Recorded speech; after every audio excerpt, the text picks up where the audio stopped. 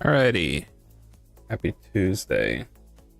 We're gonna keep with Flare NUINUI.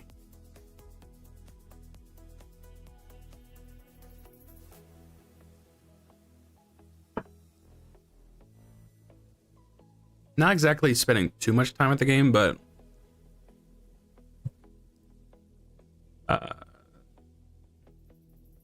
if I keep playing it once a week, I'll either get rusty between each week, or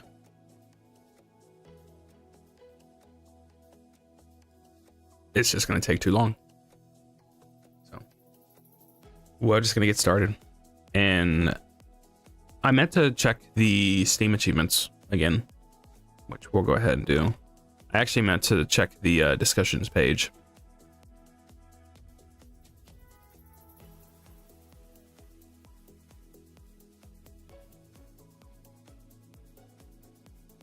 Because I wanted to find that one post, if I was able to upvote it or something.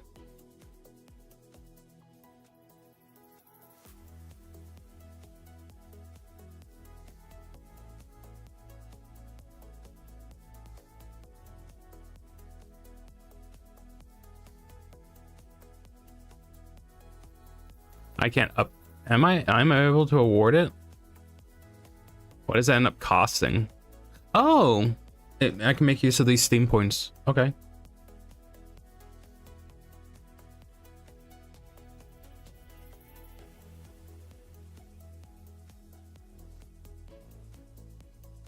I'm not allowed to do anything better than these.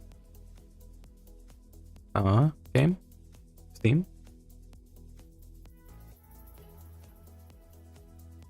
This is seriously all the ones you have? We'll just do this stellar.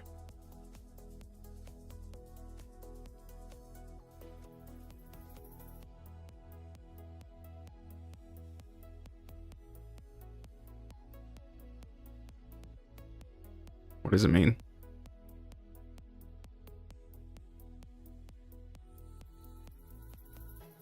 I was curious. There was one. Yeah. Don't work in this game. Yeah, I don't know.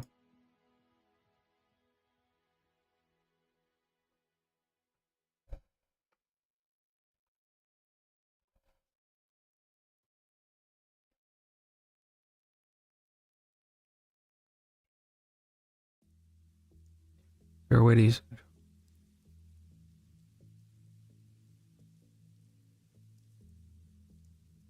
It's funny. It quite literally works with mine. So what do we have left? We have go through Pekra, and we have modding. It's going to involve collecting coins, obtain 777 crystals, save all Nusagis, and then obtain all coins. I've done enough research Googling stuff to where I think I'm probably on my own because I haven't seen anything else yet on any more help. So. I was thinking, do I do modding or Pekora first? And I'll save Pekora for the last, just because. Let's save Pekora for the end. No, I said I was gonna do modding. My title says Pekora. Never mind.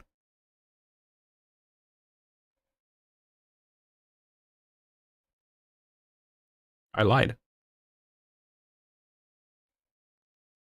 I might have actually meant to write modding.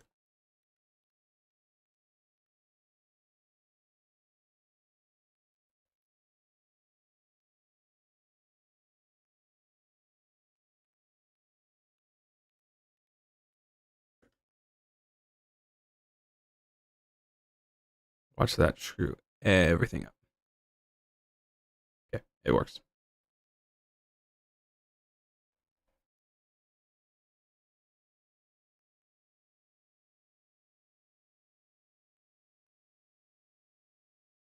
Okay, we will. Let's see how modding goes. I was reading that She has some quirks about her. Like, she's not... Maybe she has less health. Captain, we're closing in on the target. Perfect, the treasure is as good as mine. Careful, Captain. That ship is said to be cursed. Ha, like that's gonna stop me. I don't feel comfortable voicing the VTubers. Stage... Is this... This ain't new. These are new levels? What? I didn't know this. It's new levels?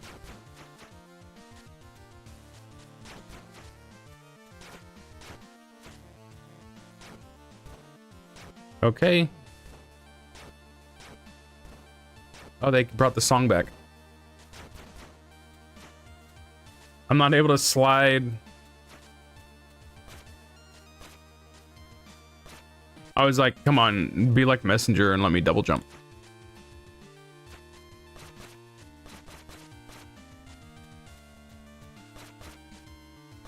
Oh, we got a pogo.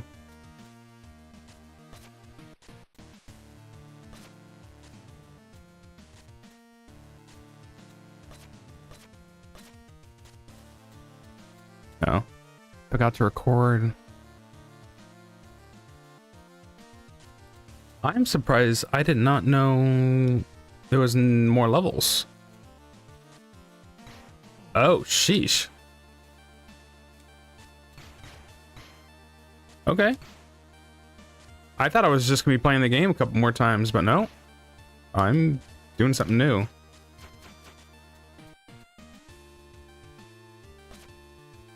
Okay. I gotta be a little bit more careful with it.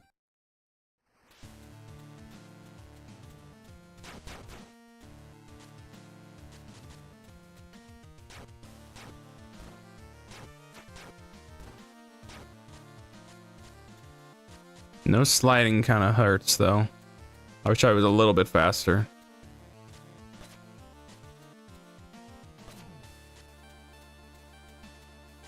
Up we go.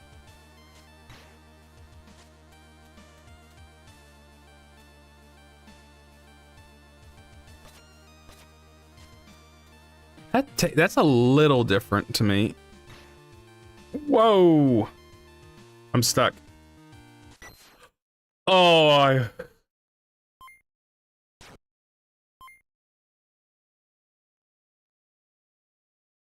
okay. They let me have it. Okay, in under 35 seconds. So it has... Okay, so the coin... There's not actually coins I'm collecting. It's gotta be fast. So we can do this. We can do this really fast.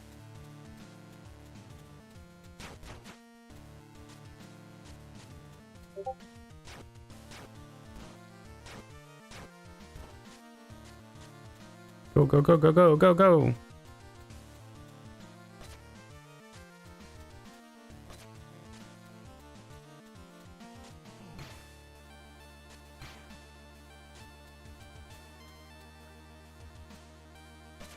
I knew that wasn't gonna happen. Shoot. Okay. I'm just gonna restart just in case.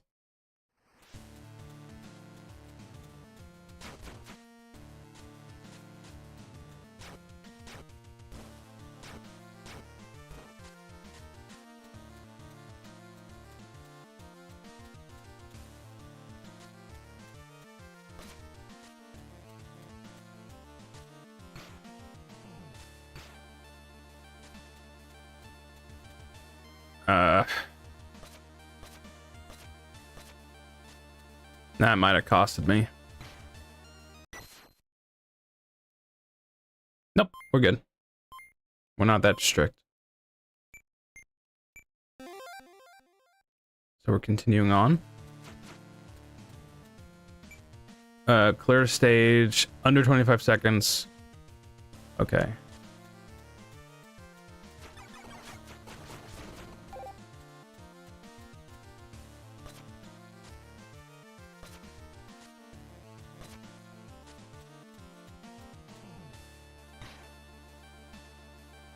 That's not what I expected.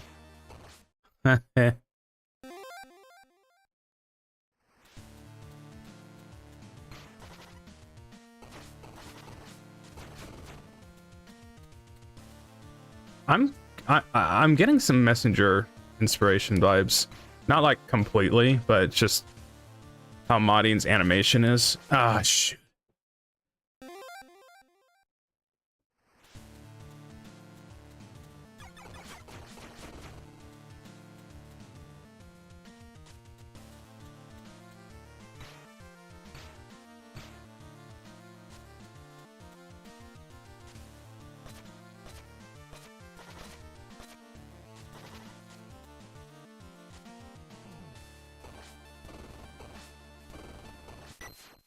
So these levels are short.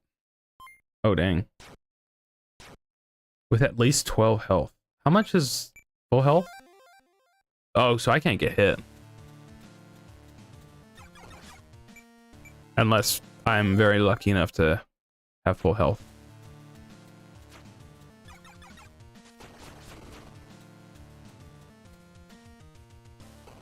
Yay. Okay.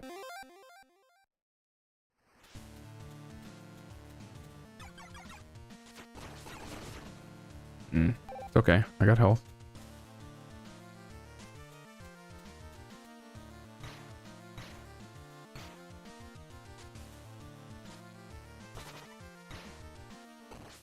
I was hoping I could wall jump.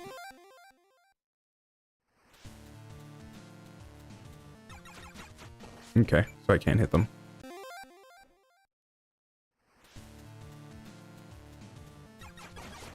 Okay. Don't walk. Don't walk forward. Just take it.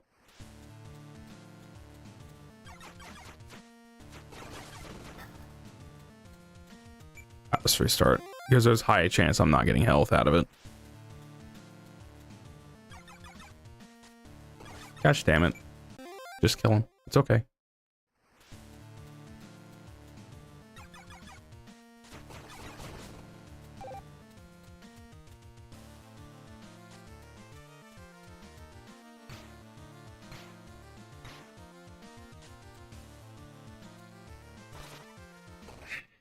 I have to wait.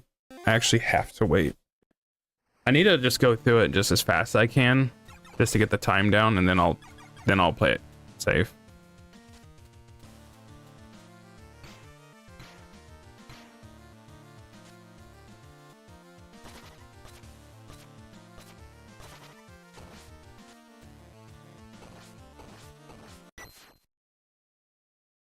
Okay.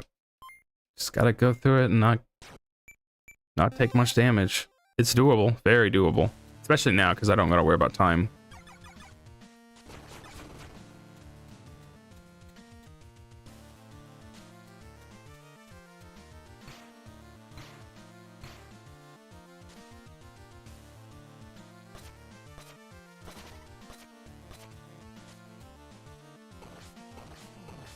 There we go.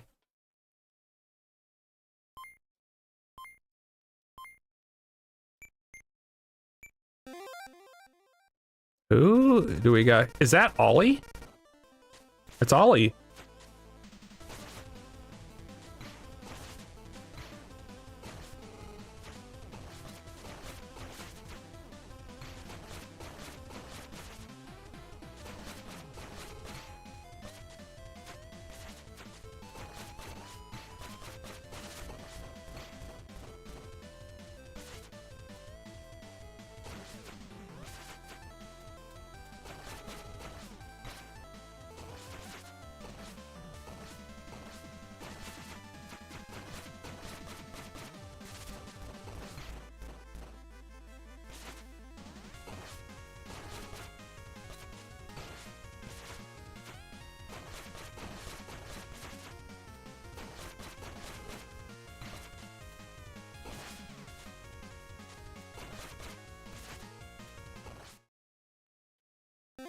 So do I gotta... What is the requirements here? With at least 8 health, so I can't hardly get hurt. 60 seconds.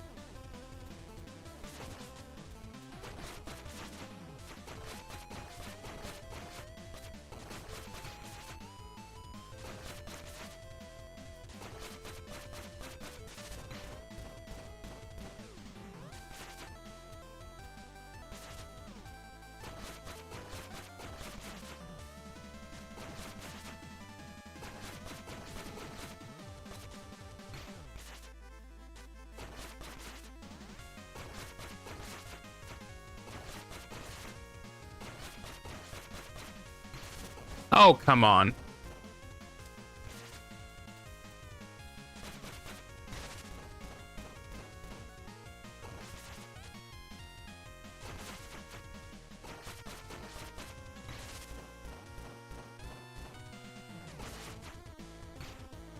Gosh damn it, I knew that was gonna happen. Okay, as long as I keep my 8.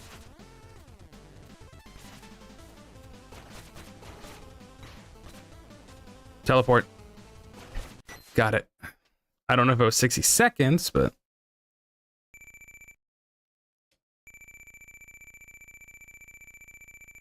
Fill it with the essence of idols, and eternal youth is yours. That's how the legend goes, at least.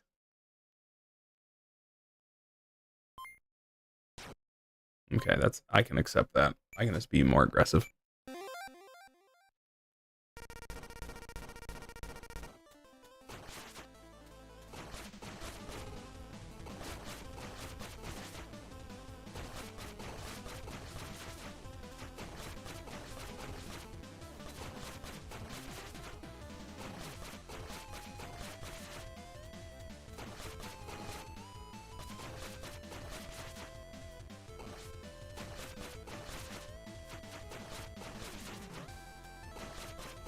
You do not want to do your attack, do you? Gee whiz. Okay, be that way.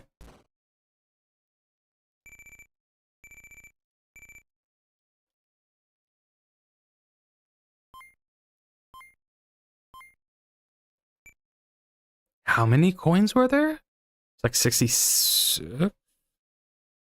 I don't remember. Pirate Harbor. Beat it in 45 seconds with full health. It's okay.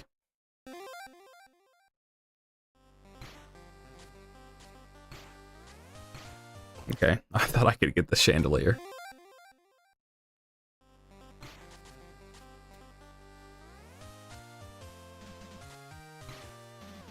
Okay.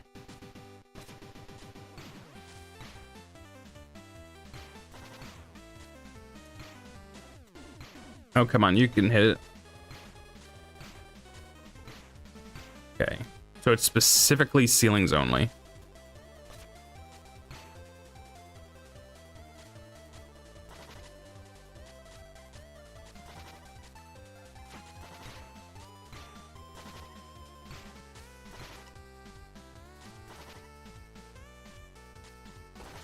I'm gonna go for the 100 health challenge.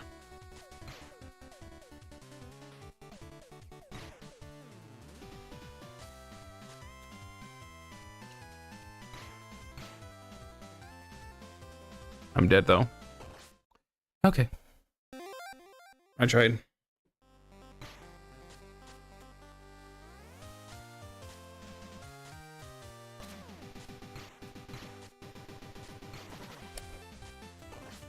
Okay, we're going for the speed run. Okay, I lost. Well, let me figure out what's in this level.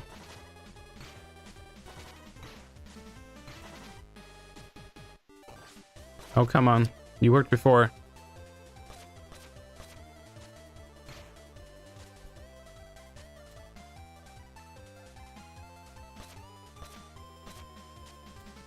I don't necessarily need a point down. I don't have to pull you down every time I hop. Okay, that's not bad at all.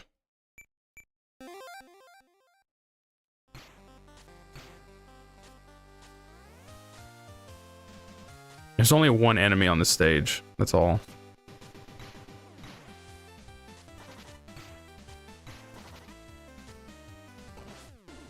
Yeah, I figured. Whoop.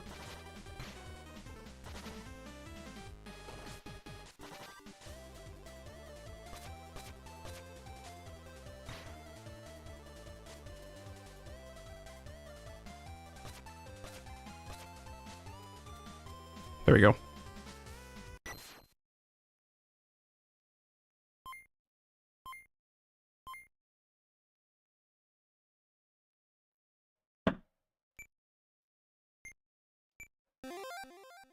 Oh, Louis? She gets the Kamina glasses.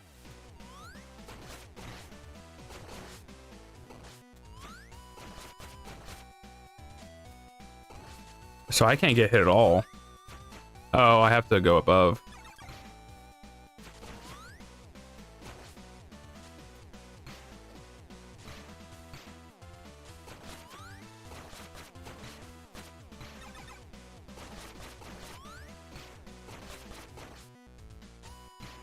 It's okay.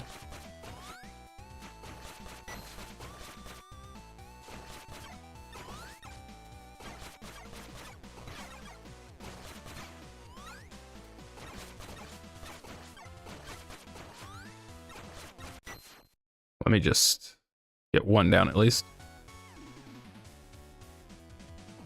The essence of idols. 45 seconds. Okay. I read that almost as with at least and health.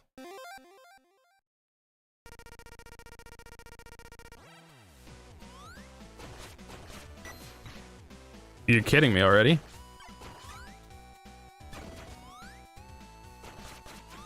I'm gonna hold on to that health. Corner loop?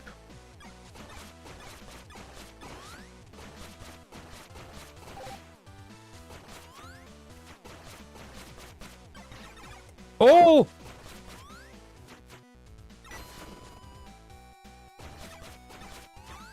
So they got a loophole in here. Oh, why did I do that?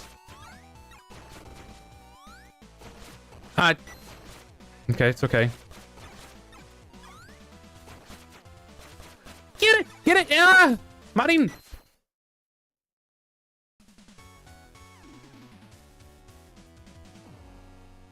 I'm used to how Noelle is, where she will try to point the other day. Well, no, they're playing the same. Okay. Time to be aggressive.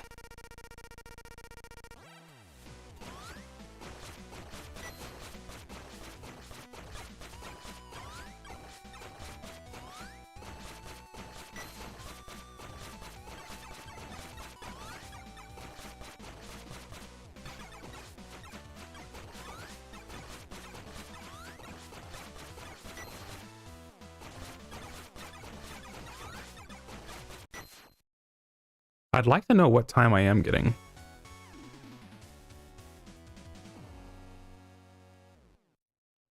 They don't... I thought I got 8 health. I thought that was the one I got.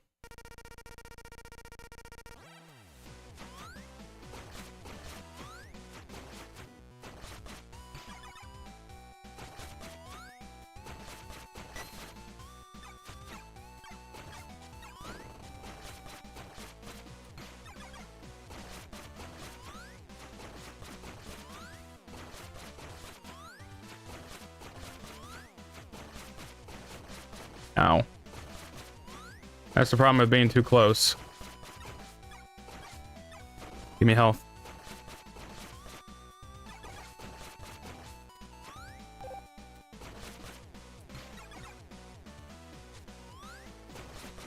There we go.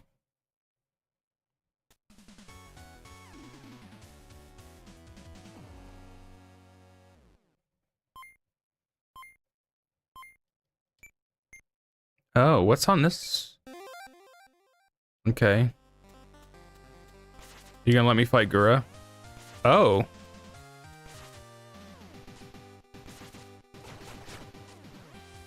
Oof.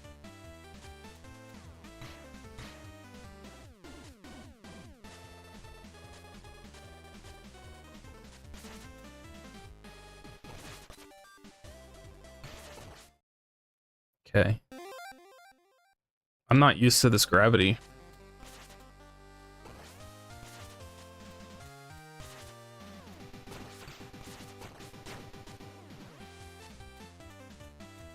I would kind of argue the harpoon or the anchor should do some damage.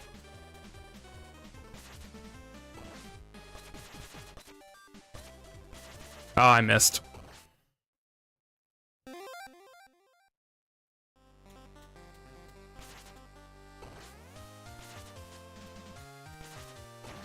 Ah, I thought I could do something about that.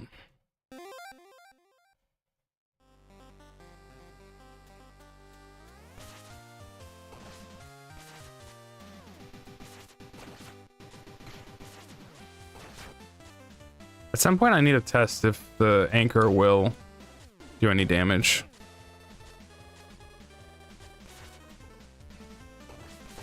But I'm not gonna... It's a little... I mean, I should be pretty happy with how the pogo jumping is working.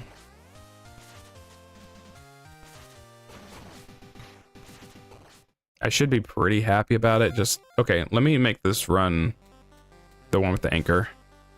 I'm glad I don't actually have to... Oh, that was my traps. I'm happy I don't have to hold down the entire time when I do it. Get rid of that first initial time. Okay, so it does attack.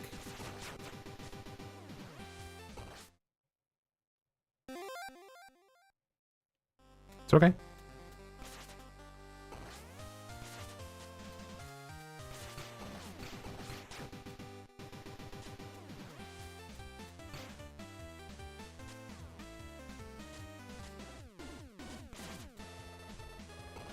Oh, I thought that was going to be a close one.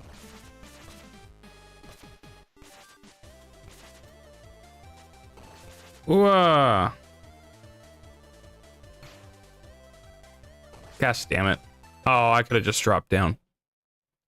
Are we good on time? We're good on time. Without at least 10 health. Okay. It's a little different.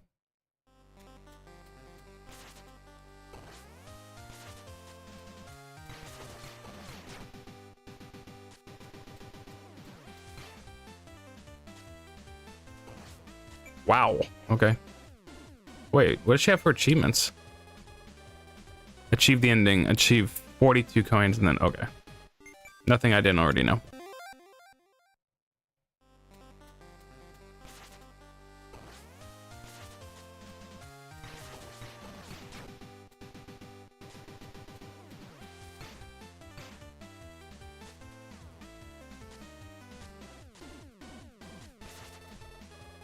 You're kidding me. I just didn't jump.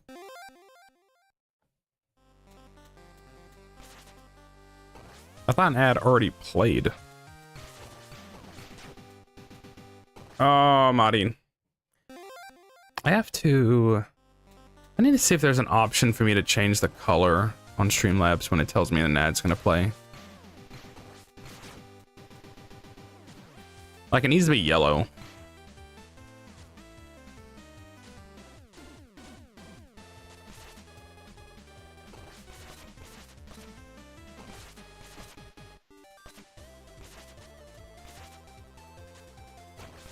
Ah, shoot. I was thinking I needed to...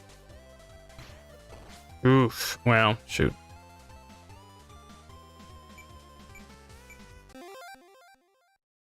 I was thinking I didn't need to kill him, but... Why did you dash forward?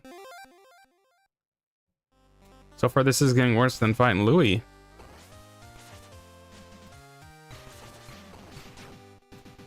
You gonna make me fight Gura?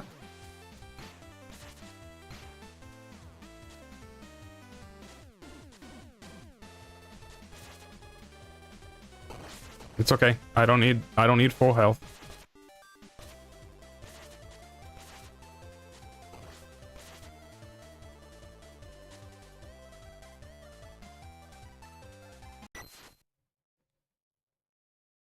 That works. You are... Are you making me fight Gura? You're making me fight... No, you're making me fight Ina. Or Ina.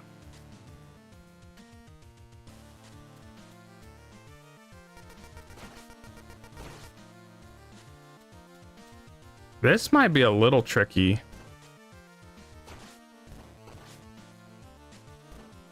To get a time for.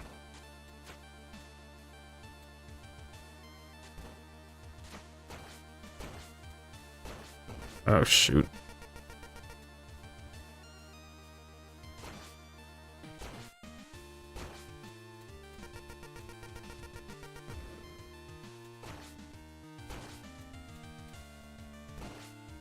What's like, are you? Oh, let's go over here. Oh, I'm sorry, Ina.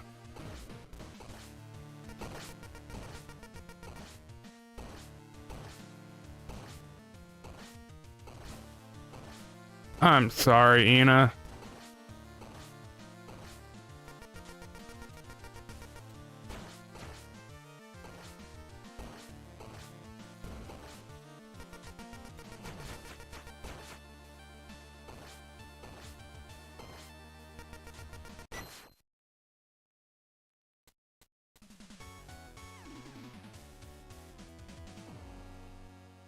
I know I didn't do good on health. 75 seconds. Okay. This is pretty doable. Really, I just have to make sure I don't get hit by the book.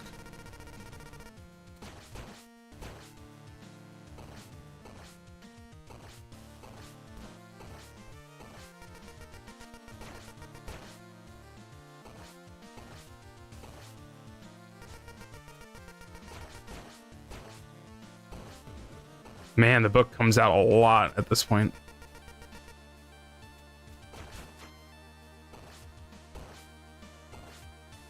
That's all she can do.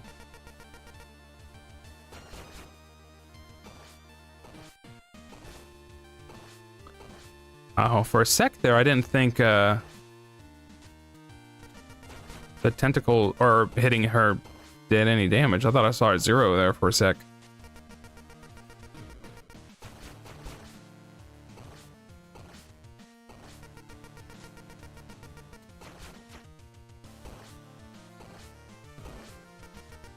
It's okay. Damn it. Just do time now. Just get time.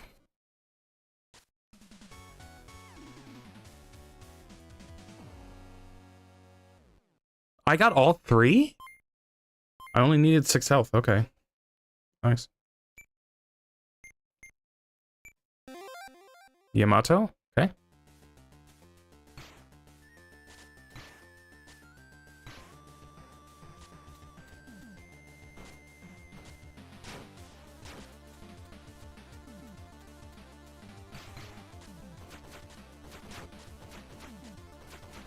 Oh, come on.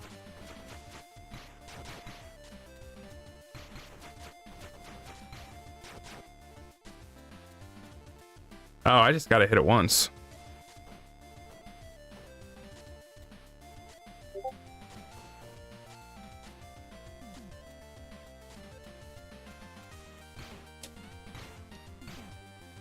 Ah, there's no enemies here at all, actually.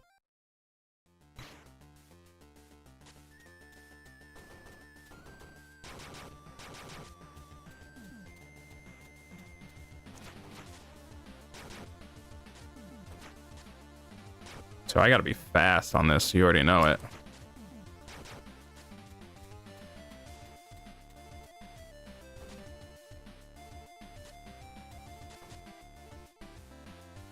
Oh, you can't react fast. Well, I can swing. I can swing at the end.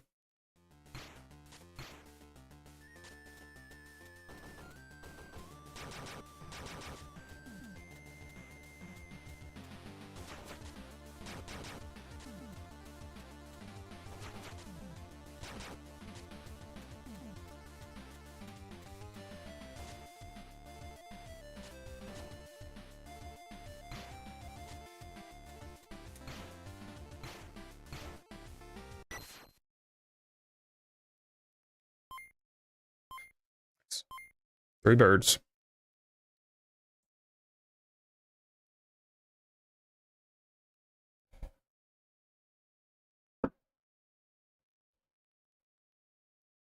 All these notifications on Discord, none of them for me.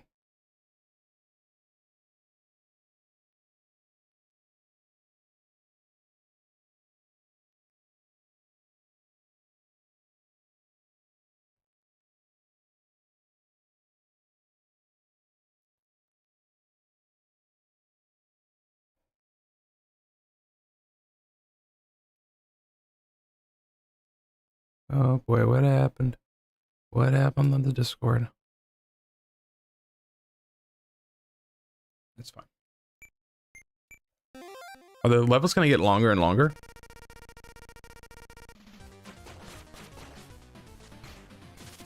Okay. Okay.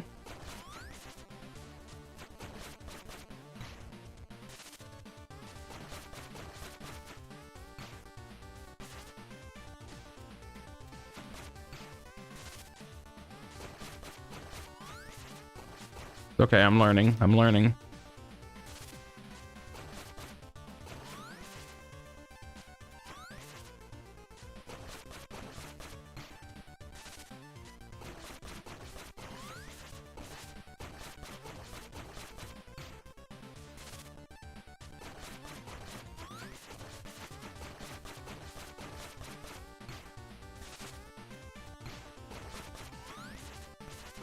Okay, she starts doing more. Ugh, that might be hard to avoid.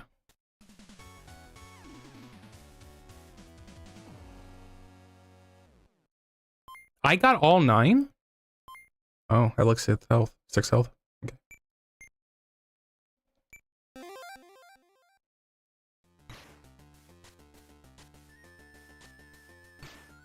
I knew this was gonna be tricky. Oof.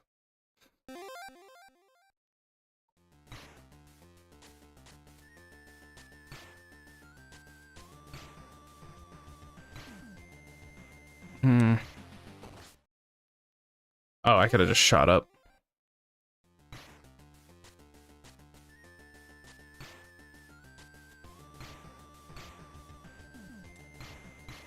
Oh, you're not gonna let me... Oh. This is a test.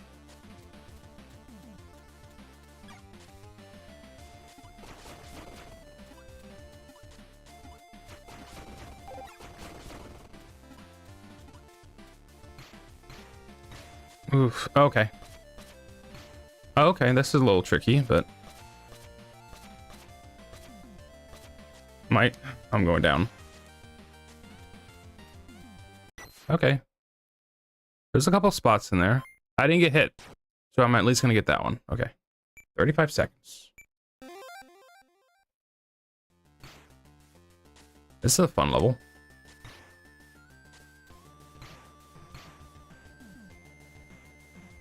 I can make use of the fact that you can, as long as you're holding on to something, you can not die.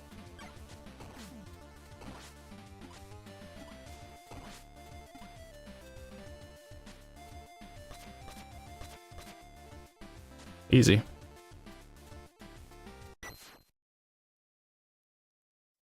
What?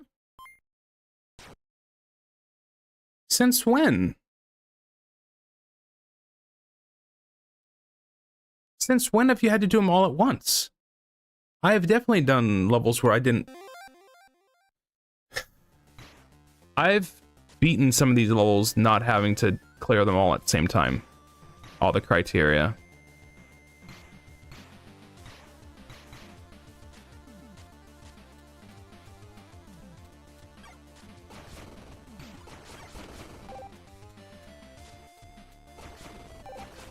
Ah, too close.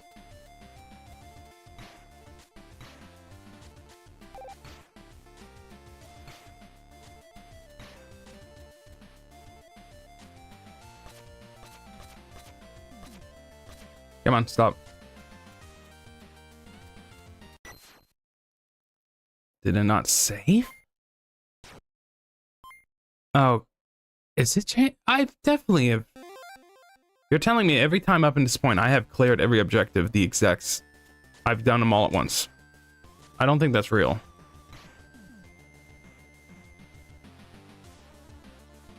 Yep, that sucked.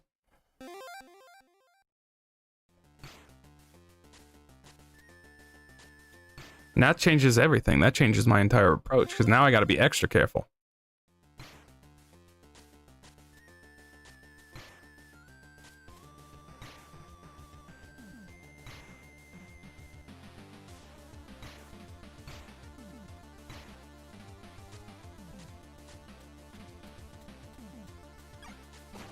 Uh-huh. Give me health, give me health.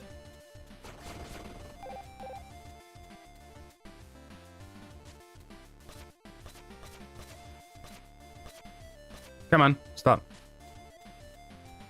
Oh, I could just get on the platform and then fall down. Okay, I just think I just found out it's gonna be way harder than I thought.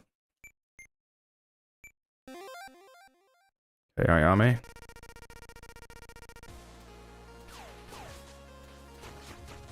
No, jump. There's no reason to jump.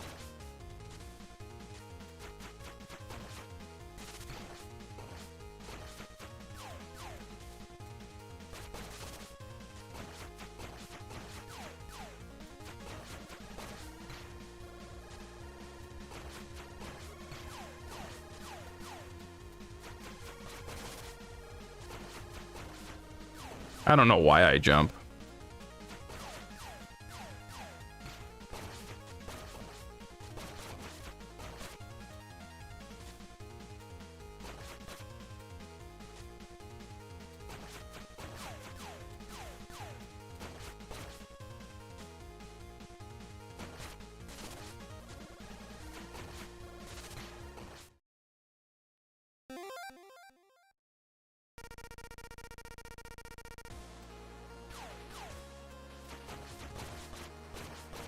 Okay, now.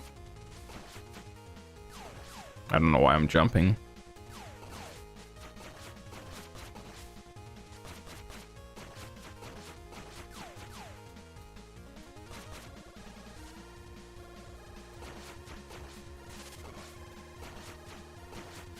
Yeah, I'm not feeling this now.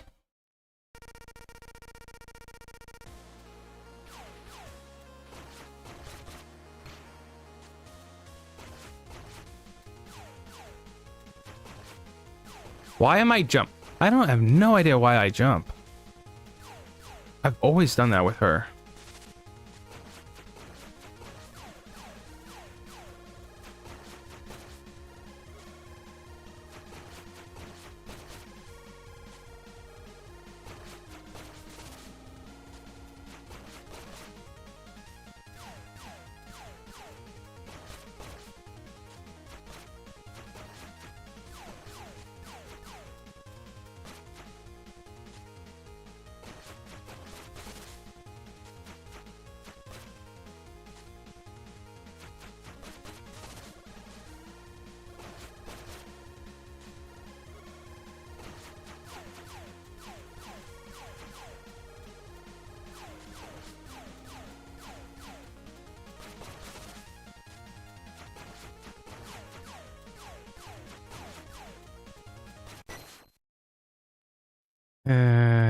I'm not feeling this now.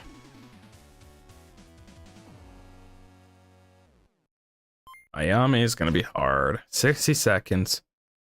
At least 6 health. Since when did I have to do it? I need to check the tapes.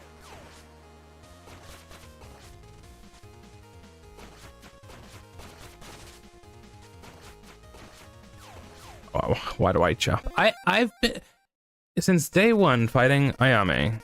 I jump for some reason when that attack comes up. I have no reason to jump. Nothing's happened yet.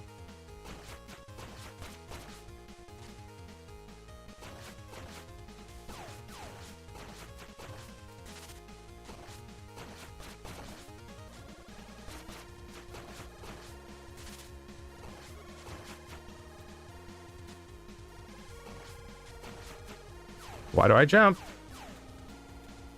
Why do I jump? Why do I jump? Oh, because it's a platformer? Or I lost.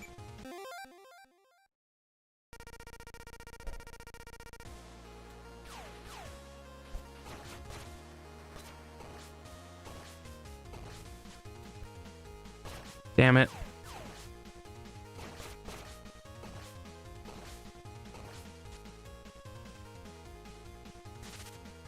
Oh, shit.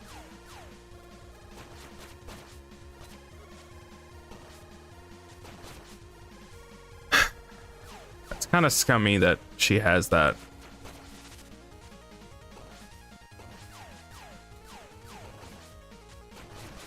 I almost cannot get hit by anything else with the intention of I'm gonna get hit by that deflecting attack. You just can't pull that out.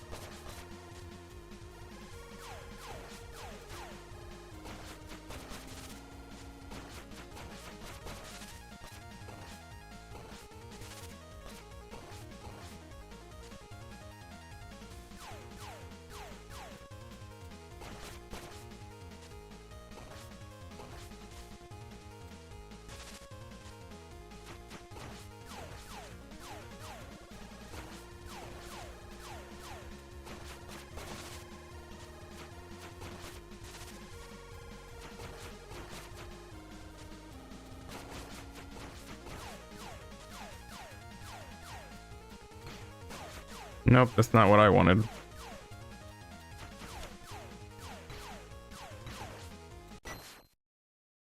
Oh boy, this is gonna be rough.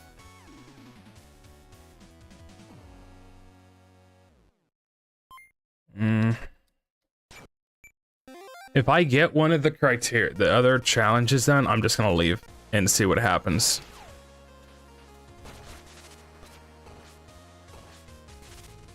Oh shit.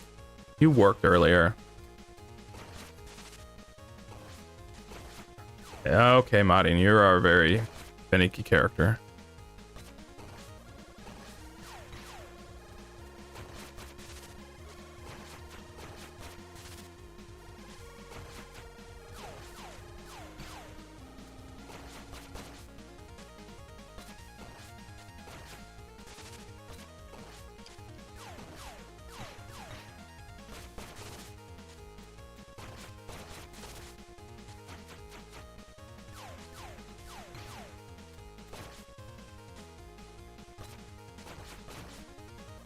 Why'd you have to bring that out?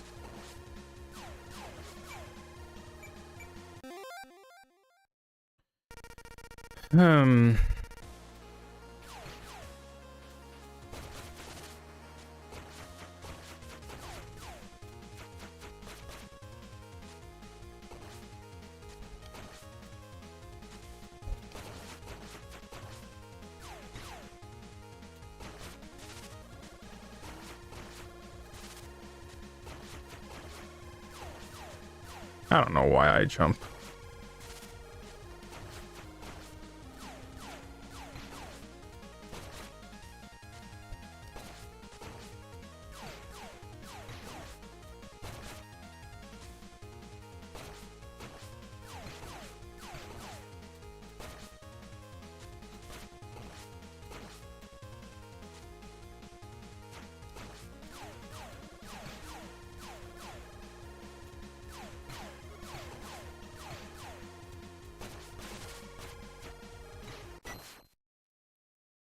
That's at least gonna get the 6 health, but I'm probably gonna run out of time.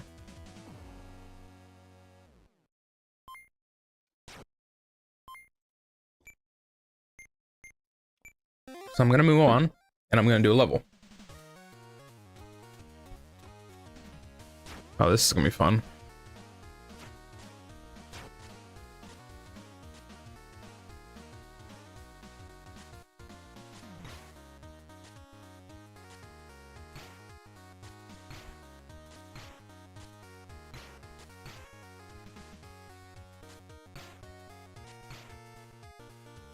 That's a little weird. Stop jumping.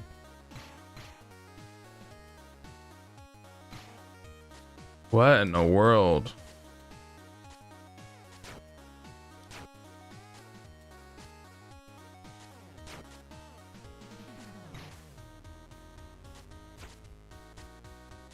Just don't need this.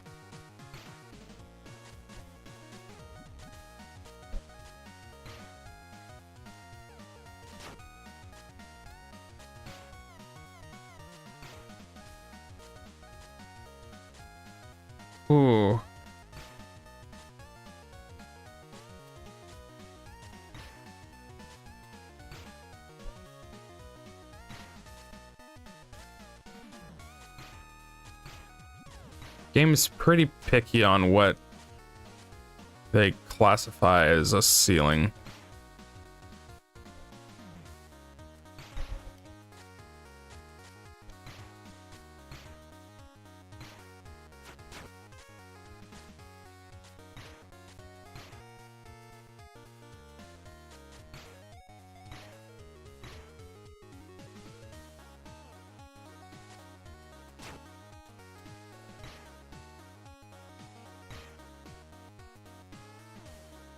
What in the world? Oh, okay.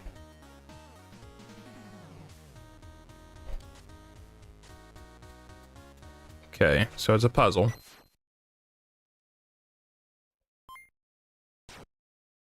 Well, of course I wouldn't have any health loss.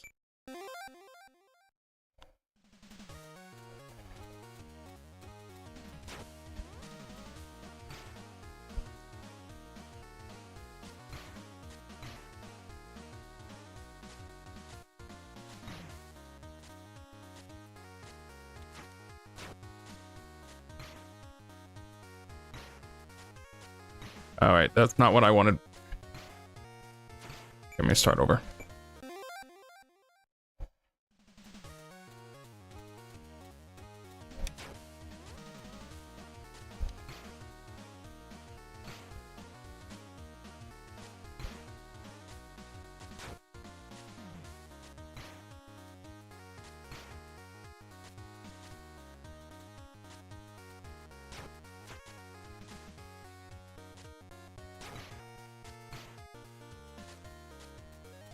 Not bad. Okay.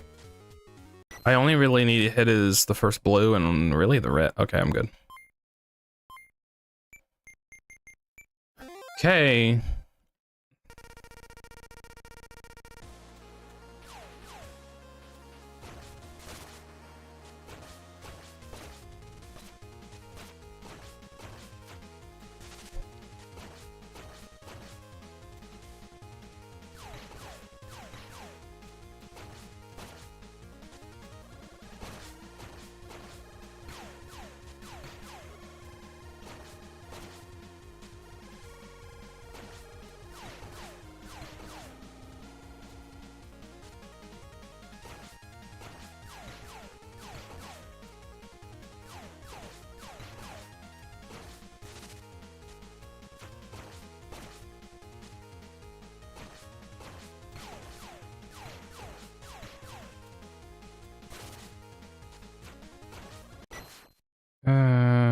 That was 60 seconds, right?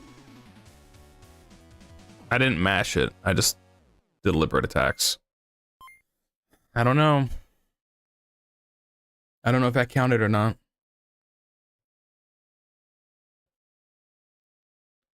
Let's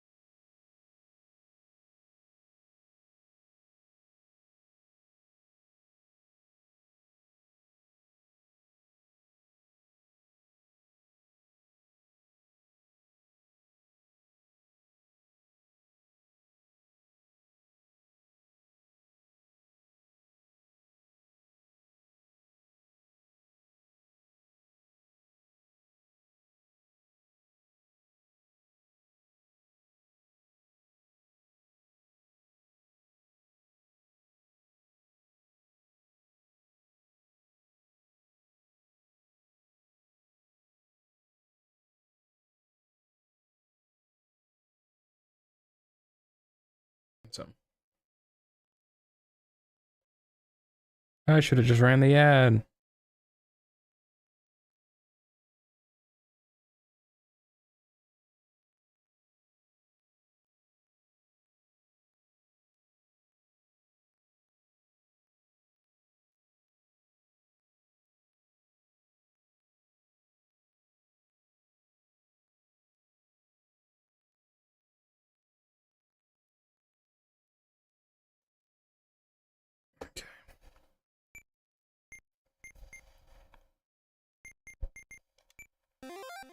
Sakura.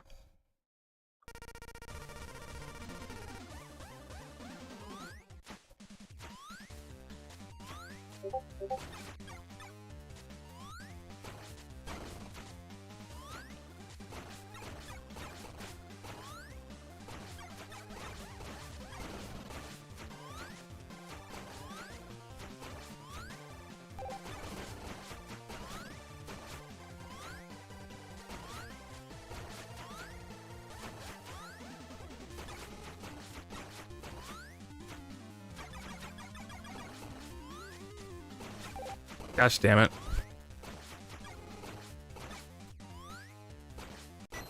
Okay. Most of the levels have been, or the boss fights have been just get 6 health, but okay, I got it. 45 seconds. I was probably right at the end. It's like, do not make me fight Callie. Callie's gonna be hard.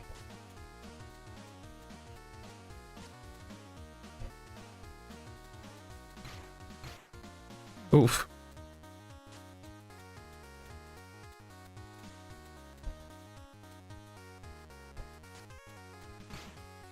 Sheesh.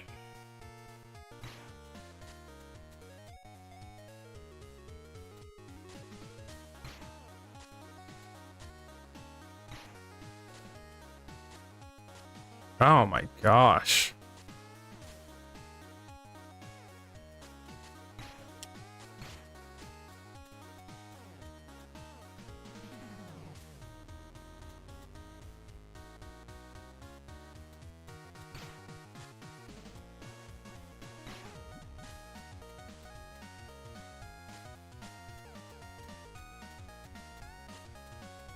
That was deceiving.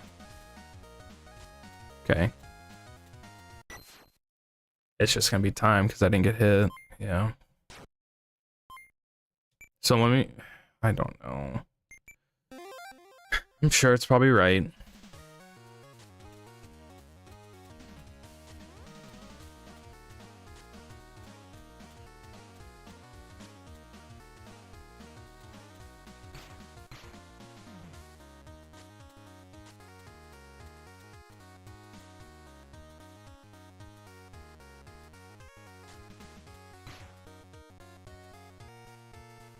Damn it.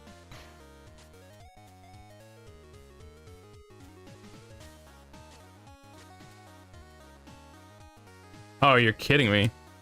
That's really nice.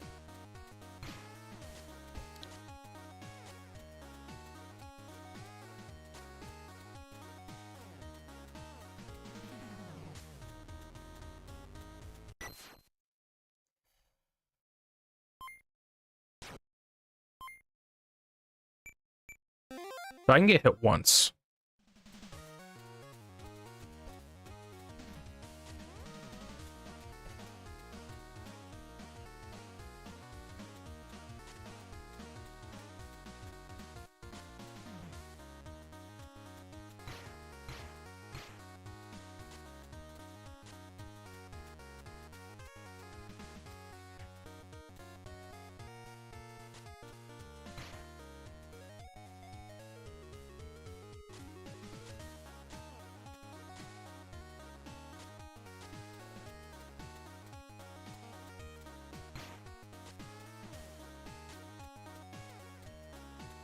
It's hold right.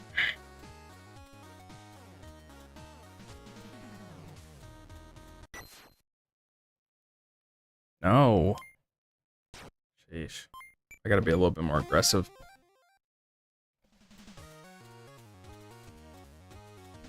You know, I've never paid attention to what's in the background. If there was anything there I'm missing.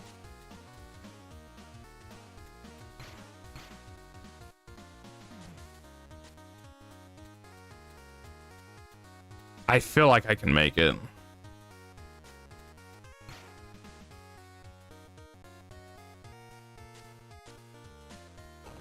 It's okay. Ah, damn it. I was gonna say, one hit was okay.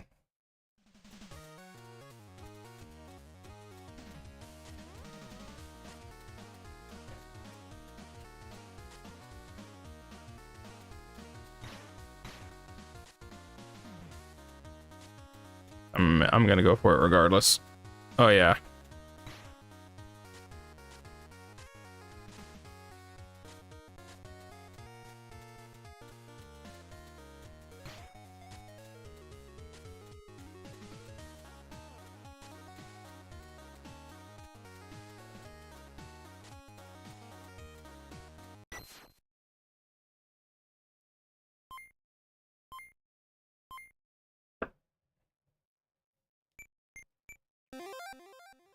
Okay, Miko. Oh, Miko might be a little hard.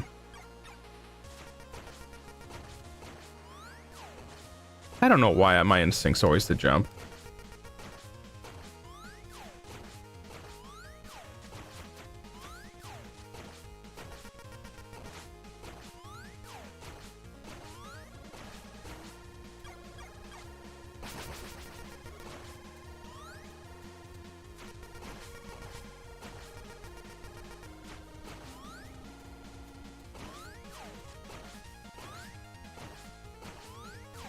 Why did I do that? Okay, if it's 6 health, I'm good. I was decent on time. Okay, good. How many levels do we got? Assuming this is the last one.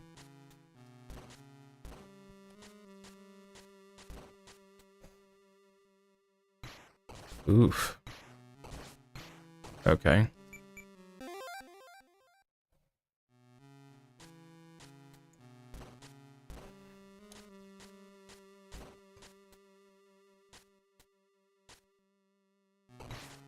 What do you want me to do?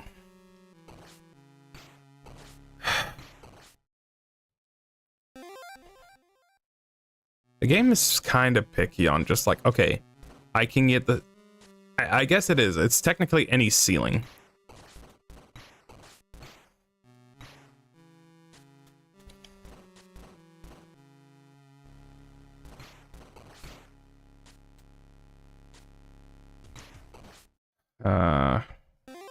That second room is gonna be a pain.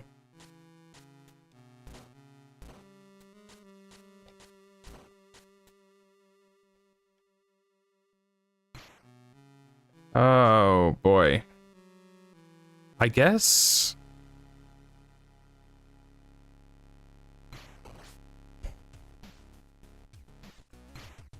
Fish. Okay.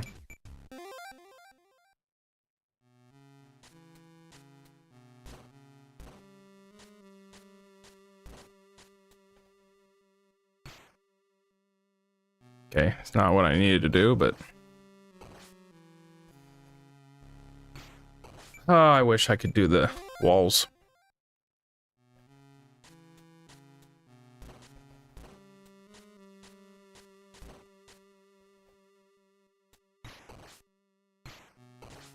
I quite literally pointed up, game.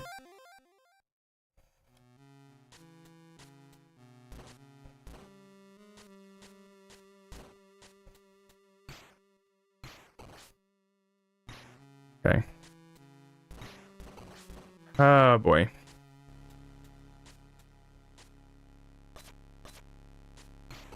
Oh gosh. Where in the... Where do you want me to go? Where do you want me to go? Where do you want me to go?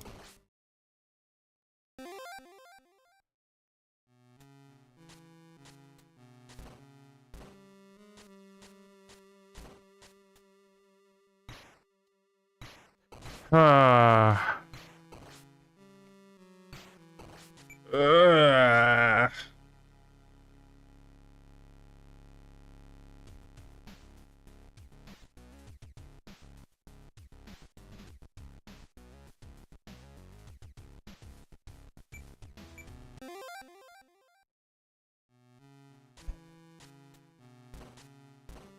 Damn it.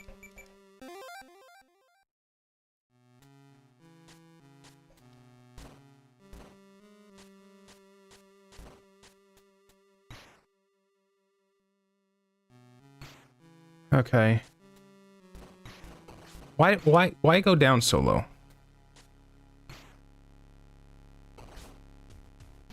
I'm trying. Okay. What do you want me to do, game? I can only do so much here. I can only do so much here.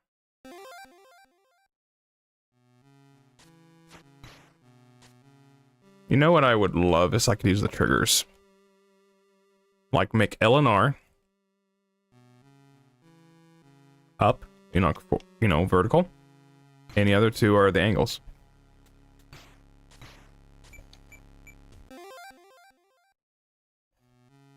It's like forget trying to get the coins. I gotta figure out how to get past this.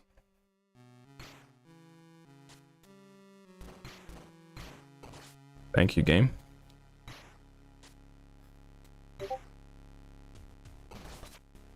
Oh my gosh, I'm such an idiot.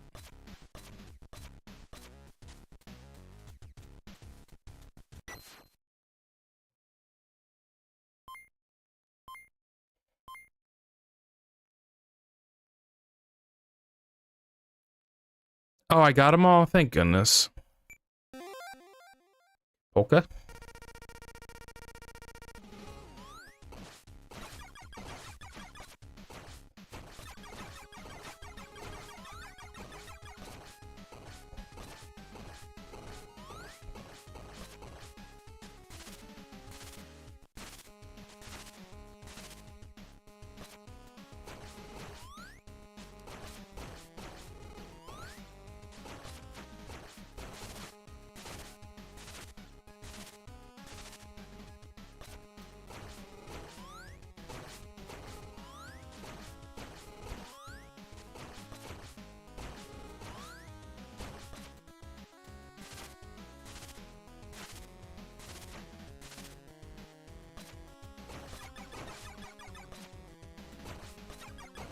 Oh, I just lost that one.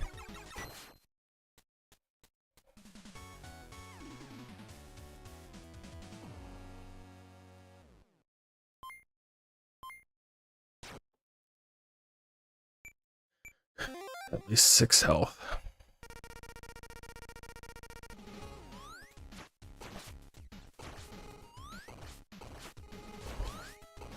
Stop it.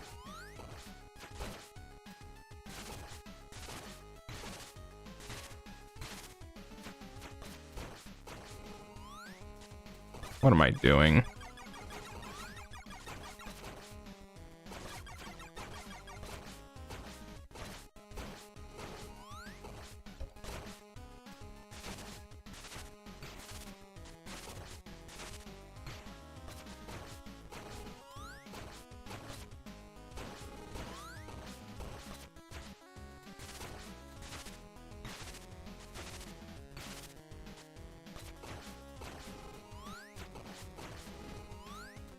I swear I'm pointing the other direction. Mm-hmm.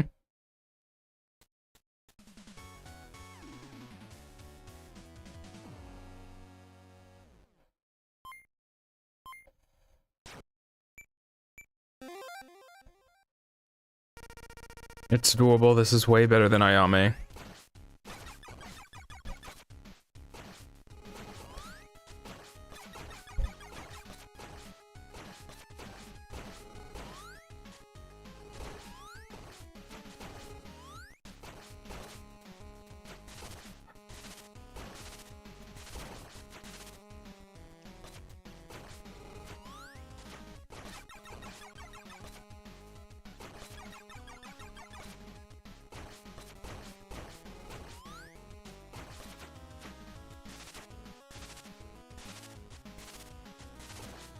If I jump, then I'm gonna get hit by an angle too.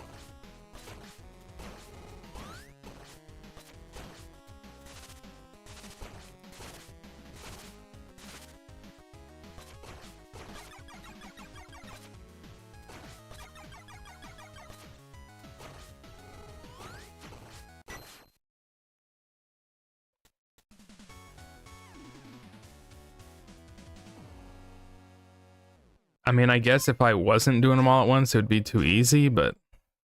So, like, right there. It didn't overlap the fact that I failed. It doesn't overlap the fact that I failed it, so why would it override it if I don't...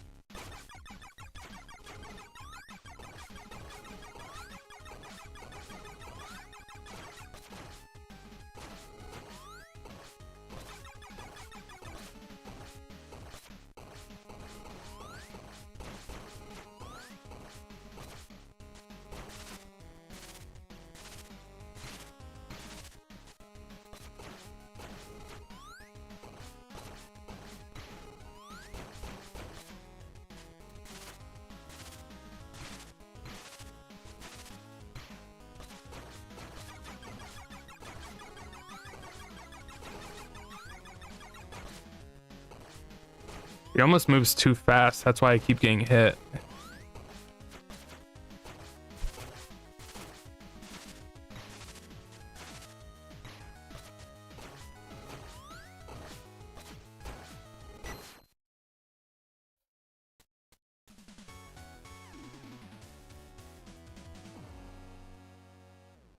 What now? This stupid game. Why do you override it? Game? Why? So I clear the stage and I get that every time. I'll do it within 60 seconds and you give me you give me the coin, but I don't do it with at least 6 health. So if I do it with 6 health but not 60 seconds, it's like I never did it to begin with. It's like, make up your mind. It really sucks. I get that it would, okay, they wouldn't be too easy, but like, shit.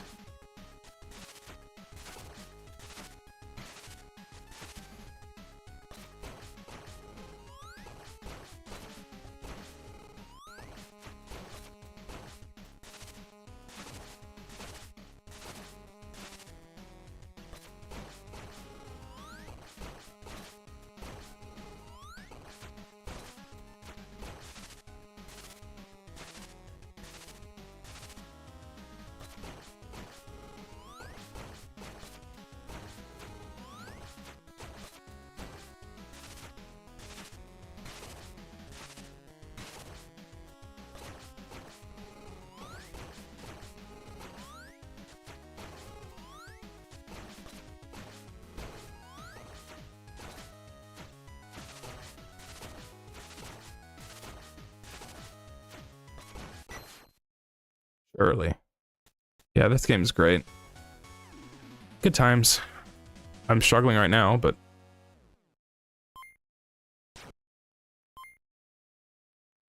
What's up? Oh, I'm just with the kitty. I'm watching. You want to stream on Discord so I can actually like? Yeah. It gets.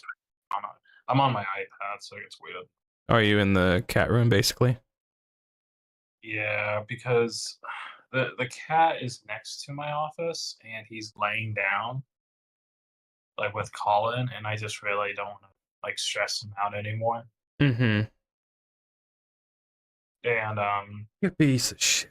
they're doing good together, but I'm just not trying to rush it either. Like the cat's up here right now. I'm not trying to bother him.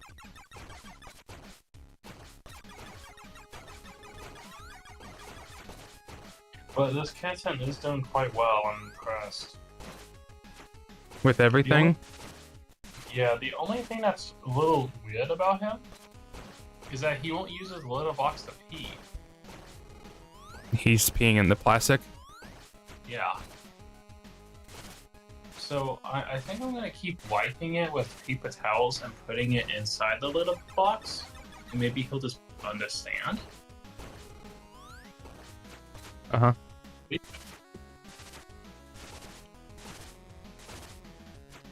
Oh my God. But I mean, he's a good little kitten. He's sweet. I've never seen a kitten that. I mean, they always like to climb up to your shoulder. But I don't know why he likes to lick your ear and kind of dig into it. Never mind.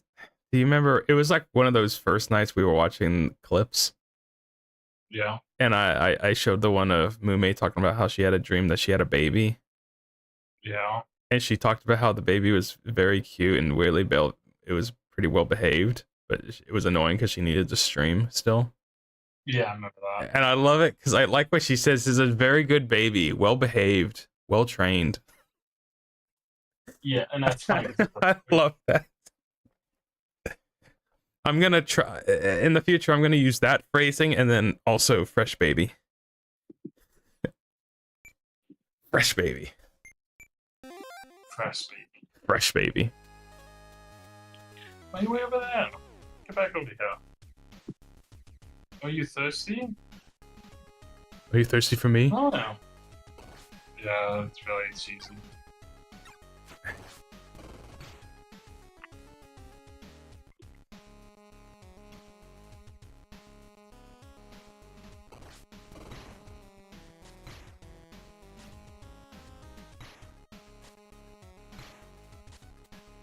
Don't take this. Yay.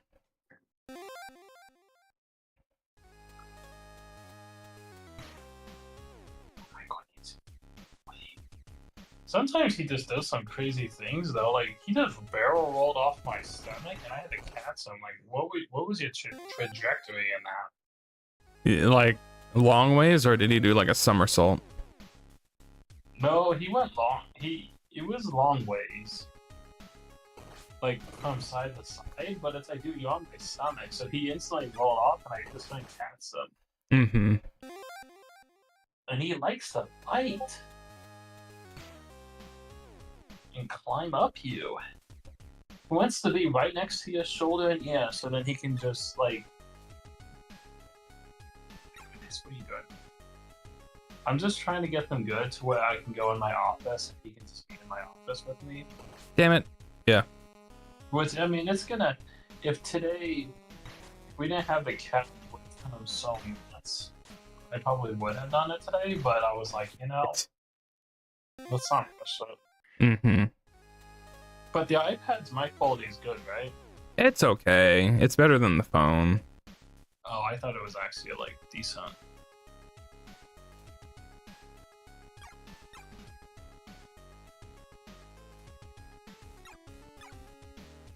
So how's this game? It's really good. It's weird. I'm gonna be like, it's gonna be one of my favorite games of the year.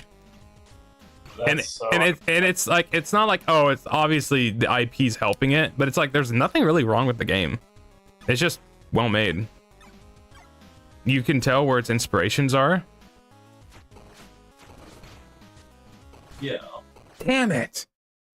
I hate it. It's like if Super Metroid, all your angle, your aiming was done on a D-pad, and you didn't make use of your shoulder buttons at all. And that's what I'm dealing with right now. I just said it had no real problems. The preference thing. It almost would be too easy if it didn't have it. Hey, so what exactly did happen to the kitten at work? What did you guys do with it? You took it to the Humane Society or the animal shelter? Oh, I thought they weren't taking cats though. I was told that. I don't know. Maybe that was the last one they took.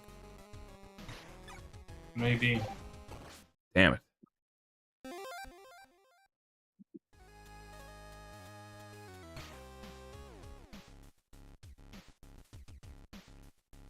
So the Game Awards continues to be a joke. Yes. What else do you know? Nothing. It's just that it's a joke. So they did what we all knew they were going to do.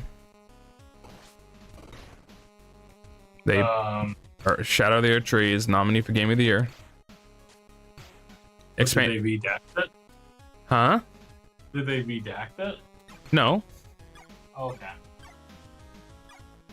Because I mean, it probably can deserve, but yeah, I understand. This is just being its own spot, but yeah. It's like there's so many other things it could probably get nominated for. Like I think it got nominated for art direction. Yeah, that doesn't really make sense. What do you mean? It's like, in all honesty, it's like in all honesty, guess you go a feisty cat. Like in all honesty, it's like why would someone even do that? Like you might as well just put sort of put Call of Duty on there. Art direction or Game of the Year? Yeah, just to do it. Just to do it. Just to screw up with the system.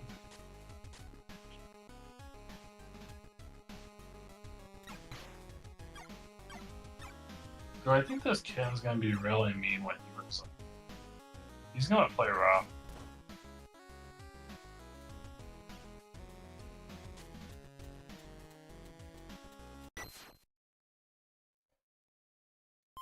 So there's that. And then there's two things. They always screw up the fighting game category. They always do. Oh, I hadn't actually looked at any of the nominations. I mean, what fighting games even came out? So Grand Blue counts because it came out too late last year. It was in December. So Grand Blue's a nominee. And then there's Tekken. Then there's Tekken 8, which Tekken 8's going to win. You already know it's going to win, which is fine. Sparking Zero's nominated, which I'm like, but it's fine. It's fine. Whatever. The next two are garbage. Like that. What? No. The Marvel collection, the Marvel vs. Capcom collection, they're nominating it. Oh, that's good. It's like, what? You're nominating a collection of games as best fighting? What?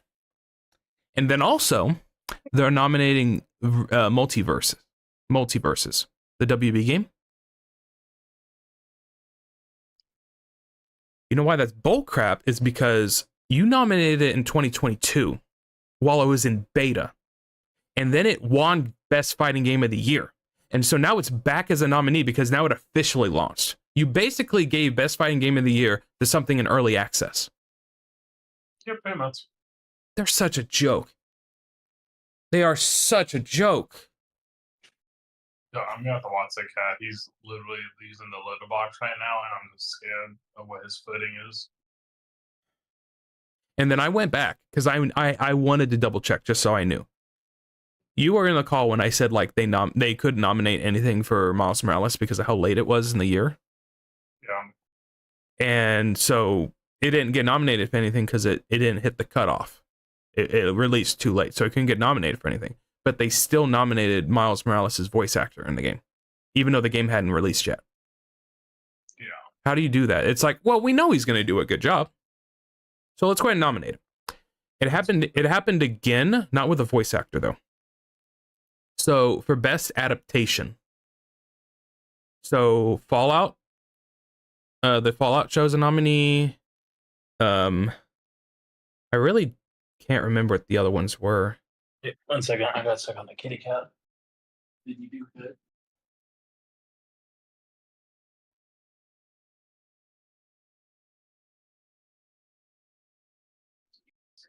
So.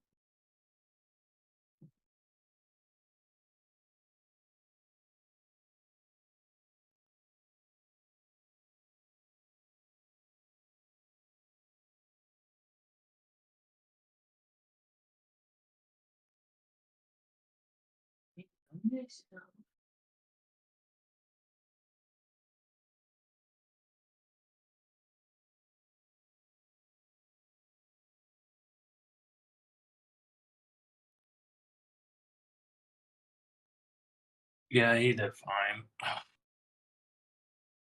Mm-hmm. Except, I mean, he needs to clean a little bit more, but at least he didn't step in anything.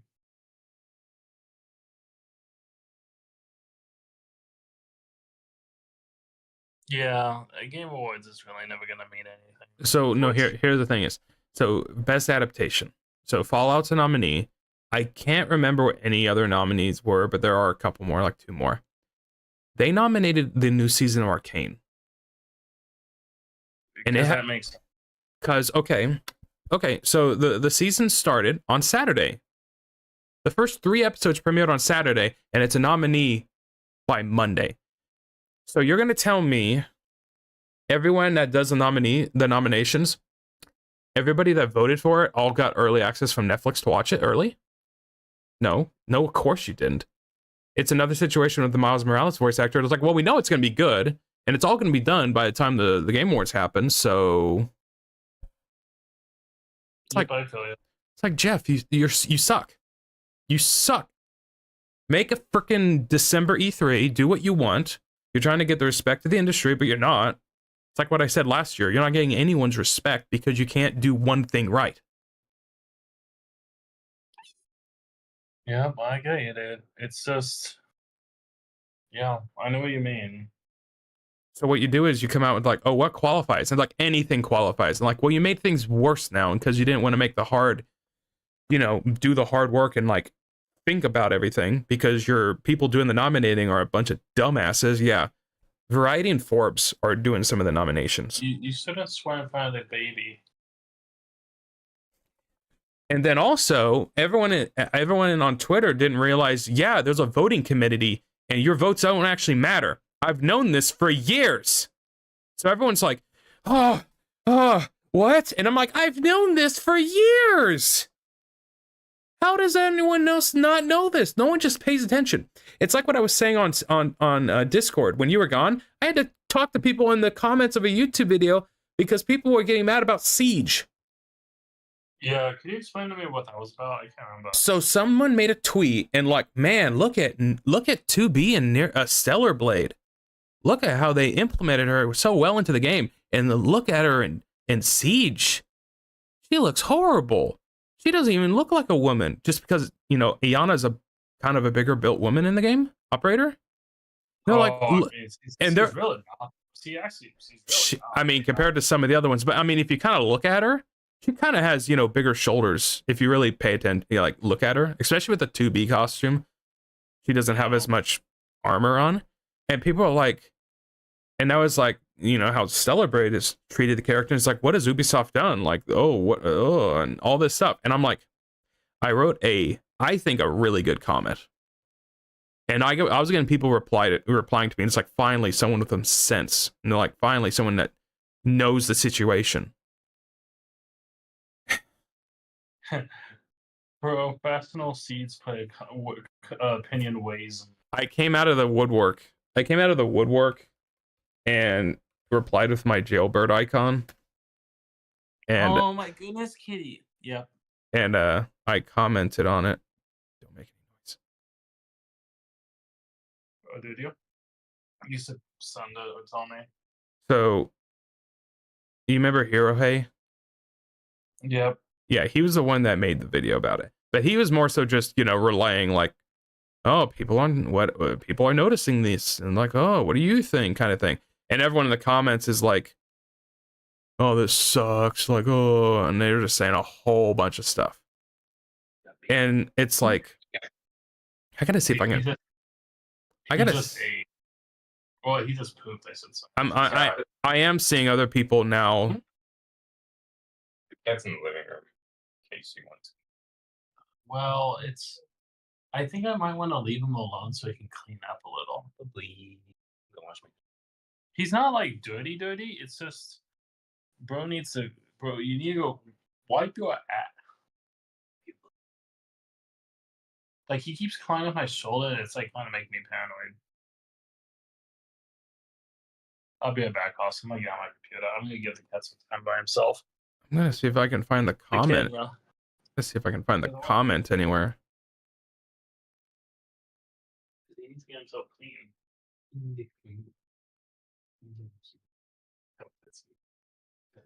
Unless you think I should clean him, he'll clean himself. Yeah, I just need a.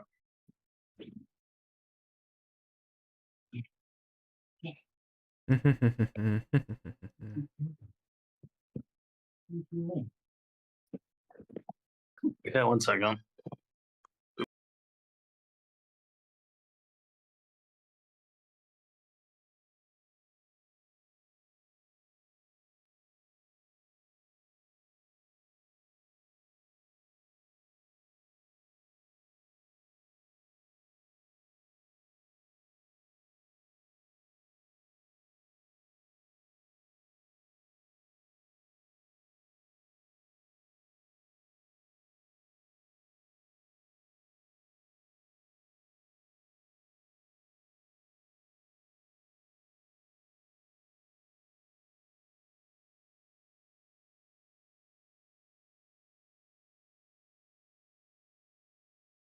not gonna be able to find it. Sheesh.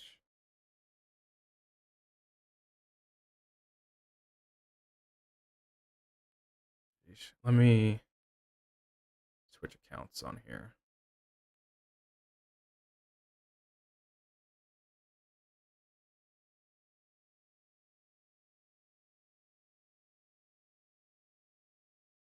Okay, I found it. It's just when he comes back.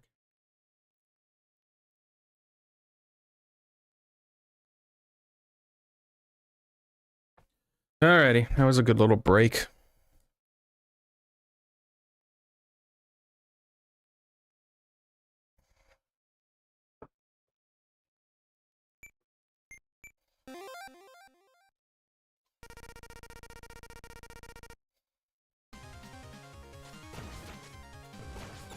I knew that was gonna suck.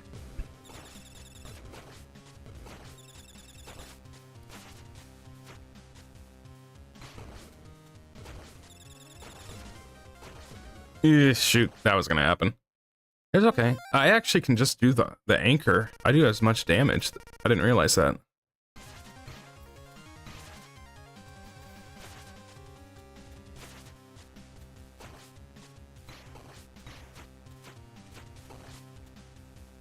Okay. Oh, come on. Where'd that fire come from?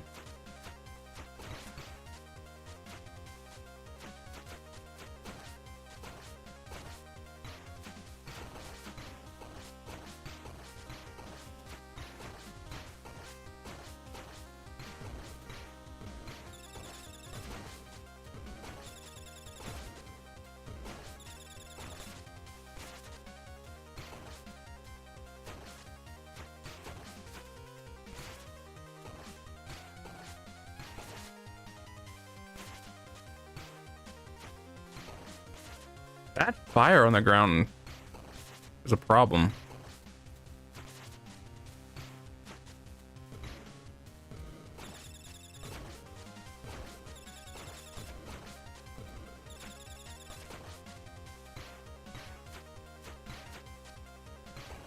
That's okay. I'm learning.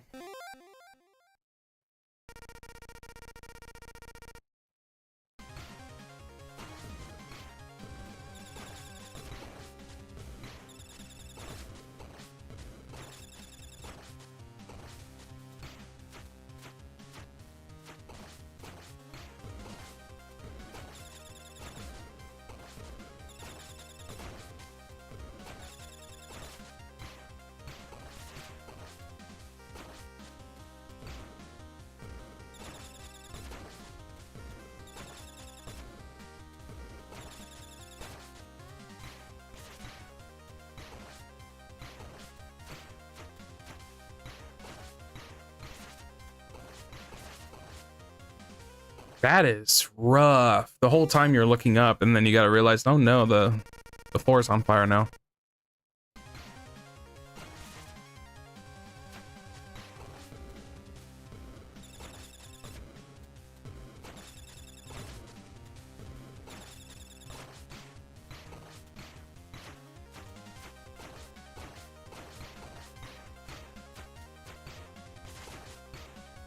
That sucks.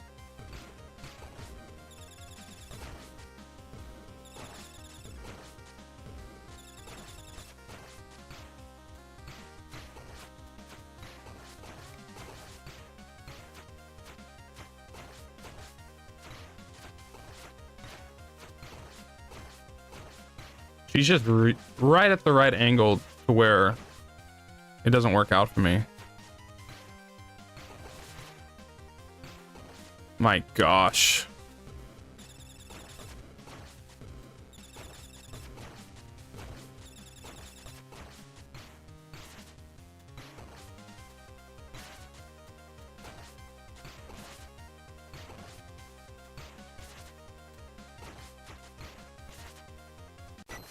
Oh, this one.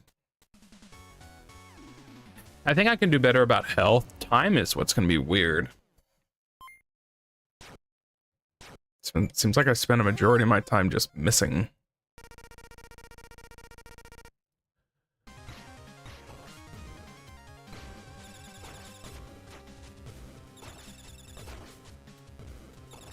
Gosh damn it.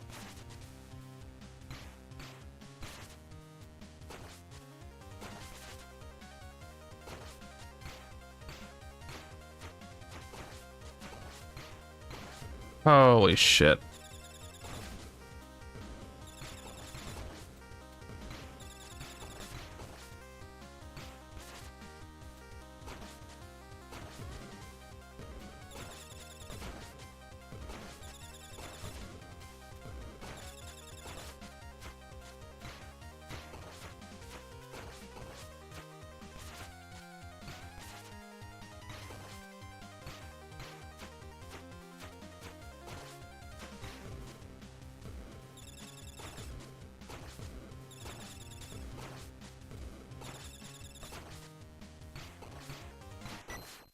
Okay, I got 6 health. I got 5 health.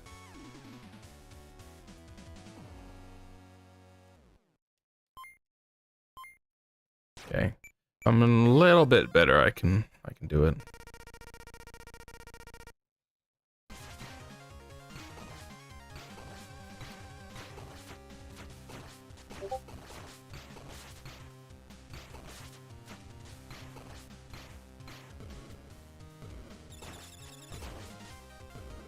I hesitated.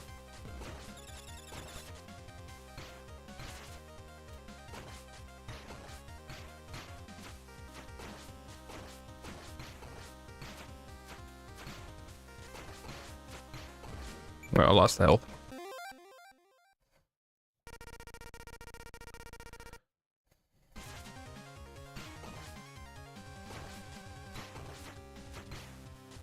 Oh, shit.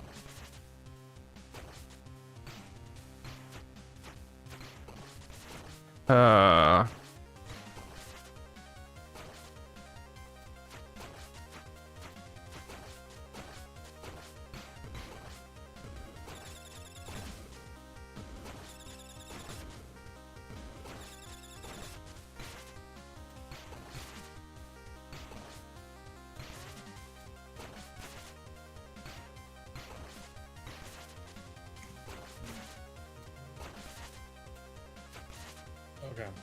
So, what did you say? A sec.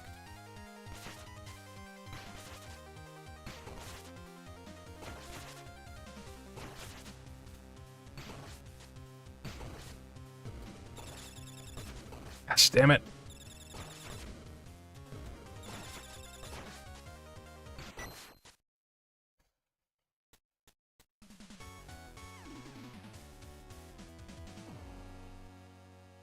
Got it. Okay.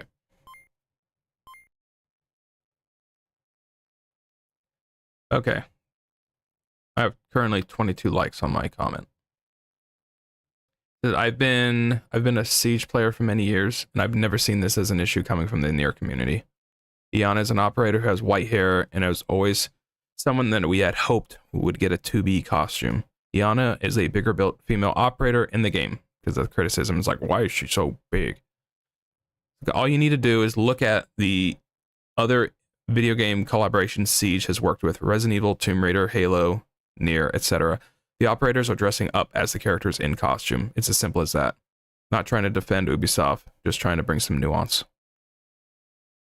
And then someone replied, and I don't... someone replied with not the greatest English, saying, if that's true, then the outfit for Ubi 2B would be well done.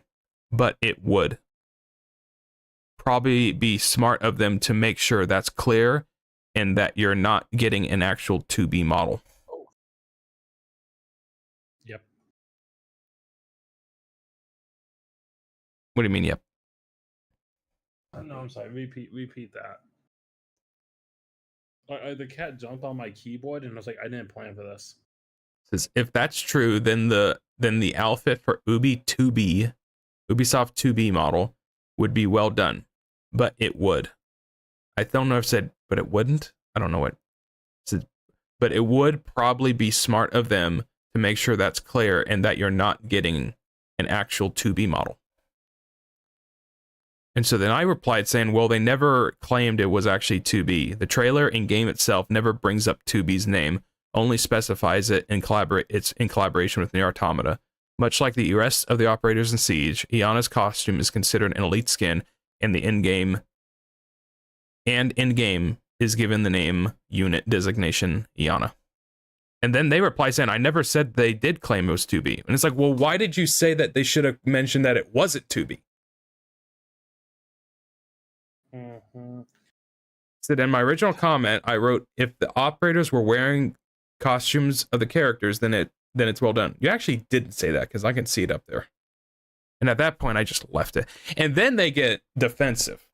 In that case, it was, in case it wasn't obvious, I don't play Siege. I don't like games where death comes in half a second and more often than not. And it's like, why are you criticizing the game and you're wrong? Wait, did he actually say that? Yes. Yeah. It's like, you don't know. It's like, I have you know, you actually are alive for the first 3 minutes of the game. You can do whatever you want. There's other people that are saying the exact same things than I am, but I'm like, it's getting overshadowed from everyone else thinking. It's like, my first sentence is straight up should be enough, where it's like, this was never a problem coming from the Nero community. Nobody was complaining about this. And then other people were pointing out the big hypocrisy of it. Stellar Blade is in the exact same situation as Siege. That isn't a new model for 2B. She's using the same body as Eve is in the game. She just has 2B's head, basically. Yep. So you see those costumes and like, oh man, look at 2B's assets. I'm like, those are Eve's. You don't even know that. Can you hear me? Yeah. Okay. My computer. I don't know why my computer will randomly freeze. So like right now it's frozen. So it's like, it was that, and then last night someone was also talking about like, the Game Awards is done by a committee. I'm like, yes, we've known this for years. I don't know, maybe it wasn't widespread, but Colin Moriarty's been talking about this since he left Kinda Funny, because he was on the committee and voted on it before. So I've known about it since literally at least 2017. Yep. It's just think. So what I was gonna say is my honest thing, dude. I mean, there's a reason why people don't go into YouTube comments, but it's like, I don't know. Not like the YouTube comments were a problem, but this is more so like, oh, you did this you made it, I don't know. I'm more so like, you had to make a video about this.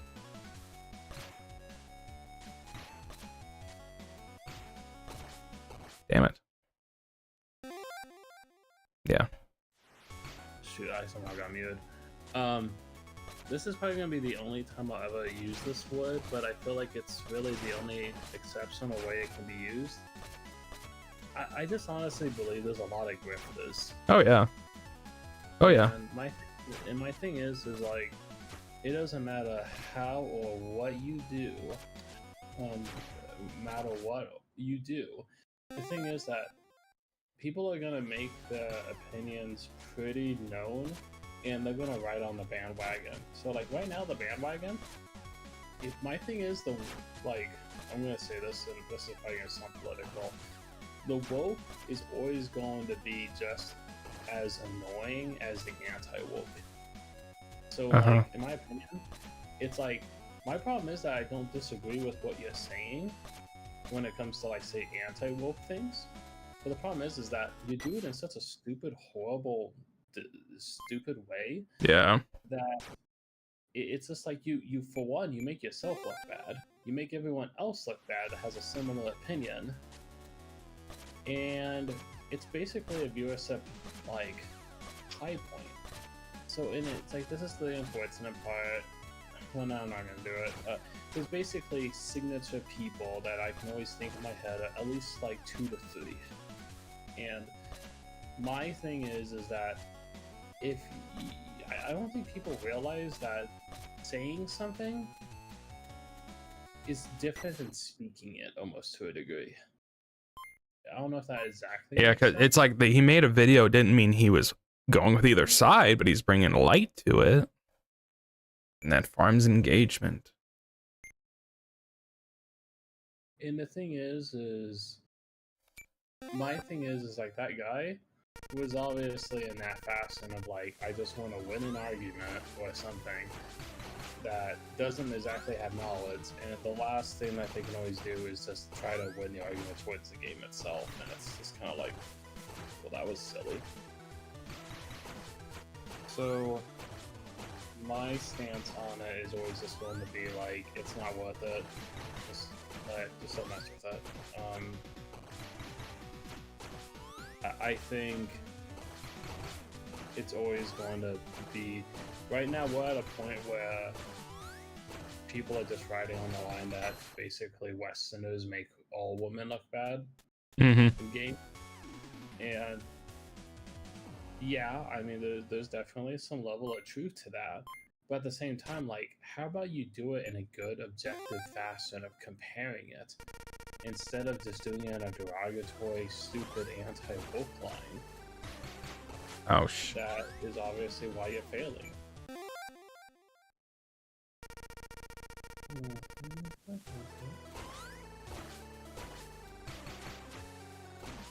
Did the kid at the shop always cry? Like, just always cry? He wouldn't shut. He would not shut up. It got so tiring.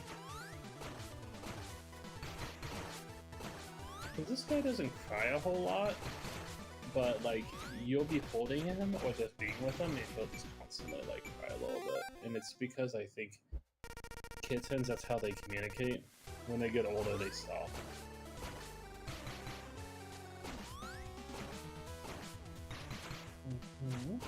What's up with you?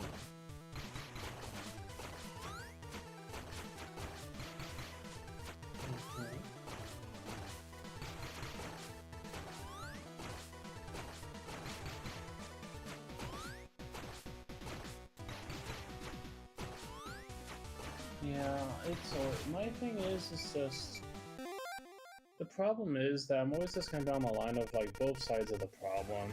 That's just it. There's never a black and white. If anything, it's always just really stupid. It's always like this. It's not even gray, dude. It's like, I don't know, man. It's like the thing's purple. It's red and blue. It's like there was one person that's saying like Yoko Taro would never approve this. Like he literally said, "We will do anything for money." Right after that announcement. Yeah. Like I've never played Nier, and I know what I'm talking about.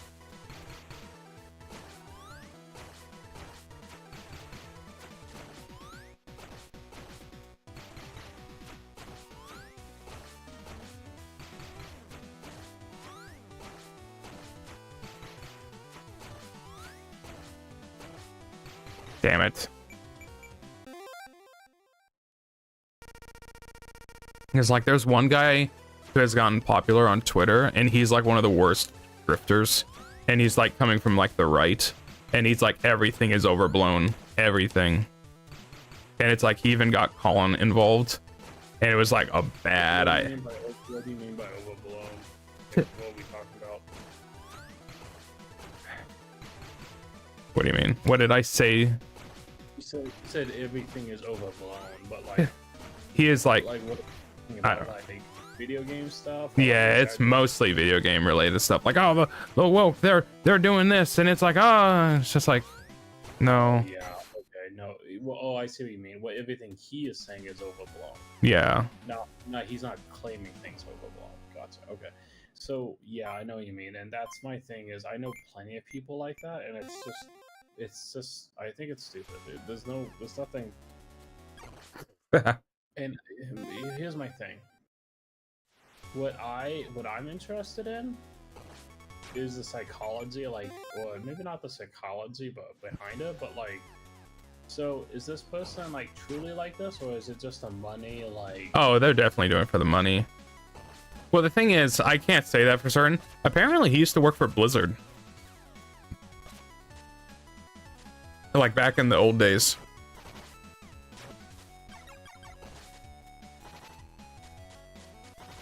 apparently. And I'm like, he was like one of those, like, I don't know how to feel about this person. So I don't necessarily disagree. But then he got into the far point of like, oh, okay, no, now you've made yourself an enemy of the people I actually like. So I don't care about you now. You already know the one I think about a lot that we've talked about. Gosh, damn it. And my thing is I'm always just going to be kind of sad by someone's approach of how they want to represent themselves. Because it's like, why do you want to represent the Bible or talk about being Christian or representing the Bible, but then acting kind of hateful? You're talking about the person I'm mostly talking about? You and I have both talked about this person on a grifter line, basically. I don't know if the person I'm thinking of is Grifter. I would definitely consider her a grifter. I don't know, because I don't know if she's doing it for the money.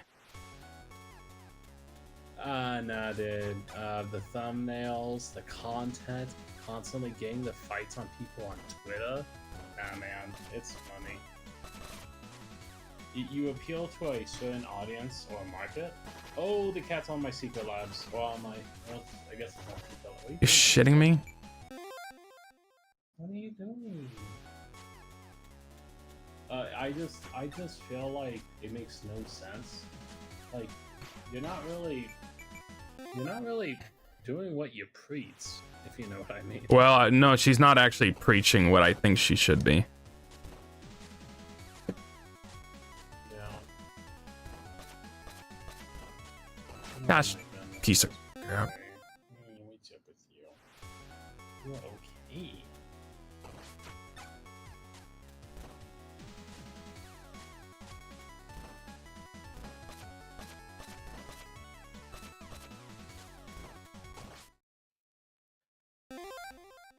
I think this might turn into a fluffy boy.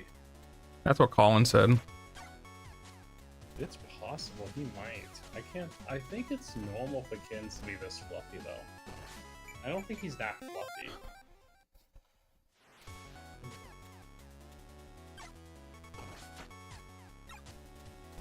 Yeah, so what happened with this particular person? So what happened was there was this is like separate but becomes involved. So gosh dang it, game. So Dragon Age Veilguard comes out and Mr. Maddie. Oh yeah, and this is gonna be the prime game. But yeah, keep going. Well, yeah, so he reviewed the game. You know, he had an embargo, he had, you know, do all this stuff. And he accidentally, because of, you know, him doing review stuff and then editors getting involved, for some reason it slipped through the cracks and certain images or videos that were during recording got leaked, and that broke NDA because he had an embargo. And it was totally his fault. He recognizes that it was his fault and he should have been more careful with it. And anyway, it becomes a whole big controversy. And then there's always been a group of people that haven't liked the new Veilguard, or I didn't like where they were going with Dragon Age. Yeah. So then there was people that were hopping on that bandwagon, trashing on Maddie. Like, you know, some people were straight up just impersonating him. And just Wait, who? Maddie? Like sacred symbols? Or... yeah. Okay, keep going. And so anyway, all that stuff happens. He understands it was part of, you know, it was his fault that it got leaked out and stuff, and he broke NDA. He understands if, you know, if BioWare or EA doesn't want to work with them. He understands that. But then this guy comes around and makes a fake NDA sheet showing like, oh, his embargo, his NDA agreement got leaked, and he made a fake NDA. And it was one thing that this all happened, but the thing is this guy involved Colin and Last Stand as if Maddie is an employee, and he was able to get the code and the embargo because of Last Stand. So Colin's name is in this fake NDA, and so Colin made like there's like a 15 or so minute video that he posted when Sacred Symbols came out that week, and they went through it and made fun of it because of how fake it is. That's brutal. That's actually hilarious. Because like the very first thing you notice at the very top left corner, you can see that line as if you're typing. Like he just screenshotted it. It's like he screenshotted off Microsoft Word or something. Oh, I see what you mean. So it's basically the white isn't blending in with the background. Like no, when you're typing and you see that line where your next letter is going to be, and it goes as you're typing. Oh. It's at the very top left corner, as if he clicked like he started the document at the very beginning, and that line is just up there. Like it's a fresh document. This isn't printed or anything. But anyway, there's gibberish, just utter gibberish that's in it. And the first thing he's like, it's like, we don't work with publishers, and they haven't been since 2018. So that already shows that this is fake. And then there's like so many things in it. It's like there's like such, it's someone wrote it as if they thought they knew what an NDA was. So 2 questions. One, why 2018? And secondly, have you been keeping up with Sacred Symbols even with all the HoloLive stuff? No. 2018 is because I know the last game they reviewed was, well, it might have been 2019. The last game that it's either Days Gone or Red Dead 2. Those are the last 2 games they got early. And I don't know which one came out first. Probably Days Gone came out last. Days Gone came out in 2019. I can't remember. Let me see. That's why I know, because that was the last game they supported. They ever got early copies for. And they were giving those copies out too. They didn't even ask for them. They just got them in an email, so they just took them. But then after that, they stopped doing it. Yeah, Days Gone came out in April of 2019. Because the 3 games that they got from Sony, they got Spider-Man back when Sacred Symbols just started, and then they got Days Gone. And then I remember them getting Red Dead 2.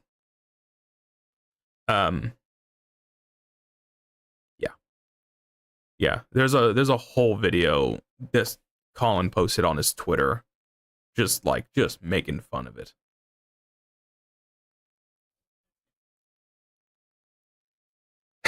And that person is notorious for doing stuff like this. And it's because in the NDA, it leaks don't mention this stuff in the review. And it's all the stuff that would get people riled up about, people not hating on the woke stuff. And it's this is fake. And Colin knows, he doesn't know how certain companies are, but he can say for a fact that I think he can only know of 2 or 3 times he's ever had to sign an NDA. And he'd been in an industry, at least at IGN, for 10 years or so. And they were bigger deals. And then here comes little Dragon Age Veilguard, this has an NDA? It's review copies come out with an embargo and stipulations just don't show this part in the game, don't go past this part, and do not mention so-and-so parts in the story. They have those kind of stipulations. That's usually what it is. But you almost never sign an NDA, I don't think, every time. It's a non-disclosure agreement, but I don't think you sign for it. Kind of just mutually respected, you know what you're getting. It is, because it's because it's so in the example, it's the best you can do is basically apologize because you may not receive that type of, but it's not you signed us, so thus we can sue you. I don't think you can necessarily. I mean, I'm sure you can sue, but it depends on if you signed an NDA. But I don't know if you signed an NDA. It's like a little indie. It's like an indie YouTuber. They get a code from Nintendo. It's they're not getting a signed NDA. They're getting a review copy with an embargo. They cannot talk about the game till it's past that embargo. And once they can, they may potentially still have stipulations they can't talk about. Well, I mean, think about this. Not everybody has an NDA. And if anyone, NDAs are probably more restricted to either the bigger games or the actual bigger it's either journalists. the it's either gonna be one or two of those, but also people might reject the game if they had to sign an NDA, because what if you somehow, I mean, I don't know, what if you play that on your public PSN account and your trophies leaked? Well, I know some journalists claim, and I know it is true because I think Maddie's one of them. There are games that they'll review that they ask you to hide your trophies, your achievements, just so things don't get leaked out like that. That is common. But yeah, I'm so behind on podcasts. It's funny, I've been going back listening to some of the other podcasts just because I'm like, I'll listen to that. And I listen to it. And then, yeah. I've been on a total, like, I just want to listen to music for the last 2 months straight. I just feel like listening to music more than anything. Yeah, but I understand. That's what I would do.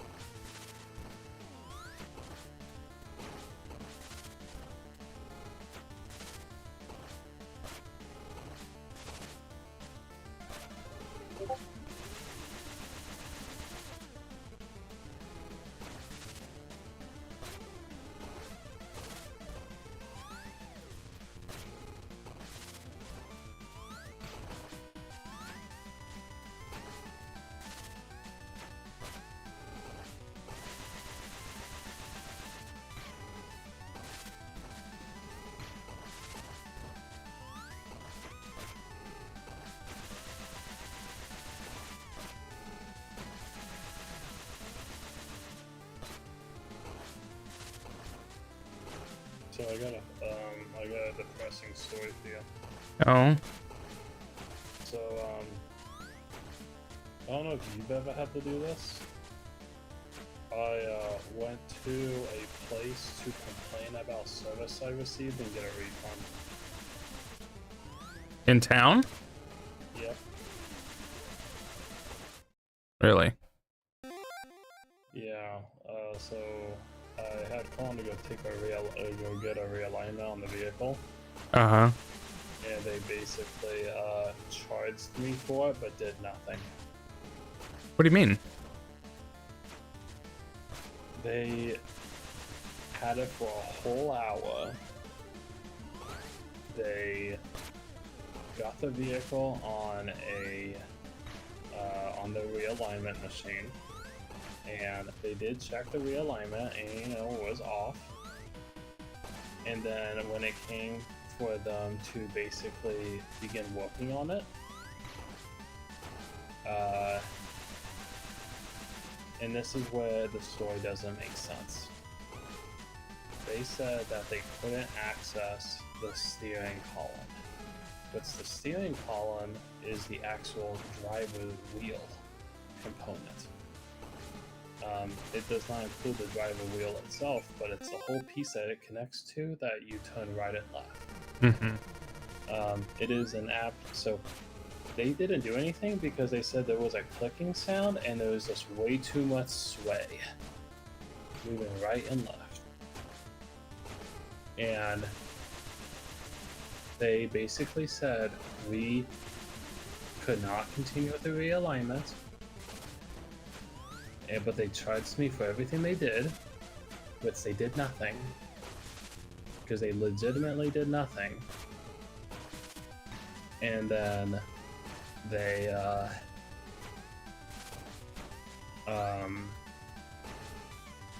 didn't even diagnose the problem, dude. They were like, yep, it's doing this, and we just can't do the realignment. And I'm like, okay, so did you so what was the problem? Did you, and they're like, oh, we didn't diagnose the problem. Like, so what did you do then? Well, we did these things. We charged you for a half hour of labor. Like, okay, well, what did you do? And I was an asshole. Uh-huh. I was. You were a Karen. Anyways. It's sad that that's what it's turned into. Yeah, but I was just like, okay. But I was respectful. I was really respectful. Was it an older man? Yeah, he's a problem over there. yeah, he sucked. Yeah, I don't like him. So I was like, okay, and I was just like, okay, respect. Okay, I said respectfully, what did you actually do then? He says, well, we did all these things. Okay, so did you diagnose the problem? No. He said, I couldn't get approval to diagnose the problem. And I'm like, so, and I didn't say this, but like, Colin is in the waiting room. He can authorize that. He's the one paying for it. He's the one who dropped off the vehicle. I thought the point was just to get it aligned. It's like, well, Yeah, you so make a phone call to get approved then. exactly, so you can continue the process. So anyways, he just turned down. He was like, fine. He was like, okay, how much do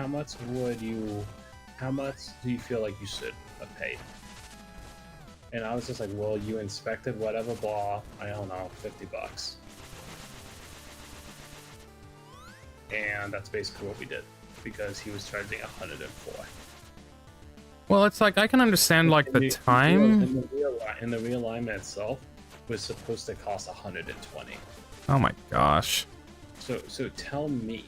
So in my opinion, for what you did, $50 is already kind of a lot, a pretty big loss. It's like 30 minutes is what we would charge for half hour. So my honest thing was just it was garbage. Okay. And here's the next thing. So Colin told me also that they have other customers that they have to work on. That's what they said. So I didn't say or quote that. I was just going off the facts. I was like, so what did you do? All these things. And it was one of those things, and it was okay. It was okay. It's one of those things you just kind of have to learn. So it's okay that Colin paid. It's more like it's like, yeah, you're not expecting them to like, okay, weren't able to do anything. You're like, their time in which they inspected what they could, even though they didn't really do a good job. It's like, I understand throw them a bone, but when you're charging 90% of what the bill is going to be, or 85%, and you didn't diagnose the problem, it's like you didn't do shit. Yeah, so if you at least diagnose the problem, like, okay, so this is what we believe in all these things, okay, I won't argue. I'll be a little, I would at least appreciate a call, but the primary thing was just like absolute just garbage service.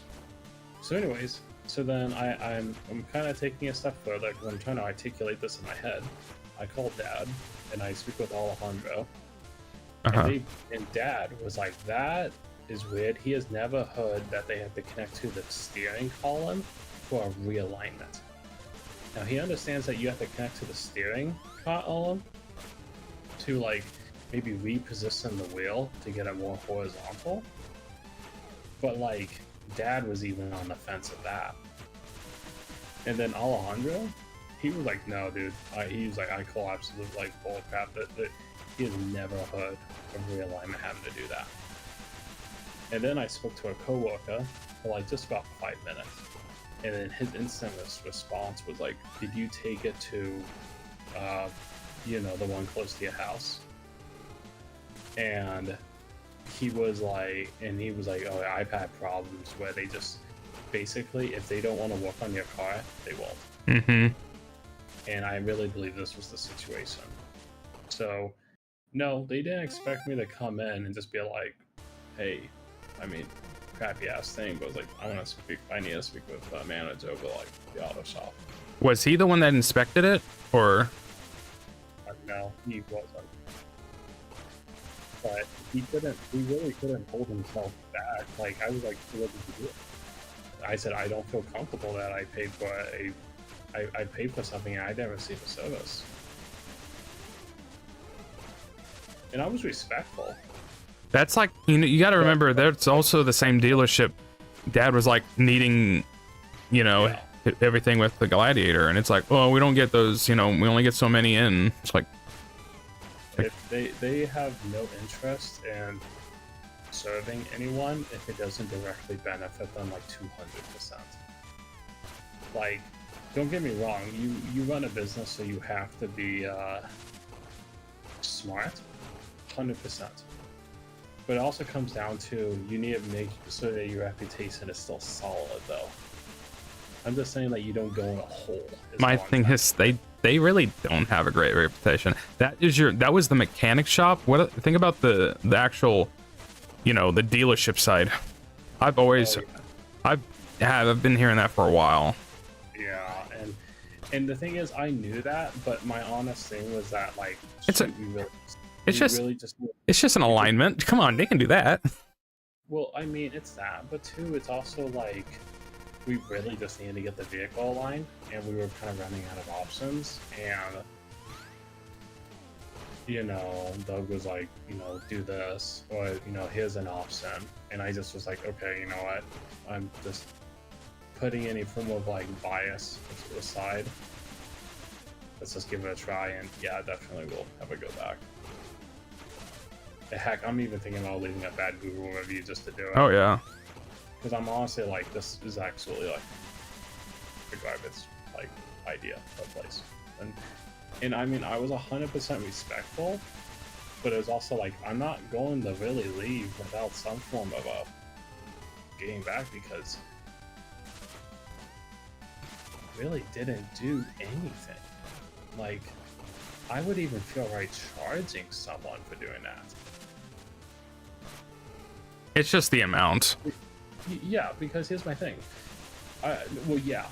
Like, I am totally fine that I'll pay labor, but the fact that we didn't complete any form of service, let's just, cut even. Let's just, I don't know, 30, 50 bucks. Like, I don't care. 50 is even kind of a lot, but whatever. I don't think that's, I don't know. Well, here's the thing. When Colin took it originally to get inspected or did whatever, Mm-hmm. the complete inspection of that vehicle was 60 bucks. Oh, okay. And I was like, well, in my opinion, with how much they caught, that was wrong. The control arms, the struts, and everything. Yeah, I think 60 bucks was completely fine. Like, I mean, the only thing that really doesn't badly need replaced is the belt. And whatever. I mean, now what they were actually going to charge to fix all that is a different story. But like, and that's what I told him. I told him, like, okay, so here's the fact of the matter is I just got that vehicle inspected for 50, 60 bucks. So you did nothing. You didn't diagnose the problem. And you're charging like $104 when the average cost of this thing costs $120 to actually fix it. And I told him, like, I said, I was honest, like, this isn't adding up in my head. Yeah. And, I said thank you, and I was like, whatever, blah. I didn't even care to give a handshake. I was like, okay, thank you, bye. And that's not usually like me, but it's not like they wanted to give a handshake either. Uh-huh. Gosh, yeah, damn it, game. I was fairly disappointed. Kiara's really kicking your butt. Kiara is hard in this game. She's been hard. She's the hardest part in the game for me. I keep having to fight her. It's also kind of destroying your eyes with the flickering. So like, yeah. I was gonna bring up a different subject. The cat's just constantly sleeping.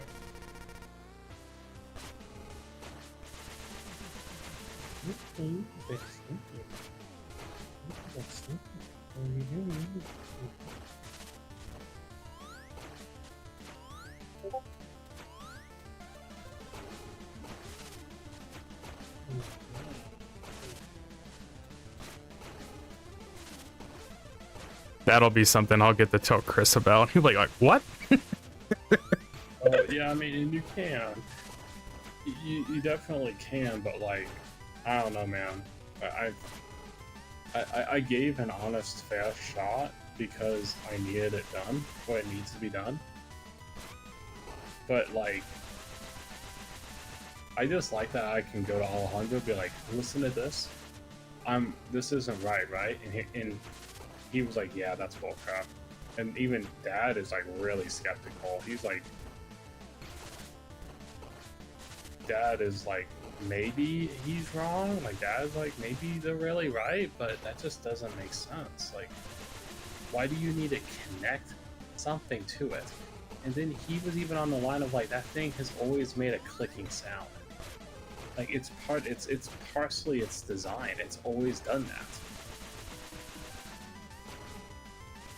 So he's just like, this is, you know what I mean? It's just disappointing. Hold up that huge America flag and yeah, huge like nice building, and it's like, we like money. So like the owners are nice. The owners are very nice. It's like it's a couple that owns. It's completely shocking. It's the couple is there's a couple that owns it. Both of them are very nice. We did the building there, and I had a couple days where I was setting up the thermostats and getting it all set up for his wife because she wants a nice, she's controlling all that, and she's fun. That was someone that was just easy to hang out with and just talk to because I was there for hours. But yeah, even I knew that he's a problem. She told me, yeah, like he's a problem.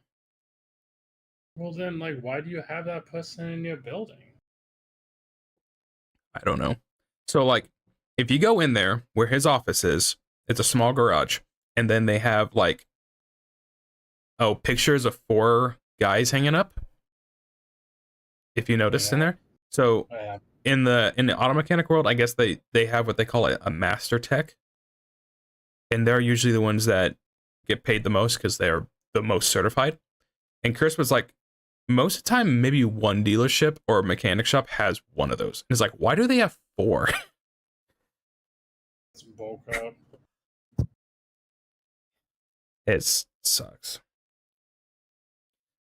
When I went to that E&B alignment and they realigned my van, they were very nice. And the guy, you've been now. Yeah, they're the ones that did my van. Oh, I didn't know that. So experience is good. Oh yeah, totally good. Oh, dude, I wish I would have known that. That's what I said. I said that to begin with. Like, go to the place next to me. Wait a minute. I said that before you even got started on the Malibu. I probably just spaced that. Yeah, but it's like they're a small business. Actually, this has been on my mind since last Thursday or Wednesday. I'm surprised I just spaced it. They're a small little shop, whatever, and you'll probably get a kick out of it because you've been doing enough with the Malibu. When I went there and he like showed me what was wrong with this, he showed the old one. He kind of compared it to what the new one is supposed to be. He gave me sheets on the alignment of what we improved on and stuff. He talked plenty. I'm like, I trust you. I mean, you don't need to tell me all this, but he did. And Dad told me, like, go try them, the place. Ouch, my goodness, this kitty bites hard.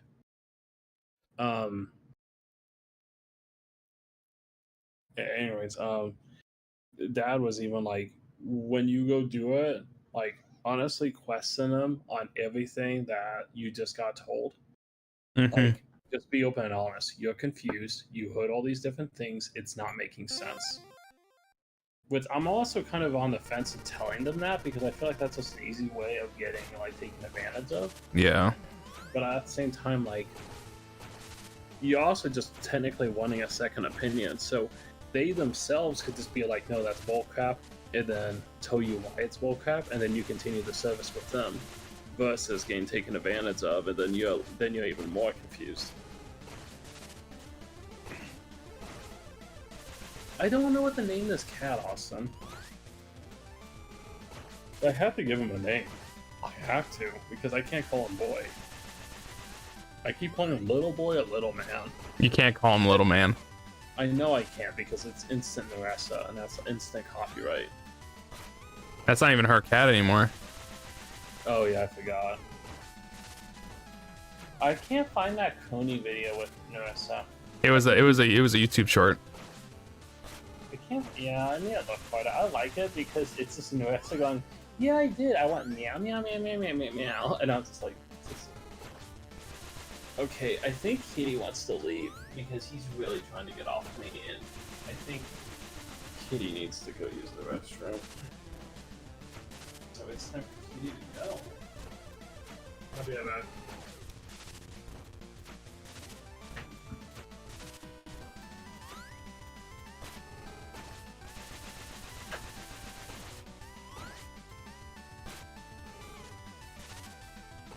Oh no, Kiara.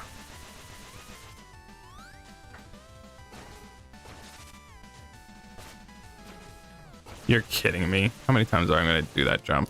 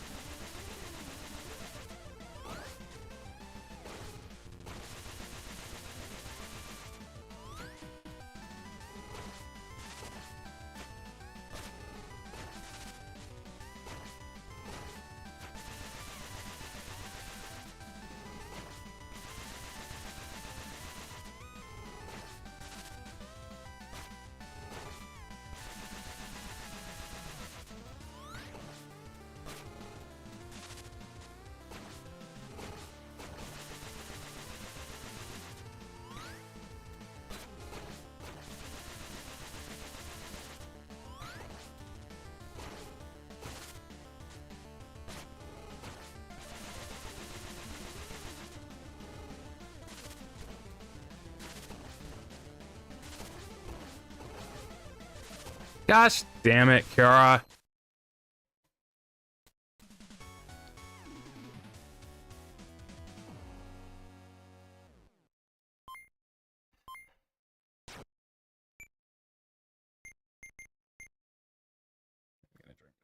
One second.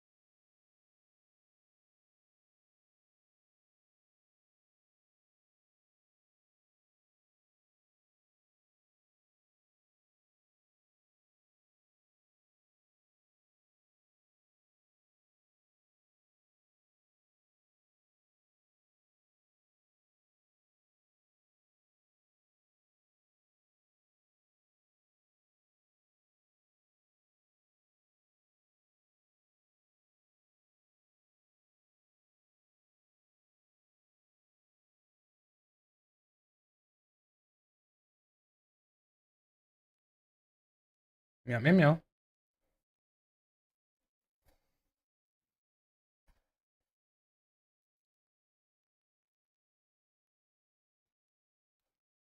Oh, you there? No.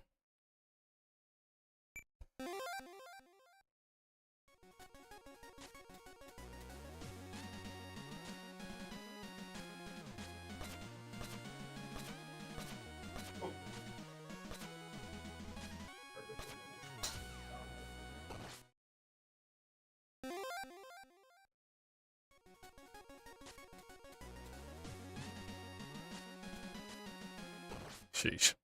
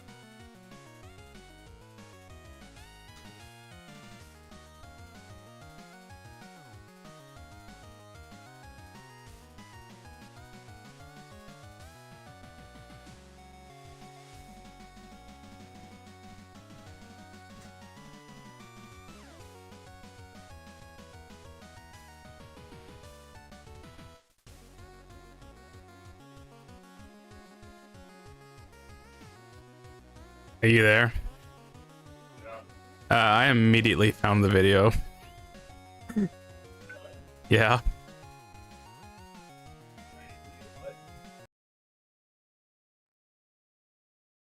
Let me verify it.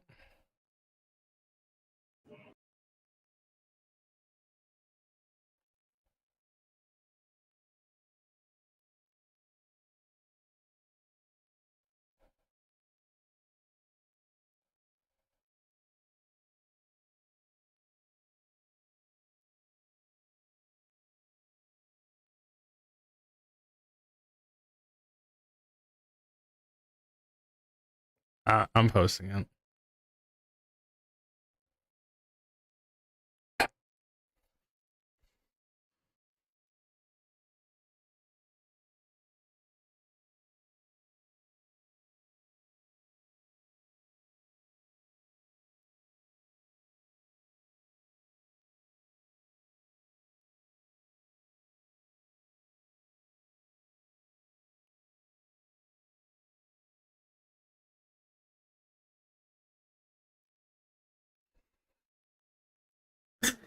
It's pretty screwed up.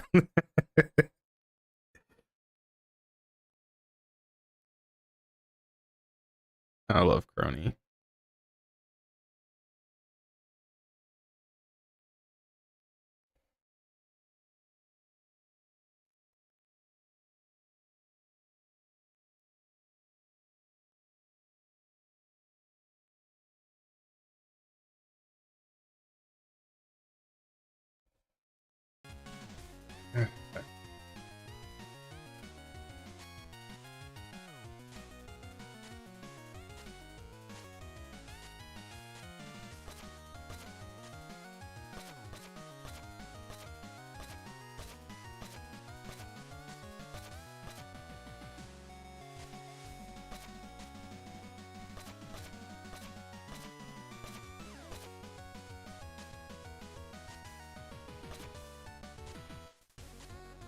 The clip doesn't go into detail though when Marissa's like meow meow meow meow meow. I don't remember her doing that though. What else he did? Oh, Maybe I'm wrong. Dude, this little guy really wants Alex now. Yeah, but we can call it on. Not really. He just really likes rubbing himself against people. Like, sometimes I just kind of grab him, and I just kind of, like, hold him tight, like, right here. Yeah. No. Here, I mean, you struggled to find it at all. Well, no, I did watch this clip. I just thought it went more into detail. Well, there's another one. I'll send it to you. But I also don't remember. It's not it a. being a. I don't think I found YouTube. So it's goodness gracious, boy. I think I need to go put you to bed. I think you need to go to bed. I think you really do. So the cat's getting along with him a little bit better. Oh yeah, but he is. He is. So What? they get pretty close. He just constantly spews. But he doesn't swipe or attack. Dude, this guy is. I googled it. It says it means they're defensive and scared. Spewing? Yeah, they're hissing. Yeah. So, but he gets really close, and the cat does get interested. Mm-hmm. He approaches, but then instantly gets whatever, and then the little kitten like gets excited and goes to him, and then he just growls a lot and just hisses, and he'll hiss like really close to it, and we'll back off, but we'll never swipe. But we haven't gone on like to try to see if they'd swipe. Dude, you are okay. You are more antsy than you were just 10 minutes ago. I think I need to go put you to bed. Yeah, I think I do. I still don't know what to call you. Why did you just want to right on my nose? Dude, the cat just literally stuck its nose straight up my nose. Yeah, Like, as far as it could. He has such cute eyes. So small. Can you hear him, Austin? Yeah. Yeah, he's really not holding back. He's a parrot. What do you want, kitty? What do you want? What do you want? Dude, it's crazy how Narissa's model looks so much different compared to Crony's. It's crazy. Crony's eyes are so much bigger. Her hair is like matted black or gray or whatever. What Narissa's is like, her hair is like. Well, actually, no. Let me rephrase that. Crony's is more glossy, while Narissa's is flat and matte black. Uh-huh. And her eyes are as big and the knives tiny. Oh my goodness, okay.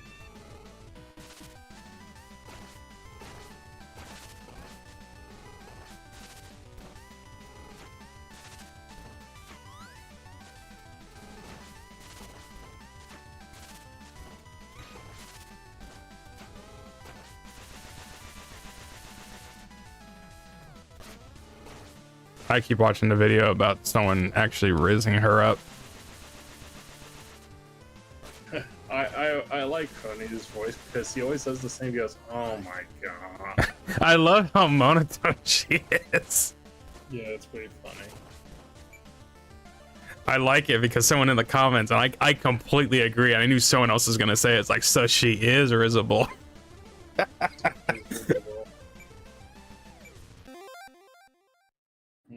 The only thing I wish was different on Crony is just her actual model, dude. I really wish they toned it down, like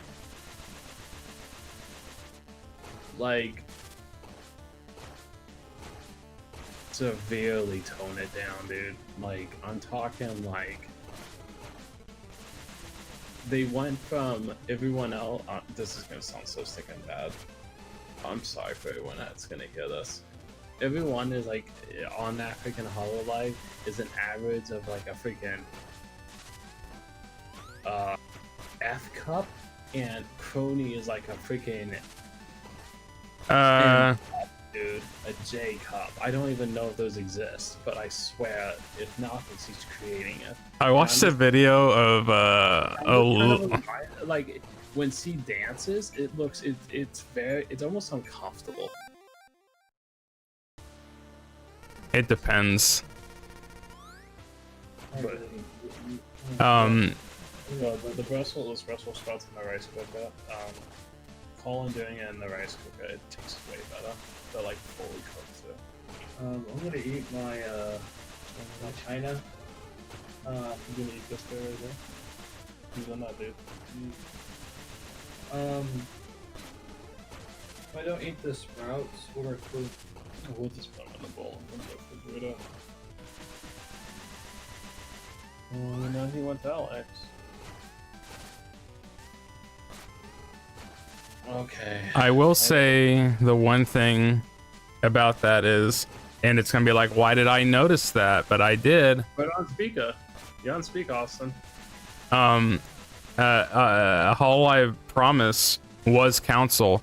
It was like it's the only generation where they don't have a flat member. Okay. Yeah. And you're like, oh man, yeah, you say that about Crony. It's like, you gotta remember Sana, I think, was worse. Was she really? She's bigger. That's disturbing. Sana is also the size of planets.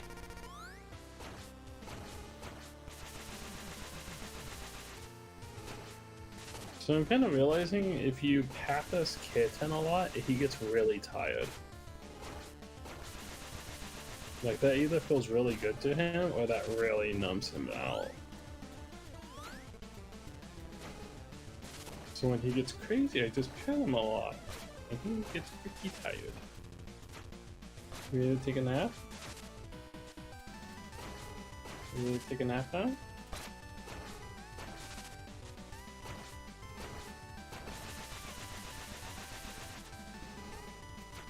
You good now? I need to go to bed too, buddy. And I'll see you in the morning though.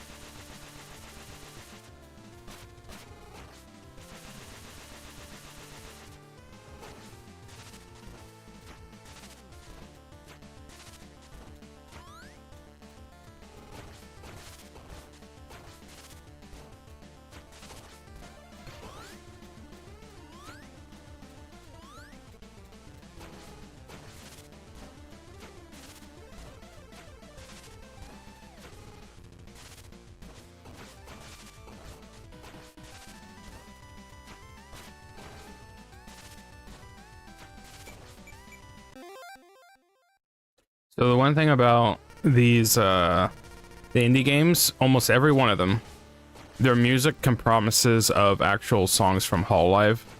They just don't have the lyrics, and they're MIDI. So this, You're still on Kiara. I went back to her because I have to. Yeah.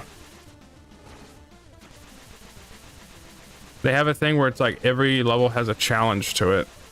And I have to beat her with only a certain amount of health remaining, and beat it within a minute and a half.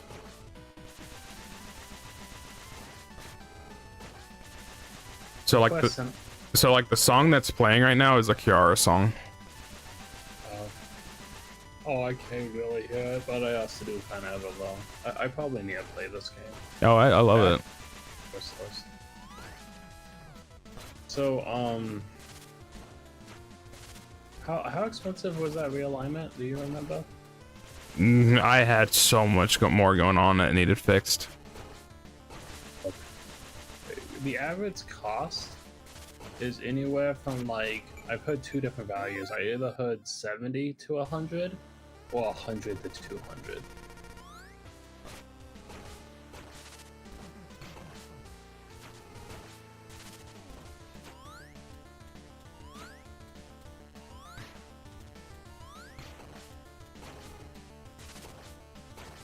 Dude, that macaroni, spicy macaroni dish is so good. It was actually like the only dish that anyone brought that we actually finished. because everyone got a little bit of seconds on it. Mm-hmm. That disc is so good. I made it this morning in like 45 minutes. I speed ran it. I did so good.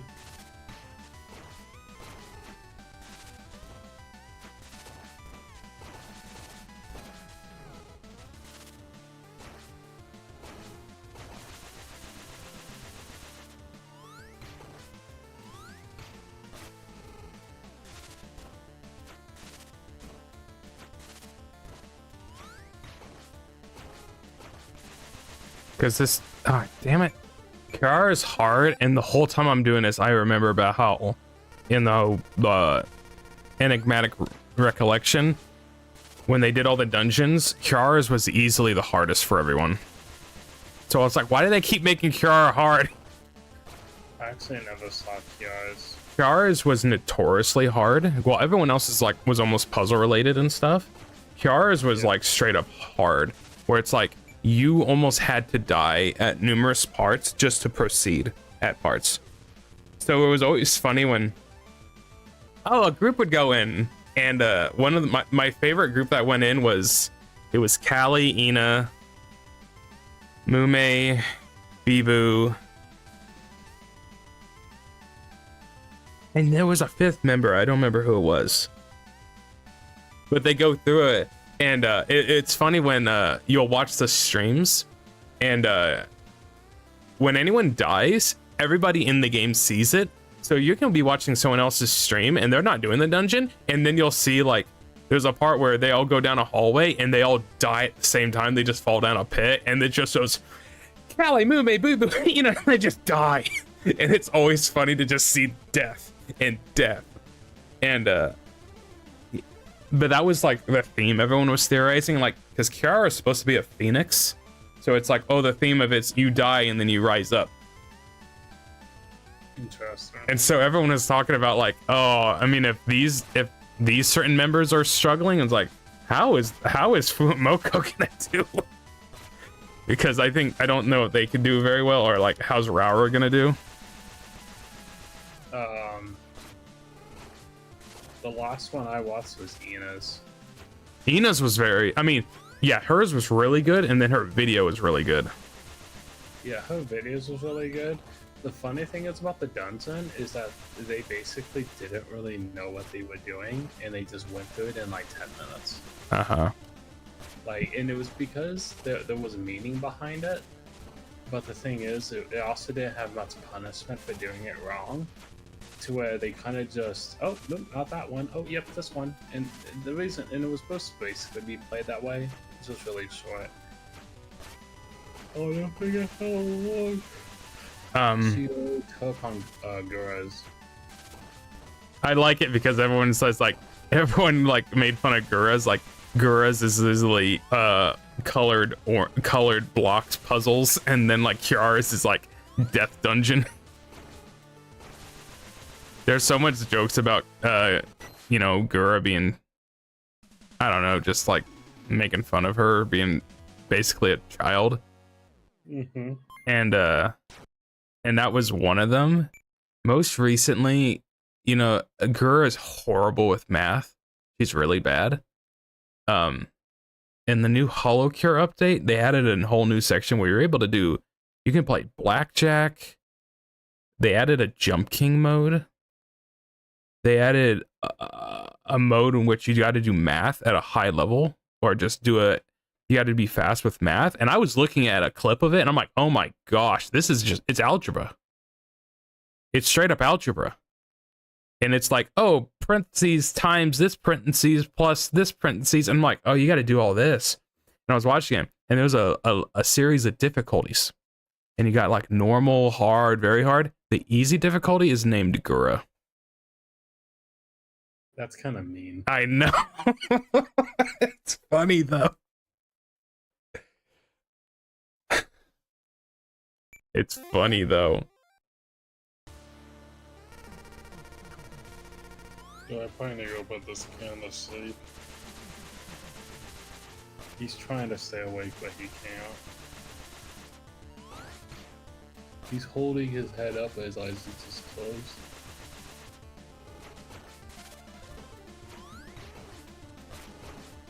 Yeah, so everyone like you fight all of myth in this game.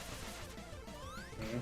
And like, you know, Ina's theme boss fight is Violet and Gura's theme is Reflect and Callie's theme is Red.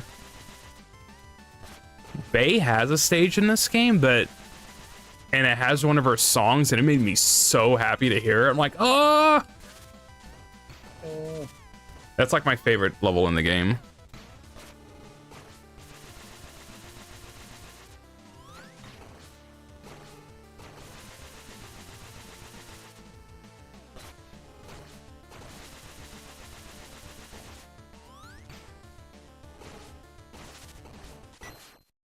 I got 6 health. Just give me the time. Give me the time.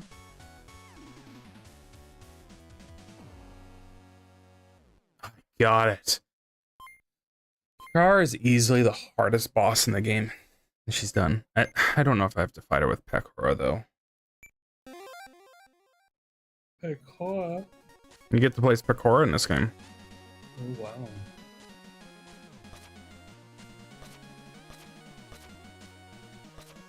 Your Borderlands is playing Shovel Knight with that attack. Well, I mean, most people would just say it's Scrooge McDuck. Oh, yeah, for me it's Shovel Knight, but I didn't even play Shovel Knight. Oh. Are those little gargoyles? Nah, it's Kanata.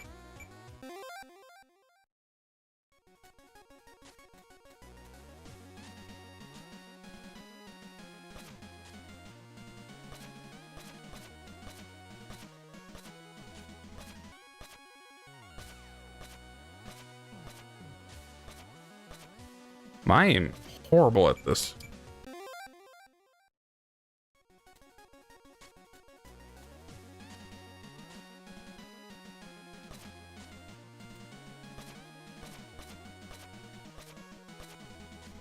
You ready to go to bed, buddy? I need to go to bed.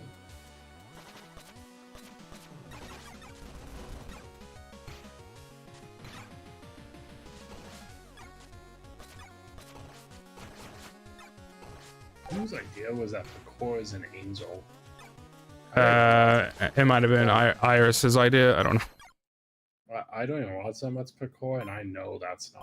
That's what everyone's saying. Like, it was her and Watame. I'm like, what? And people are like, and like, Callie's on the demon side. I'm like, Callie's way more angelic than those two.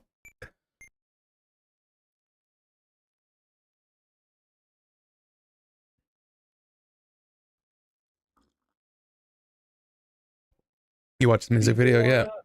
Huh? I did watch that music video, yeah. I watched it today. It's pretty good. I'm like, I really like it. There's a couple shots in it that are so good.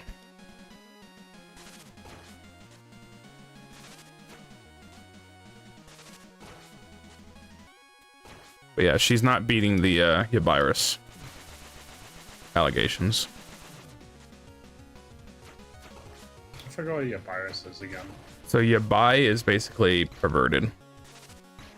And Iris unwillingly tends to say certain things that will be interpreted as Yabai, even if it's not her intention. But it happens regardless. So people will call her Yabiris. Funny. It's the same thing. There's a lot of phrases they use. It's mostly from idol culture, like say so is another one. Wow. Say so is another phrase. Yeah. And that's basically like the pure member. And so a lot of them, like, you can point to like Ina. It's like, does not intentionally do anything of the sorts that would be considered yabai. Fauna. Yeah. Fauna won't even say the most like. Fauna won't say like almost jack.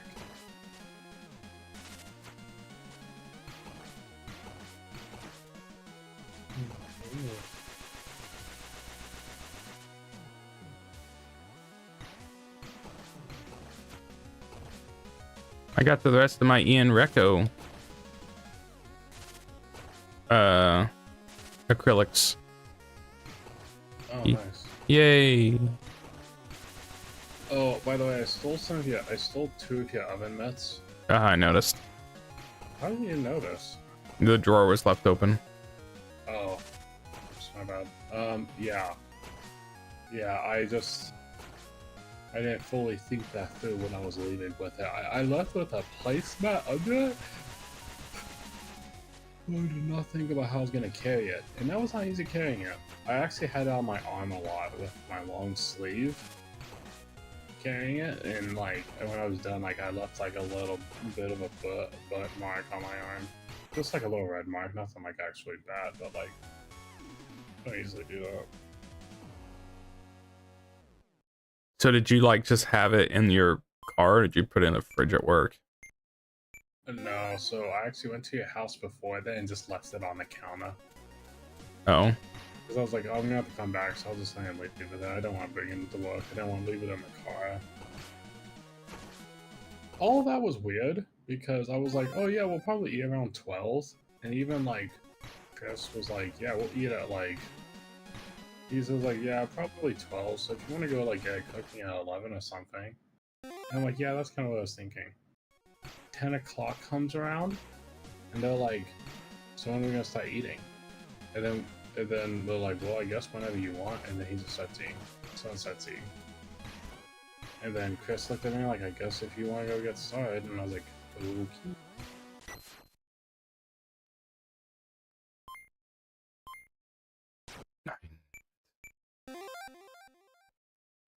Yeah, Thanksgiving started getting brought up at work, and I'm like, here it comes. I gotta ask. I just gotta rip the bullet off with a band-aid. I was working with Braxton today, and I kind of mentioned it at one point about whatever, because we were talking about Thanksgiving. And I said, like, we almost always get Black Friday off. And I guess at one point, I think Chris already asked, and it's the same, like, well, we gotta see how the week goes.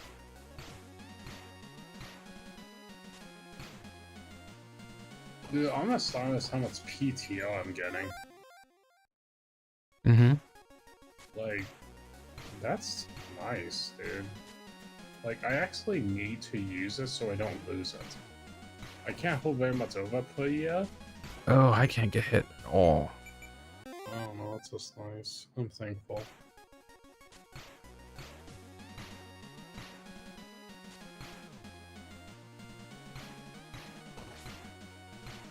Ah, sheesh.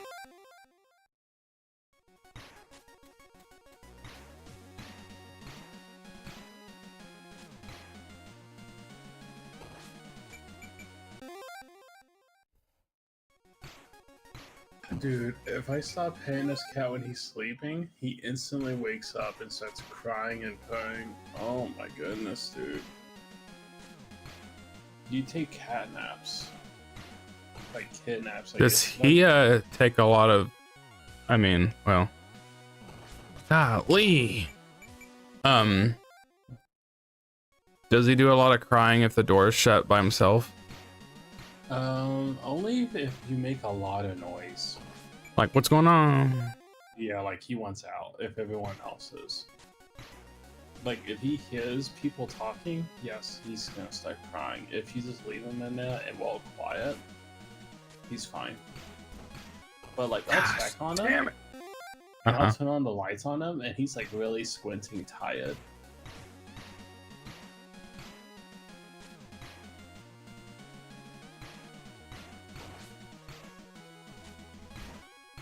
I do need to go get him his shots though. It is funny that Narissa's kind of blunt about it.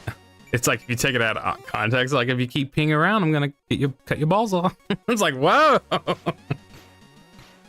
Like, that escalated really fast.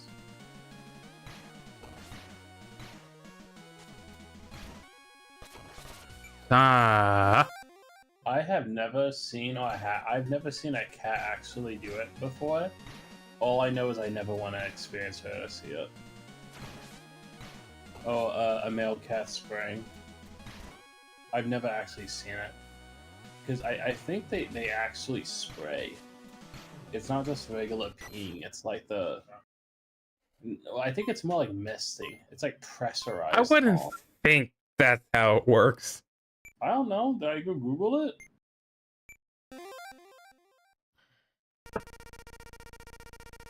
Golly, don't make me fight Toa.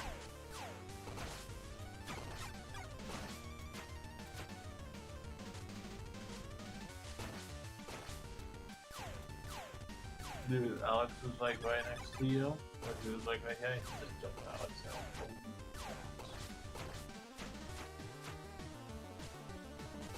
Yeah, squishy bread. Yeah. Yeah. Yeah, I really need to go to bed. I have to just go to bed. I keep putting him to sleep, but if you stop petting him, he instantly wakes up because it's such crying. So Austin says this other lineup place is pretty good. Like this one too. What place? It's the one that's across the shop.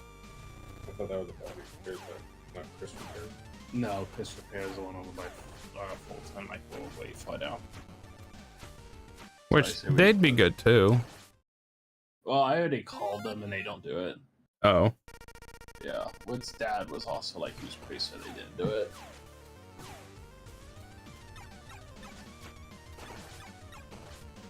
I can call in. Well, that would honestly be good. I just don't know. I just don't know how booked they are. Well, the thing is, I just don't want to drive the Excursion that much because I gotta repair it, or else I'm just gonna put the brake pad. That being said, I can even take time. The problem is I can't work, and if I had a laptop at work, which eventually we will be getting some extremely nice laptops. From the public gamers laptops. No, so like. The dog was like, we're gonna get some stupid nice laptops. But he didn't say that, but he was like, oh, they're crazy high spec laptops. And he was open and honest, like, you might as well play games on it. I advise you. He was like, he goes, you got all the specs on it, you might as well a little bit. Everyone at work has Steam installed on their desktop. Isn't he cute? Really cute piece of it. I can actually go get him some, like, formula. Well, nothing. Need it. But this teeth feel pretty good. I think he can eat dry food. That is good. he bit me on one of these spots right here, and that still like hurts. You know what I mean? Like it's gonna take a little while to heal. He bit and it hurt. He actually bit off the dry skin that I'm looking at. Like that hurt, man. Wasn't that a thing about getting a mother cat to get, like, you know, basically run the machine to get her milked? Maybe. I don't know. It's like a far stretch, like, are you really doing that kind of thing? Wait a minute. Repeat it one more time? There's, Because that's technically what women do, Austin. I know, that's the thing. It's like, would you really do that to a female cat? It's like, what's the cat doing though she can't just be available to feed the cats?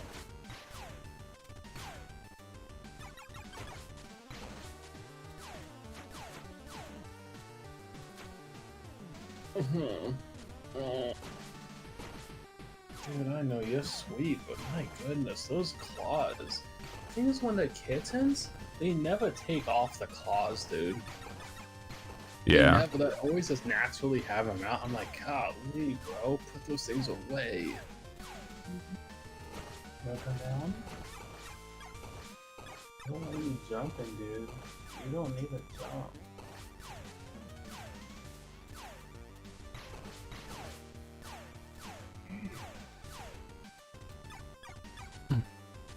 So Toa just has a gun. I don't know about. I didn't know she had a gun. I'm surprised. Gosh damn it. I have to. I'm pretty sure I have to beat her within 6 health left.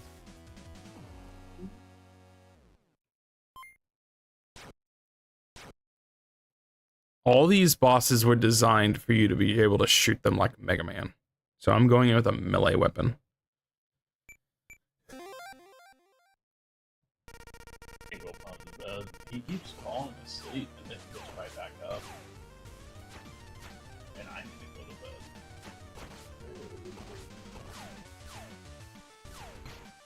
Also, another thing at work with the cat that was kind of annoying.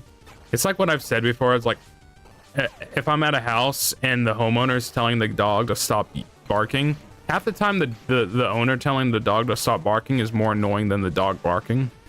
I 100% agree. I hate it. And I'm like, you know, sir, you know, I'm more annoyed of you thinking you're actually going to do something about it. So I'd rather you shut up. I'm kind of with the mindset that sometimes the dog owner knows worse than the dog. Yeah. Anyways, so what's up with the cat? Eric was trying to tell the cat to basically stop crying the same way he taught Shiloh to, you know, behave. And it's like, you're not doing anything. The cat would cry and you would like, no! Kind of like, you know, kind of scare it. It's the exact same way he's always done it with Shiloh and then with Bogey. And it's like, you're not doing anything. And I think there was a point where he said, like, well, kind of stop doing it. I'm like, no, you're just getting loud at it. It's what's stopping it. You're not teaching it. You can kind of train cats, but it's really like half the time it's you just don't give it like much attention if it's doing something too much. So you yelling at it is probably going to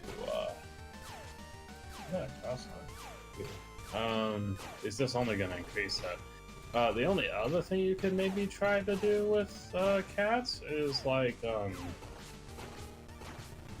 well, I don't know if it helps, but I kind of just mock the cat a little bit, like.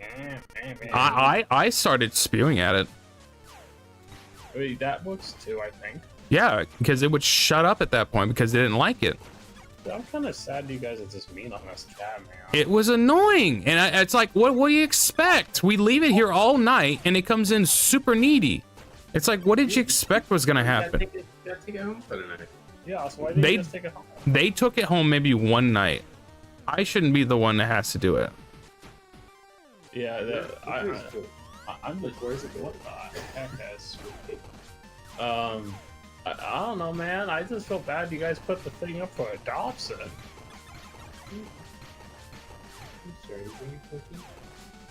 I thought you guys almost put the thing up to adoption because it was a boy at first. I was like, that's kind of rough. I mean, it kind of is. I mean, it's like, well, we gotta get it fixed now. I mean, it's not that expensive to get the thing fixed. And even at that, you would get a female fixed too because it's basically in pain. Well, at least it's not peeing. This freaking just is dead, Austin. No, it's not. Austin, the girl cat will be in pain when it's in heat. But it's not peeing. We never got Fluffy fixed. And we really should have because they think she would receive services and it still wouldn't stop her. And she still wouldn't feel good because the thing is she had like some weird hormonal problem. That was not normal for cats to do that. So the thing is, Fluffy was pretty much in pain. And it's like when Shauna did it, I'm surprised she did it as fast as she did, but she didn't feel good about it. She felt bad. Oh yeah, man, I was feeling horrible on this kid because I was like, if this doesn't work well and I have to rehome it, I'm gonna feel horrible. Yeah, because it's obviously getting used to you guys. Oh yeah, the thing was used to us in the first hour. I do think it's funny because you said whatever your coworker is like, you want to say goodbye to it one more time, and she didn't. The cat didn't want to move to her. Oh, it was my old coworker's like sister-in-law or something. I don't know. Mm-hmm. And she was young. She was only like 13 or something. Oh, so it's still a kid. Yeah. Yeah, but she really liked the kitty, and she herself had cats. Uh-huh. And so Marissa, my coworker, was like, "You wanna say goodbye to her one more time?" Well, that's what I did. I said, "You wanna say goodbye to her one more time?" And then she just reached out her hands, and it was in my hand, and it didn't cross over. And then meanwhile, you bring it over here, and it immediately wants to come to me. Oh yeah, dude. I mean, It's like, yeah, I'm with the boys. heck yeah, man, we're with the boys. Dude, that kid is probably like, heck yeah, man, I'm finally with the boys. Yeah, Madine's storyline is she's trying to get enough idol essence so she can be eternally young. Of course. Because Madine says she says she claims to be, she wants to be eternally 18. And then in the same sentence, or in the same discussion, she talked about being 30 is in demand. And I'm like, I don't think you should be saying how old you are. Wait a minute. So she herself says he was 30? No, I think she's also trying to admit, or like, it's like, hey, it's like women in 30s are still in demand. I'm like, why are you saying you're in 30s? There's only a couple members I know I kind of have an idea what their ages are. There's only a couple members. I know what Bibu's nationality is. Not national. Is it obvious? Huh? Is it obvious? No, I wouldn't have guessed it. I mean, she lives in America. She's in America. Is she like Swedish or something? No, she got some Asian genes. Oh, she's a little Asian? Mm-hmm. I can see that. I didn't think about that first. I don't know about her dad, but her mom is for sure Thai. So she's part Thai. I can hear it in her voice. I'm surprised I didn't guess that first. I wasn't thinking.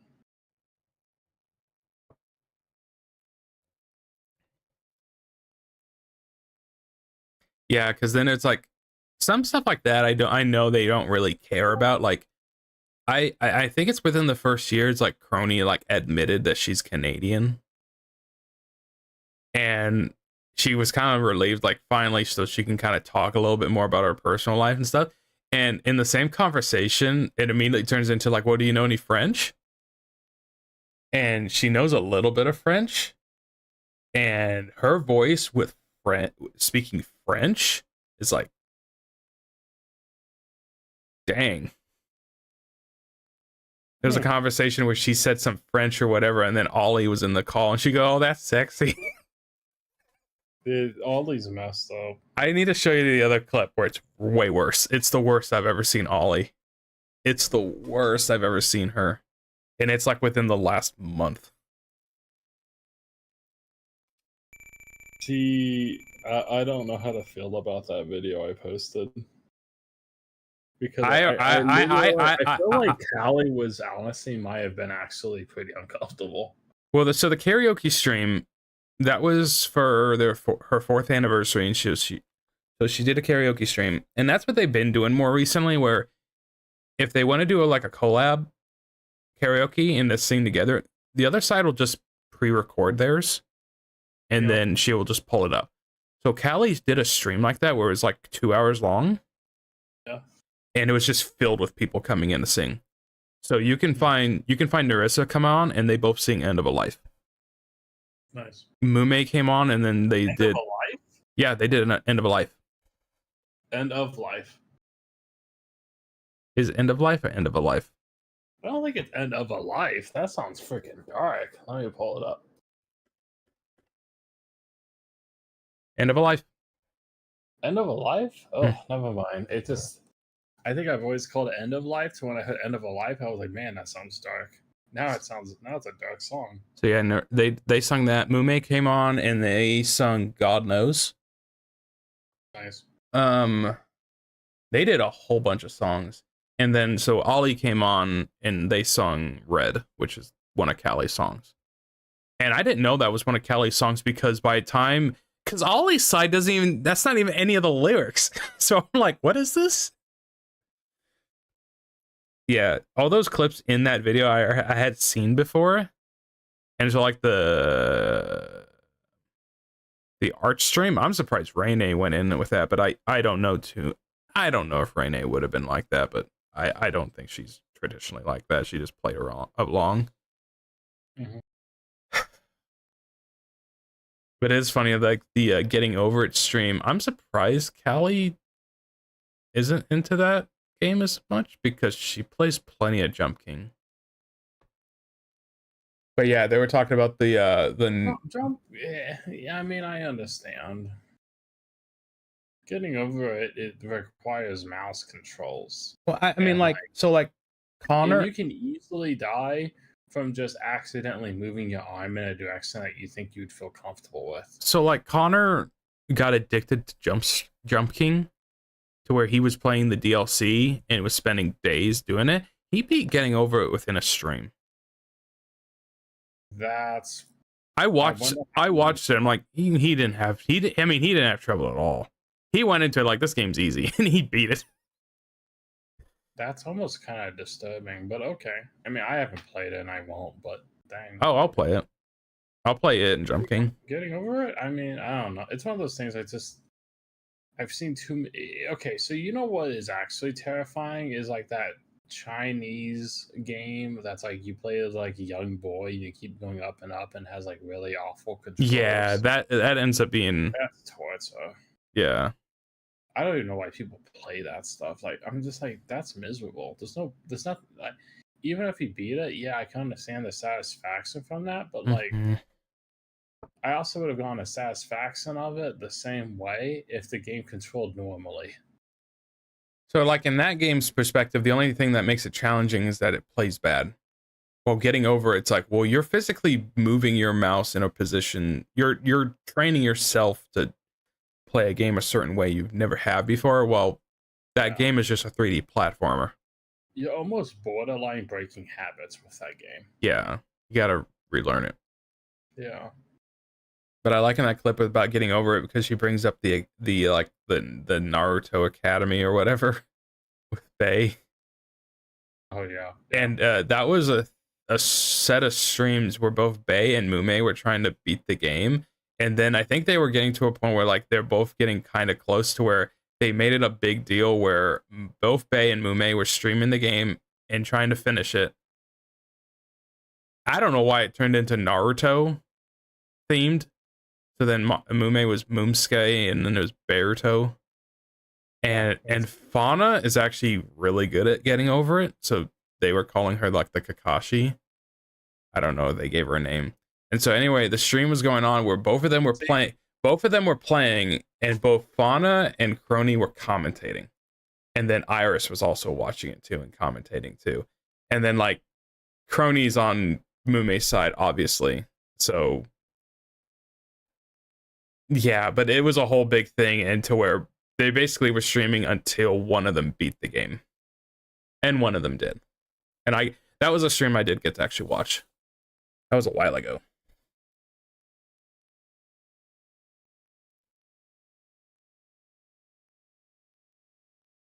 Good times. Good times. It's funny when like Fauna's really good at getting over it. Yeah. She's like the silent killer. Like you wouldn't expect her to be goated at certain games. She wouldn't be one to brag about it.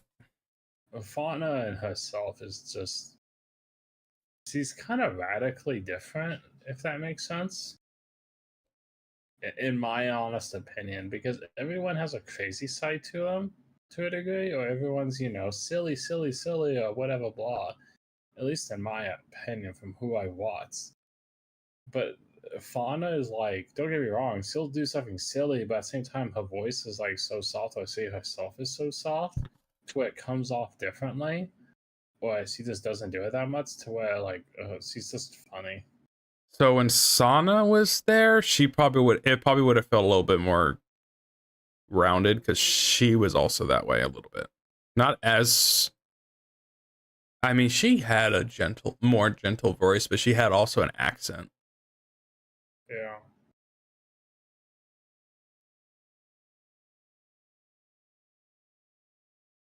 I don't think Anyway. she's streamed since she's came back. I probably should go to bed. Okay. I'm trying to I'm think. trying to think. I've been wanting to like play some COD or just play some stuff, but Dark. I was like, I don't know, whatever. Dark Souls was so much fun on Sunday.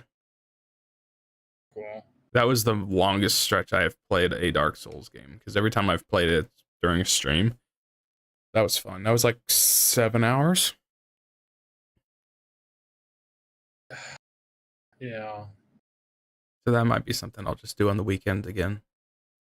Well, you're probably going to be done with it here in a bit because I'm basically at one DLC and a Probably. half done, maybe past a half, but yeah, like the DLCs are not very long, and that first one you did is really the longest because it's confusing.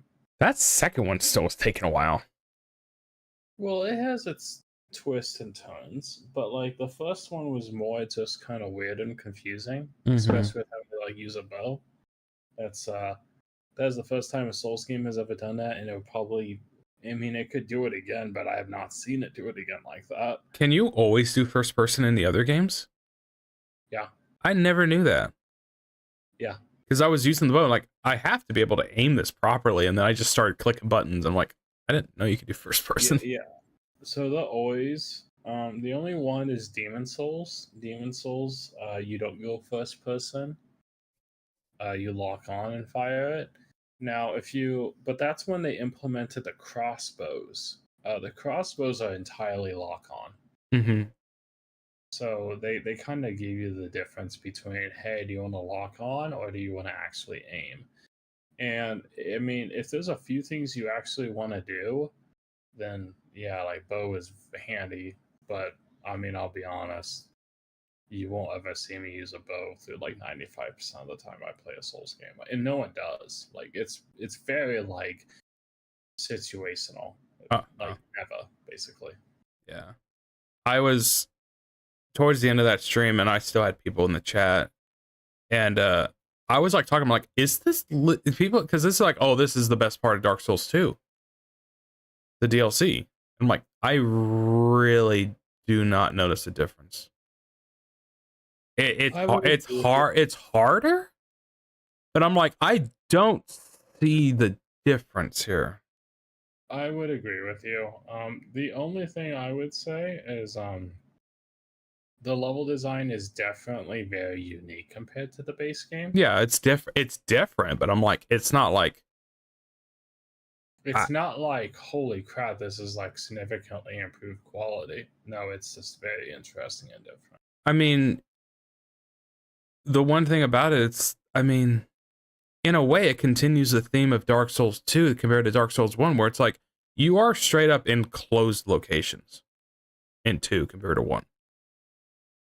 Because 1, you end up connecting to the next part, that could end up connecting to the next part, and you can go back to the Firelink Shrine, and that's not the case in Dark Souls 2, and that only makes more sense with the DLC being its own closed-off thing. I have never played the Dark Souls 2 DLC and thought it was like significantly better. It's just more Dark Souls 2, and I enjoyed Dark Souls 2 to where I'm just still having a good time. Exactly. I'm not having more fun. The only thing that's changed is now I'm using a different weapon, and so my play style is different now. But that's not dependent on the DLC. So I'm just and that's my honest thing with it. It's just more the same. Like, and maybe it's not exactly the same, but it's more Dark Souls 2. Mm-hmm. And I've never really been in that boat where I'm like, the DLC is the best. Like, I'm just kind of like, it's more. I wouldn't say it's a lot better. I'll say the level design is very unique to where you could say some of it is better, but I wouldn't just be like, it's by far the best part of the series or the game. I would say I would probably say Dark Souls 1's DLC is better. But just on the line that I think there's a certain, I think I've talked to Alex about it. Right after Anne Orlando, there's a gap in Dark Souls 1 that I don't enjoy the game as much, and to where I'm like, I enjoyed the DLC more than that whole stretch. To where if this was there instead of the stuff right after Anne Orlando, I'd be really happy. But in Dark Souls 2, I don't have very many stretches in that game where I'm like, I don't know. There's some hard locations, but I'm like, there's not like a lull like there was in Dark Souls 1 for me. And so Dark Souls 2 DLC doesn't feel like it's significantly better by that perspective. And that's the thing you're going to realize with the games. I'm never in that boat. Like, I'll be like honest. Like, objectively speaking, there is a quote unquote best one, but like, in all honesty, you're gonna like each one for a certain reason, or for some reason at least, more than the other. And like, and that's my big thing is like, so for the example, Dark Souls 2 is like oddly my favorite, but it took me a while to like it become my favorite. And the only real reason why it's my favorite is because it's basically the most different one. It is your favorite? Yeah, 2 is basically my favorite, but it's like, it's not a guilty pleasure. It's more like I just appreciate its differences enough to where I have the most interesting experience playing it. It's not always the best experience, but it's the one that I can come back to the most and be like, hey, I'll try this time. And my thing is with, like, say, for the example, Dark Souls 1, what you said is correct. Like, after Anne Orlando, it's kind of a toss-up how I'm feeling. And it might just be that I've played it a lot. Because it's just like, at that point, it feels like some of it's just, I mean, 2 also suffers from this, but I went about it, I think, the best way, where it's like, in 2, you said I could just go refight a boss a couple times and just have enough souls or whatever to just go finish the game. But or I could just go through the locales and just fight each of the bosses. Yeah. And I know Dark Souls 1 is technically the same thing, and I know there's a reason why you got to go fight those bosses after Anne Orlando, but it just like by that point it feels aimless to me. Like, I really, if you don't know what's going on in the story, which I don't know what's going on in the story, I feel like it's aimless for me.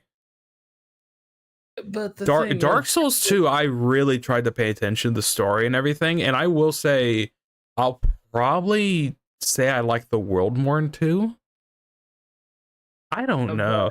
I would disagree. Nah, like, I would definitely disagree. Dark Souls 2 doesn't really explain what you're doing. Well, compared to, I don't know. Dark Souls 1, you have to remember, the game opens up with a cinematic telling you all the great lords. So my thing is with 2 is like, okay, you need to go you do all this to go eventually see the king. That's all the majority of the beginning of the game is, to go to. Dark Souls 2 is to break the curse. And it's, I mean, in Majula, and the lady in Majula is constantly like, you need to, to go see the king, to go where the king is. And once you get to the king, I don't know, it felt like I was starting to really get a grasp on like what's going on in the castle and then everything with the queen. And it's like, I felt like I was getting more direct storytelling compared to what I was getting in Dark Souls 1. To where I was getting a little bit more enjoyment out of it.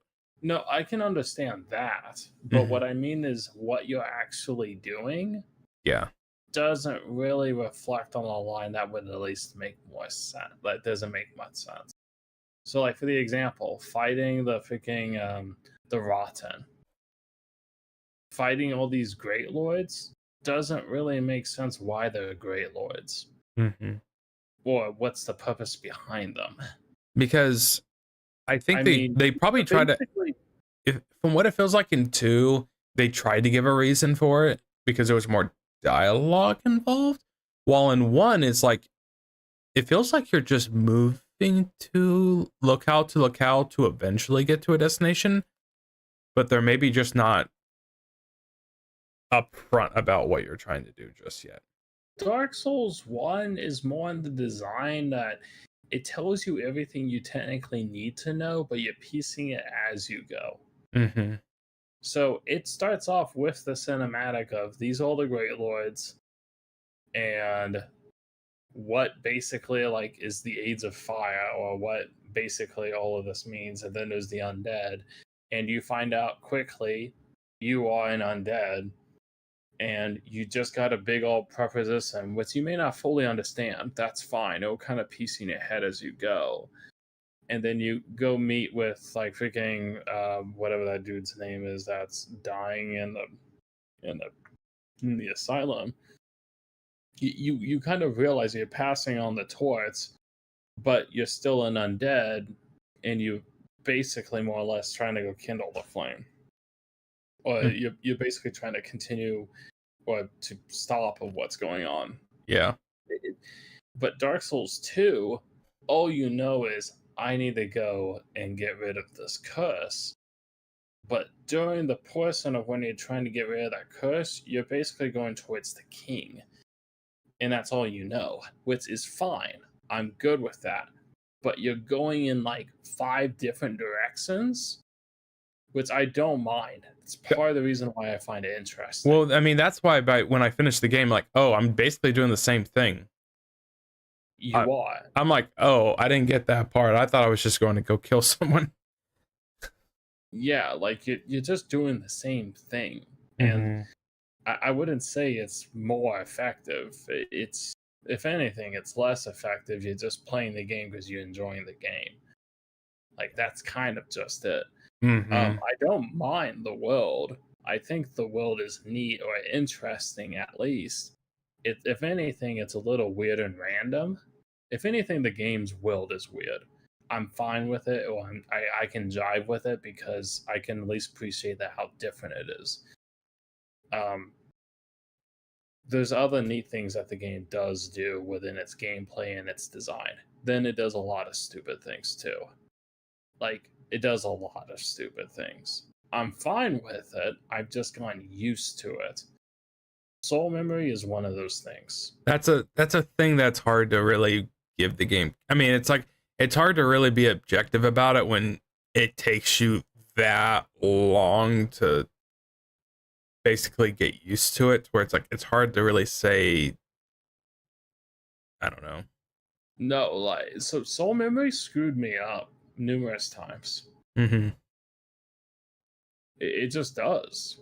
Soul memory is kind of a bad design.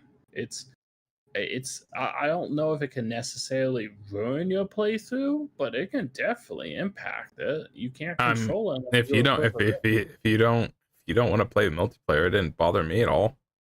Sure, I didn't even know it was a thing until you guys brought it up. That's fine, but that's part of the game's design as well. And then also onto that line, it's how you get some of the spells that you want. Yeah. So it's kind of like meh, like it kind of sucks.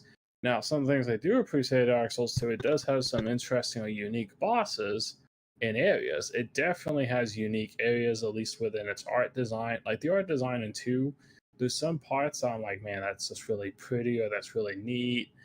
And then there's other areas where I'm just like, it's pretty disappointing. Like, for example, Iron Keep kind of slowly grows on me, because even though it's like really rough before you fight the Smelter Demon, at the same time, it's still cool in design. I know. But at the same time, gives you 20 stupid knights that if you're not like playing with a good build, it can destroy you. So like, I mean, that's where it's like, and there's a way you can skip that area, but it's gonna get bit up the ass on the next fight. Yeah. My thing is, like, when I'll say like I like the locales, it's purely design, not just purely aesthetic. Sure. It's not enemy placement, it's not traversing it, because I'm like, yeah, that area is really cool and I like some of the elements in it, but it is hard. I don't know. Some of it's like, if I was more patient, I really just did it, and then the Smelter Demon didn't kill me so much, then I would be different on it. I understand, but you also gotta realize you're playing the easier version of that game. I am. yeah, Dark Souls 2 has arguably like maybe better enemy placement. When you go play Skull the First Sin, it's not a whole lot Okay, different. you're talking enemy placement. Okay. Yeah, you're talking about enemy placement. Like some of those areas have more enemies, Austin, than it even needs to. So, anyways, let me continue on. So, like, you have those pieces, which is like, hey, even if this is rough, I kind of still appreciate it and enjoy it. But like, I have to just kind of change how I play it, and I just kind of jive with it.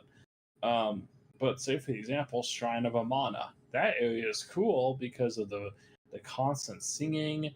The actual area is like you're on like a kind of like a pond of water with there's like a go. Problem is, enemies are freaking terrible in that area. Yeah. It's rough, but like so this. There's so many places like that where you brought up the bow earlier.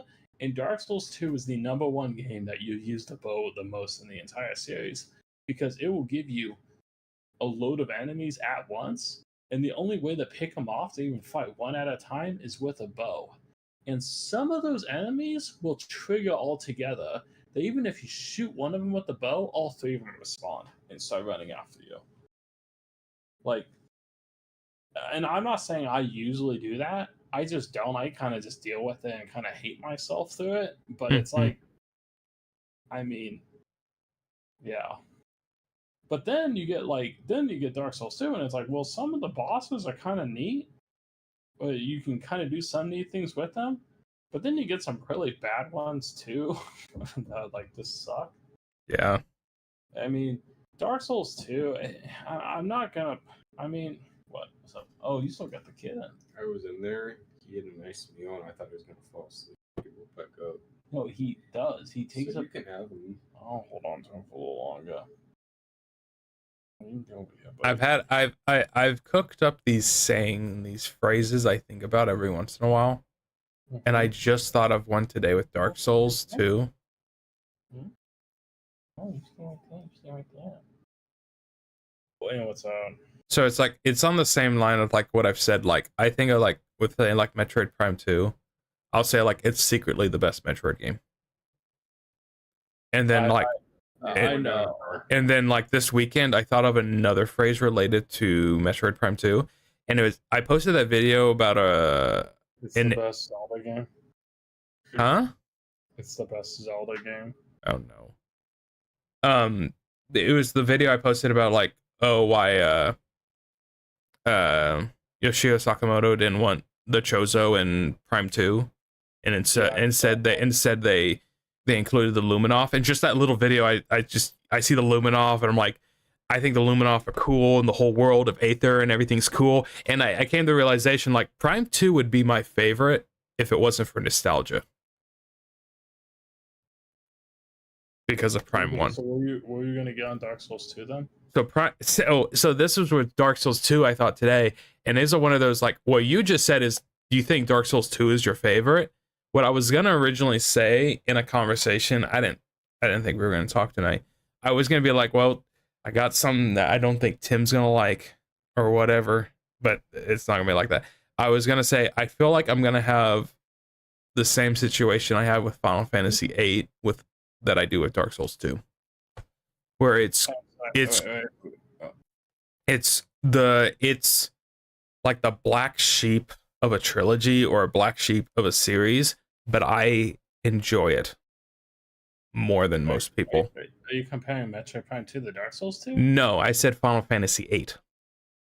Final Fantasy 8? Yeah. It might not be in the same ratio compared to each other's series, but I enjoy 8 more than most people probably should. Okay, but that's the thing, is like that's nothing wrong within that. I know, but it's that would draw some ire from people. If I was to be like, I prefer and enjoy Dark Souls 2 more than 1, that will make some people questionable. You gotta realize the only thing that you need to be concerned of is the Dark Souls 2 fan base. We haven't talked about them yet. I'm on their side. No, you don't realize, Austin. their opinions are polarizing. Some Well, of them I don't just care about their opinions. I don't No, care you about don't. I don't care about the Final Fantasy fan opinions. I don't No, care about the you- Metroid fan opinions. You don't care. You don't understand. Sometimes they're just passively like, I'm tired of people saying Dark Souls 2 isn't better than Dark Souls 1. I'm like, whoa, buddy. Let's cool it down a little bit. You can say you like it more, but I it's know. better. Like, I'm not at a point where I can make any judgment, but I'll be like, yeah, I'm sure one's definitely better. One's definitely better, but I'm not going to be able to say why. well, I mean, there's a lot of. I mean, yeah. My goodness, baby, come on. Oh my goodness. Okay, there you go. Okay. No, it's fine. It's kind of going back to what I was saying. Just you basically appreciate or like them all for their differences, Yeah. and that's kind of just it. Like, this is probably going to sound weird. What do you think 3 is my favorite is? Like, what do you think is my favorite aspect of 3?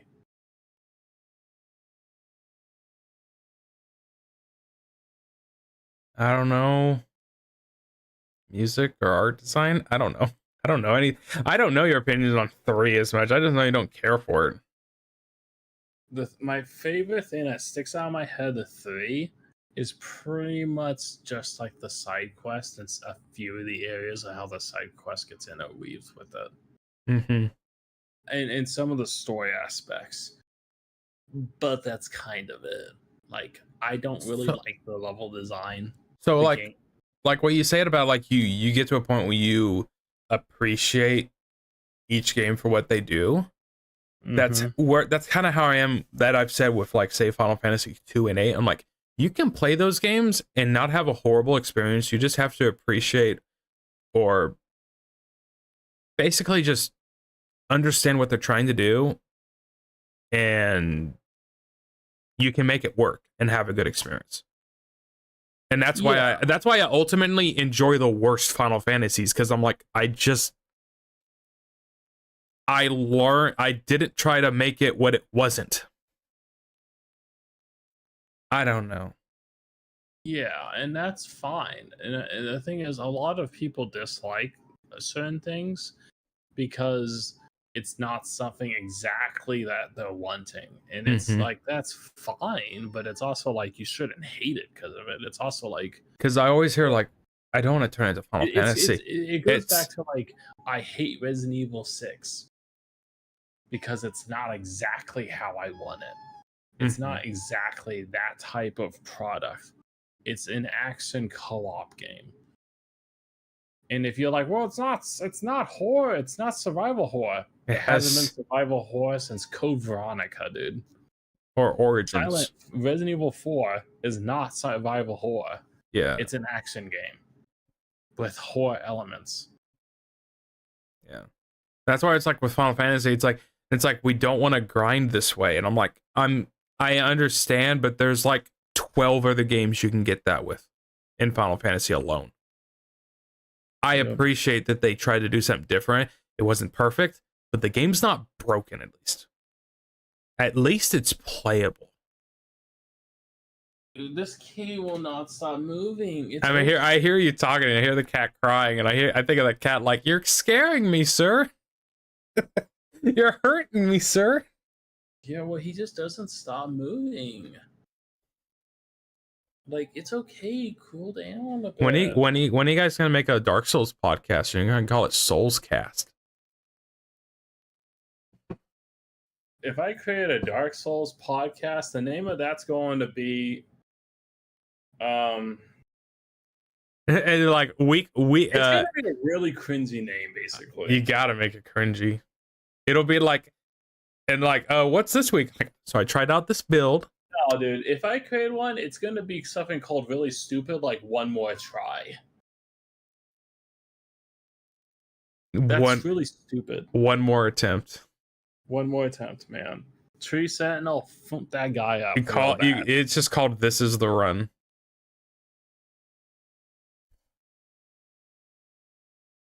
Anyways, Yeah, Basically, so go in with an open mind. I'm That's having- all I'm saying. I went in with an unintentional, more open mind with Dark Souls 2 than I have with a lot of games.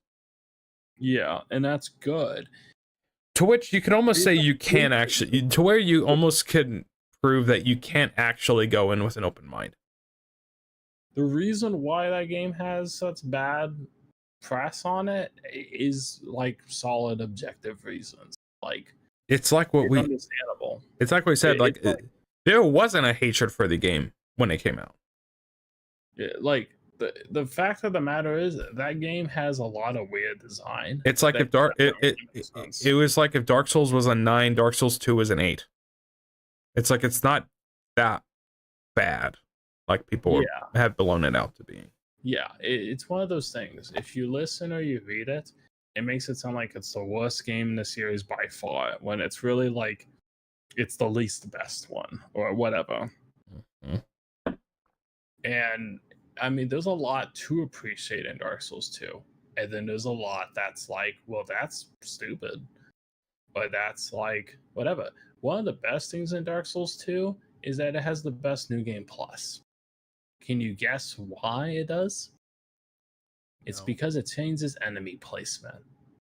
Oh yeah, Problem- you've said that. The problem is with it, it only adds enemies. I was hoping it would be like, oh, so the enemy placement turns into what Scholar is. No, it flat just adds more enemies, and it's kind So of like, why is the New Game Plus good then?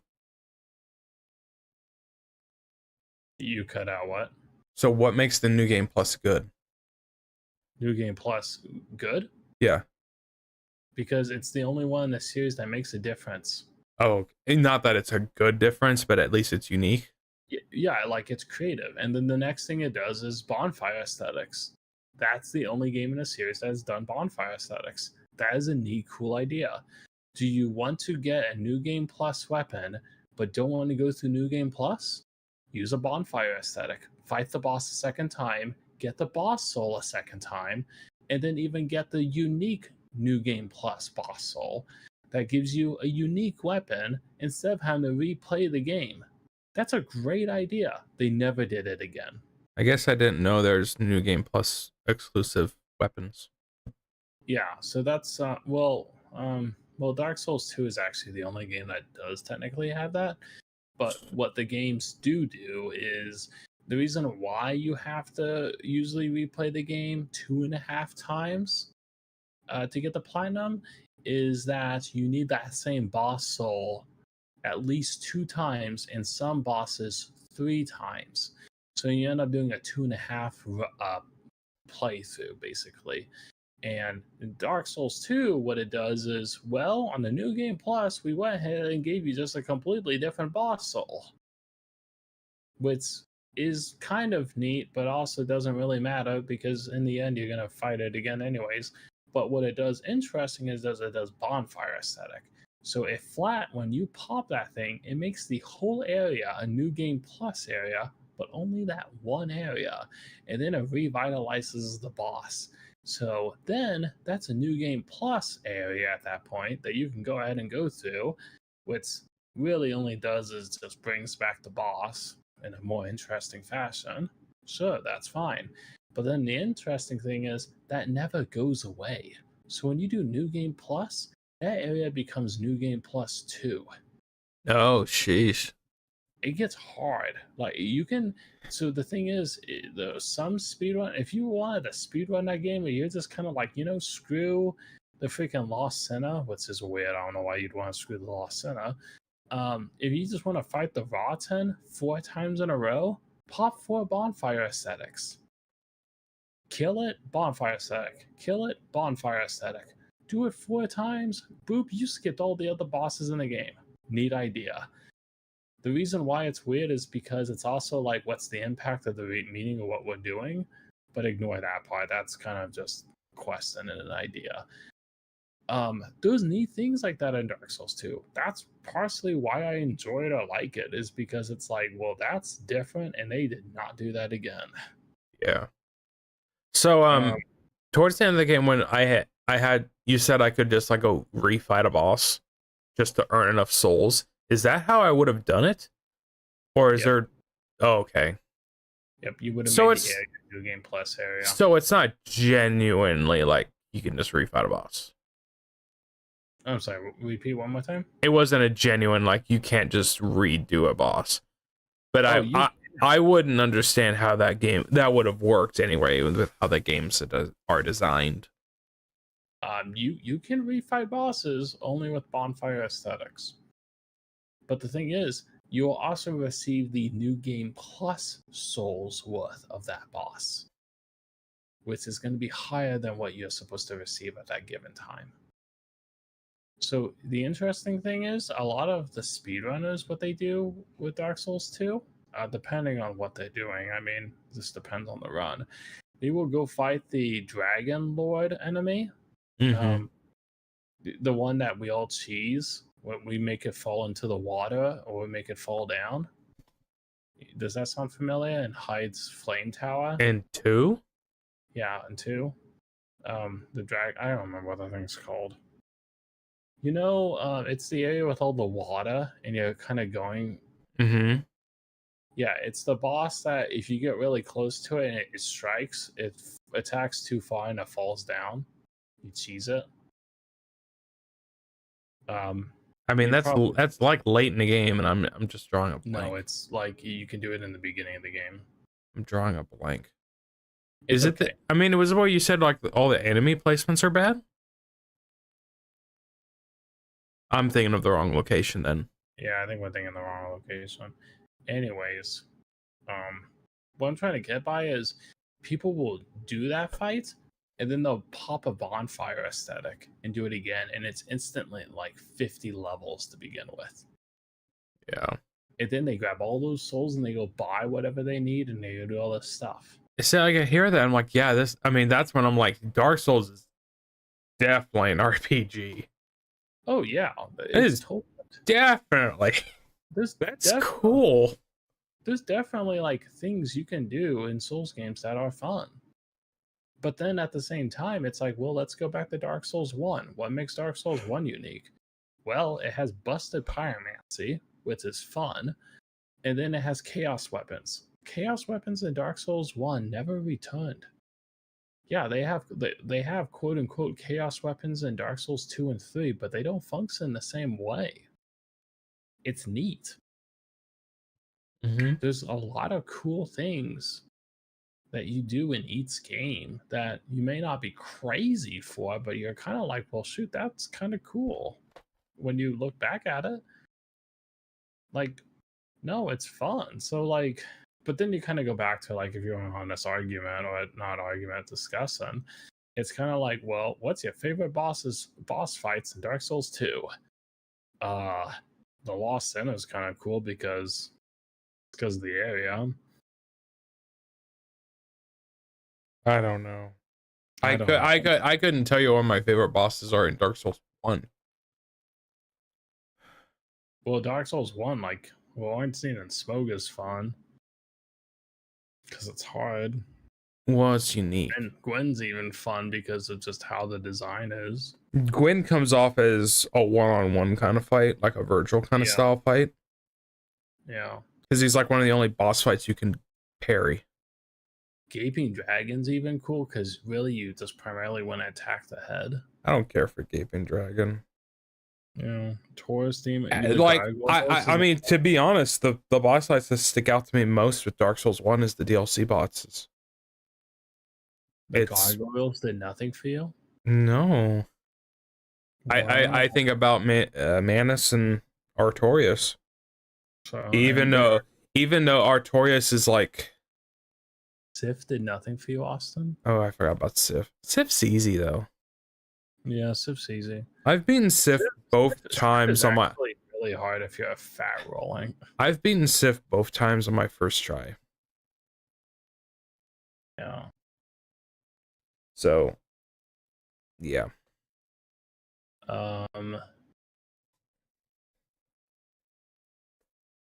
So yeah.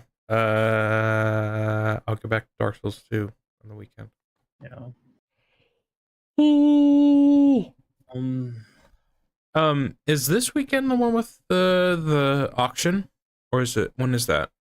Is that in December? Oh, that's in December. That's like December 7th. Okay, I was wondering if that was conflicting with if we wanted to go to that play or not. No, no. Okay.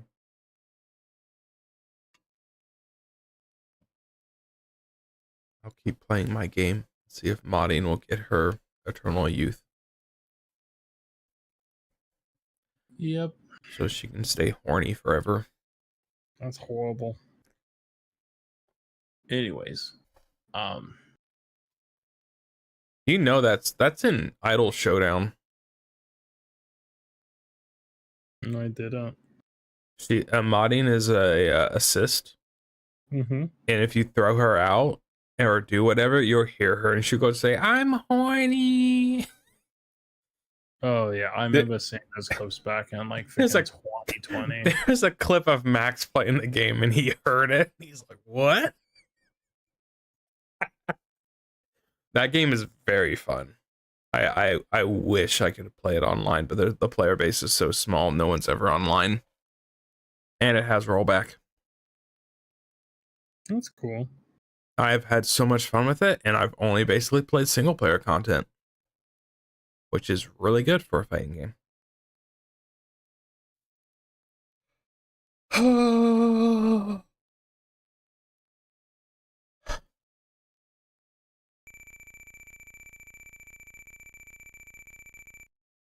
Okay, well, I'm gonna put the kid to sleep.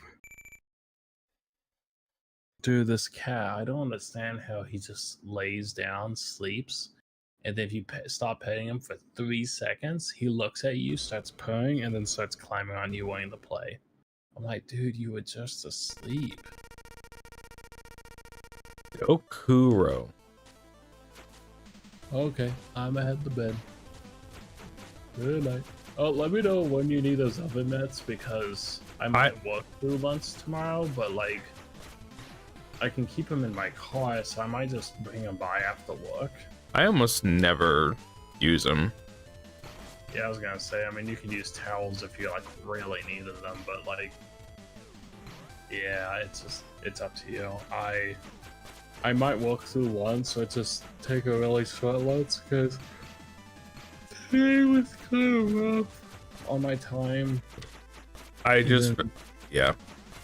And then I'm trying to just work till I can get home a little sooner and spend time with the kid and do some other things and just rest. Yeah, because you've been weeks without really resting, so this week's probably have been feeling pretty good, other than the cat. Well, other than I just made a whole freaking 9x13 disc and went to the grocery store twice and did some other things. So I'm kind of still on this weird roll, and I'm trying to get the Malibu done. Yeah. So, I mean, yeah, rest, but at the same time, like... When do they have the appointment planned for the alignment? Have you called them? No, I haven't called them. I'm gonna see if I can maybe do Thursday. Or if not, I'll just do any day and I'll just do it. I'll maybe see if I can... I don't know, man. I just... I don't know. We'll see, basically. What I always do is plan for a Tuesday or Thursday, so then Colin can first take it. But if not, then I'll make it work. What is up with you? Why do you want to keep biting my fingers? I would say I'd probably like to come by this weekend to see the cat. See the kitty? Mm-hmm. Yeah, you're welcome to. I want to see the grouchy boy. He's grouchy, man. He's completely fine. He acts no different around us. But when he sees the kid, he doesn't get... Ouch, my goodness, this kitty bites hard. I showed Shauna, and she's like, that's the kind of cat she wanted. She didn't really necessarily want a black cat. I like black cats, though. I know. Why is I don't know what type of breed this cat is. I just don't know what to call it. I gotta think of a name soon because it's hard to call out to it, and you don't want to be calling it Kitty too much. There's already another Kitty.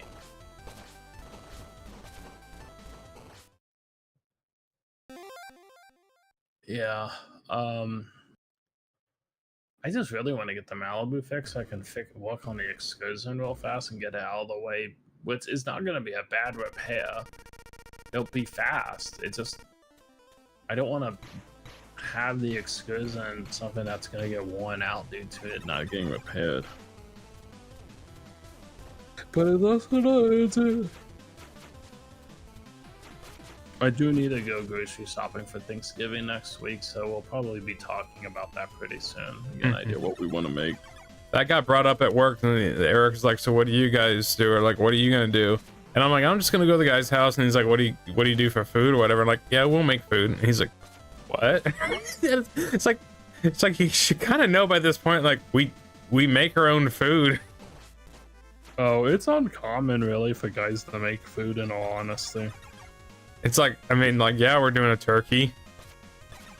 I mean, I had some turkey today, and it was a well-cooked turkey, and I still was just kind of like, nah. I do not know what this game wants me to do. Now, Chris made a good ham, though. It was an interesting ham. So he just got a spiral ham, and he just put pineapple in it and cherries. Not very many cherries, it was primarily pineapple. So it was mainly a sweet ham, but still tasted like ham. It was solid, dude. Like, it had good flavor. It was juicy because it was soaked in like pineapple juice and stuff. It was good. Like, I'm kind of wondering if we maybe want to try something like that, just because we never have. It's a and it wouldn't get pineapple ham. Yeah, it was basically pineapple ham with a little bit of cherries in it, but it was primarily pineapple. And I mean, it was a good juicy, like a little bit sweet ham. And because the reason why I like that was because it wouldn't really get dried out, and you cook in a crock pot. Really? Yeah, it's spiral ham, so you just debone it and you just throw those pieces in there, and it was good. I just depends on what we want to do. I mean, what I'm honestly concerned about is I just want to have enough time that week. I don't really want to work 2 12-hour days. That's rough. Yeah. That's I'd have to work 7 to 7 to make that work, or 7 to 6:30 to make that work. That's a lot. So maybe I'll work. Maybe, I don't know. I just want to limit it this one time or get an idea of what we can do, just so we can make it easier.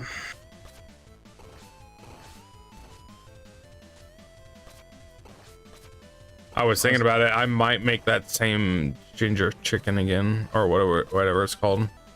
I just finished it tonight, so I'm like, kind of just want it again because it's just Butter chicken. The butter chicken. I mean, yeah. I'm like, it's good enough, and it's like, I don't know. It was the easiest dish I've made recently. Did you know that they make high protein pasta noodles? Did I know that? I didn't know that. I found it at Walmart. Like, I'm talking like 20 grams of protein, dude. Well, it was something like that. I mean, freaking even 10 grams of protein is pretty dang good for pasta.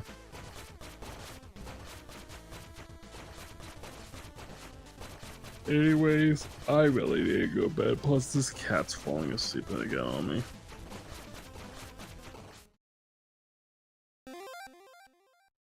Yeah. I'm all tired now. Yeah, all that Dark Souls putting you out. Putting me out. I'm all sweaty now. Yeah, we'll find out how...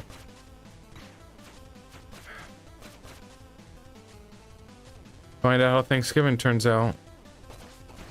Yeah, I don't know. I just gotta think about it. Plus, it doesn't help I'm gonna be alone. Like, if at least Colin was there, like... Because even when Colin and I did Thanksgiving last year, was the first year we've ever done it like that, where we just like, let's get on and get going. We actually made almost all the food by like in the afternoon. But the only reason why we didn't was because I had to go to town for like a baby shower. And that cut into my day like at least an hour and a half to 2 hours. Plus the preparation behind that. So like, if it wasn't for that, I think I would have been done cooking all the main stuff by like 3 p.m. And then I could have worked like on some desserts or whatever and then just rested. Well, usually I cook on Thanksgiving till like 8 p.m. Yeah. I mean, I would say I could make a second dish or help out, but yeah, it just, I'm more or less on the line of like, what do we like really want?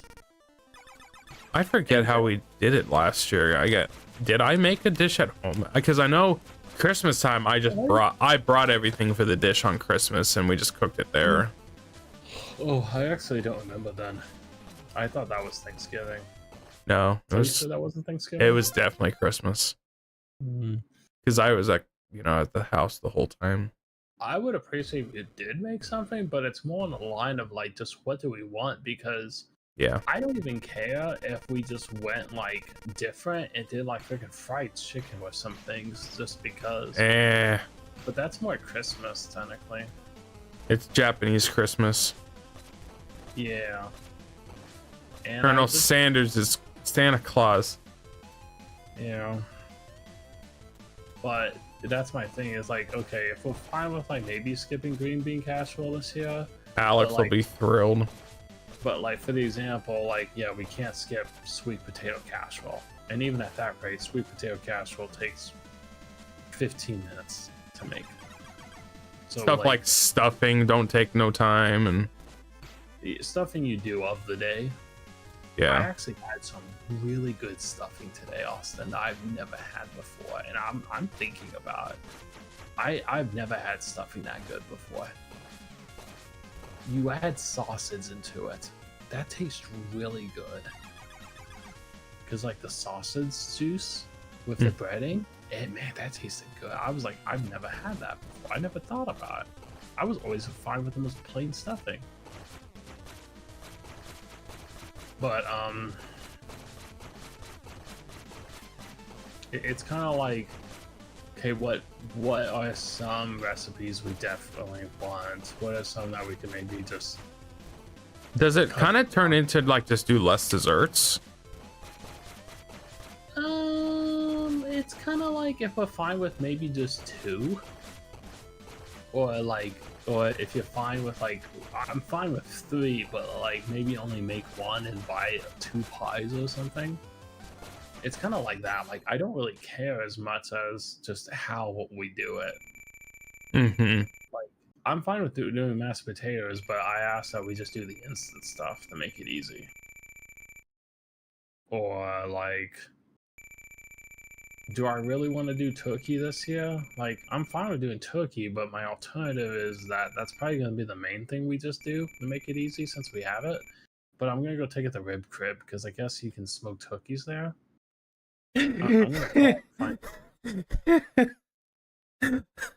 Marty is like, it should have been me, not you. Yeah. Yeah. And the thing is, all that's not bad. I just don't know how to do it because it's like the 2 12-hour days, or do I try to work? I just don't know yet. Like, if I work 12-hour days, I'm not gonna wake up very early on Wednesday. Like, I'm probably going to sleep in a little bit just to do it. And then Unless I take Wednesday off. Yeah, that's up to you. But like, It'll depend how Friday goes.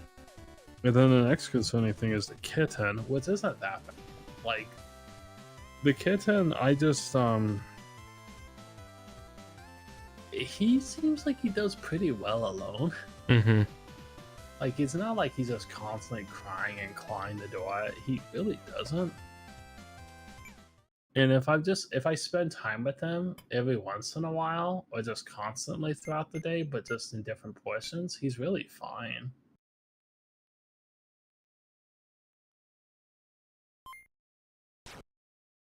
Once again, he has fallen on me, fallen asleep on me.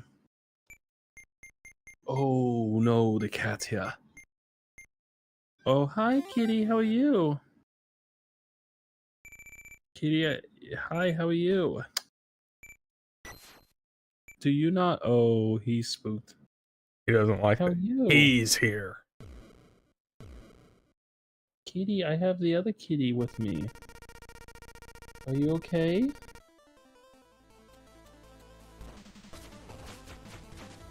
Kitty, are you okay? It's okay. Why did he just spew at my hand? It's okay. See, that's when I feel bad. The cat wanted to come in here for attention, saw the kitten, didn't see the kin for like a little bit, and then then he saw the kitten, sniffed my hand, and then spewed at my hand.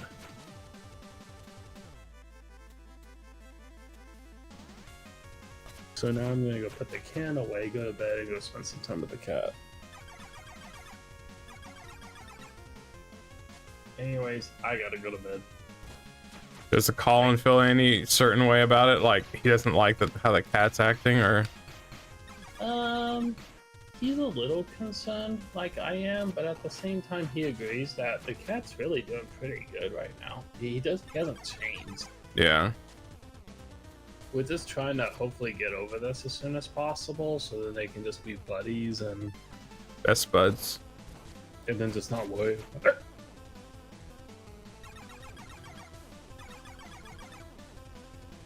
Okay, good night. All right.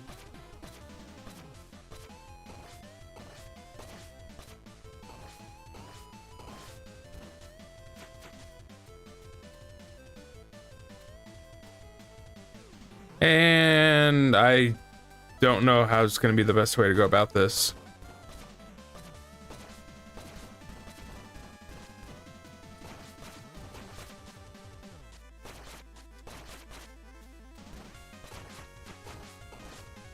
And I lost that.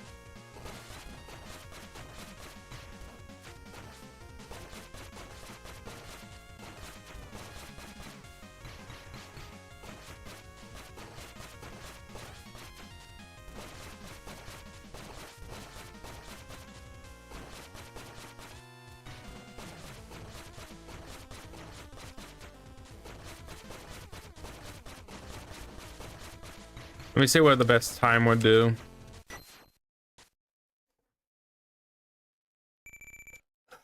Um.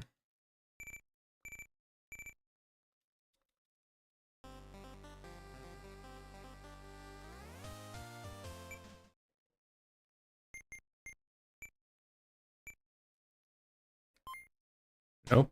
90 seconds. Is this seriously the best way to get up there? She doesn't have any abilities, so it's hard to do anything. Just the anchor and the sword.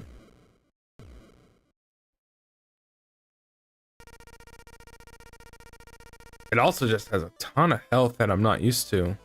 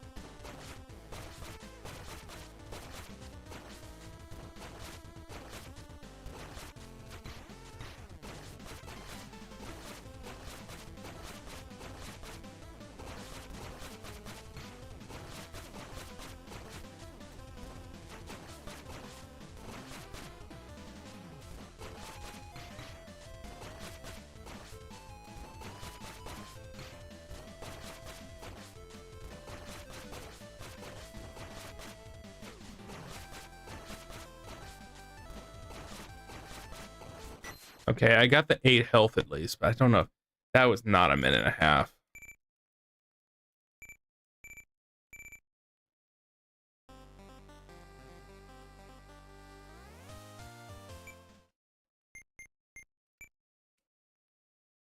Mm-hmm.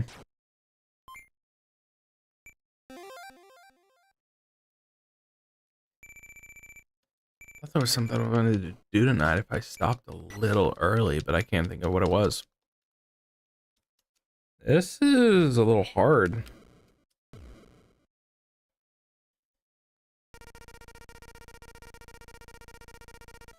I actually have to just be patient with it.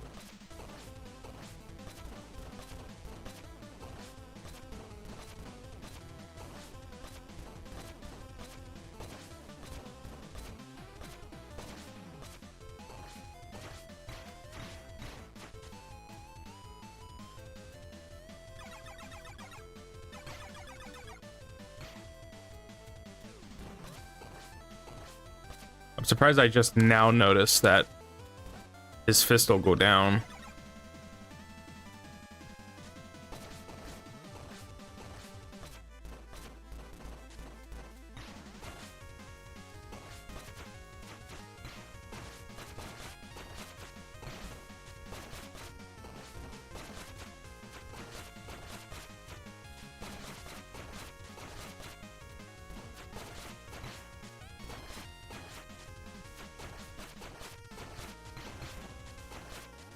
Okay, no jumping, just gotta play it safe.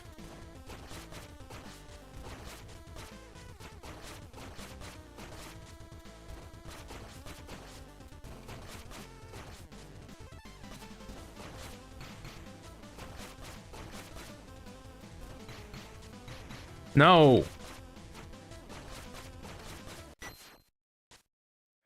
Don't think that was a minute and a half. That was a lot cleaner.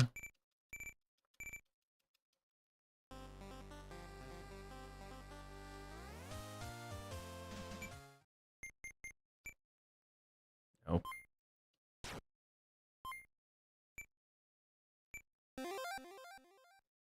It is always like, I wasn't even beating it a second ago, and now I was consistently beating it.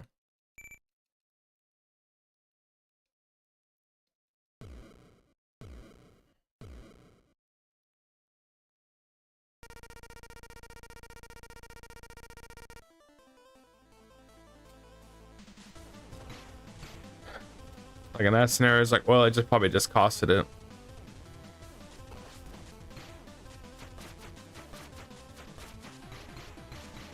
How is that I can't? This should count as a hit.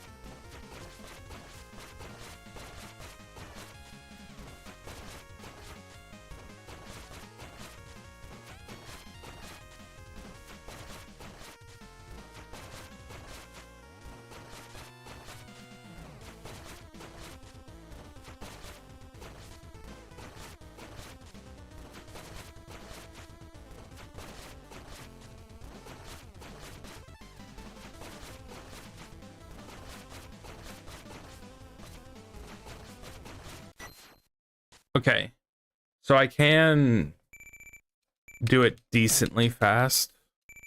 I just have to stay up there. I just basically just tank the damage. Nope. So we'll try that again. That's the first attempt I really did at it, so.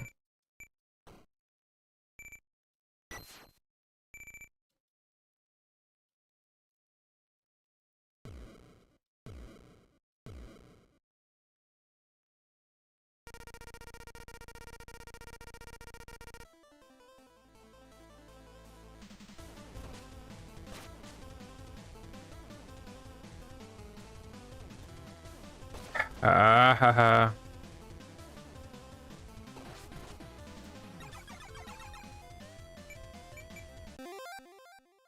Got 2 achievements with modding.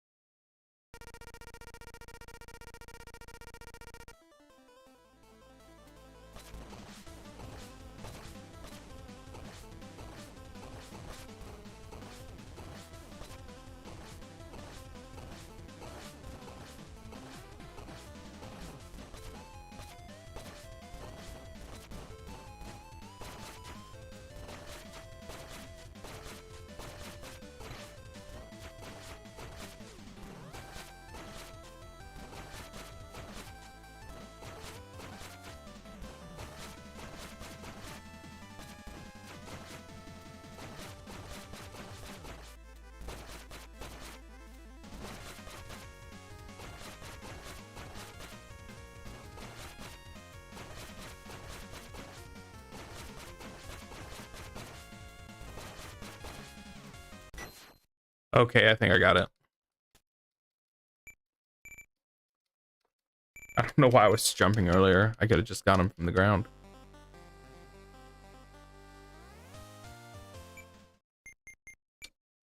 There we go.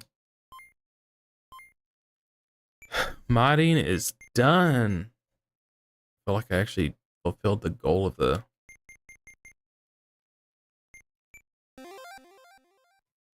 stream.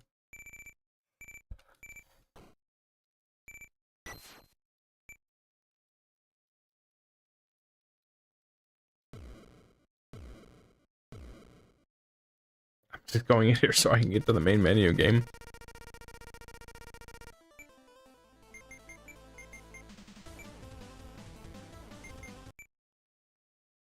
Okay, let us check the Steam achievements. Yep, that's there. So we get to do Picora next time.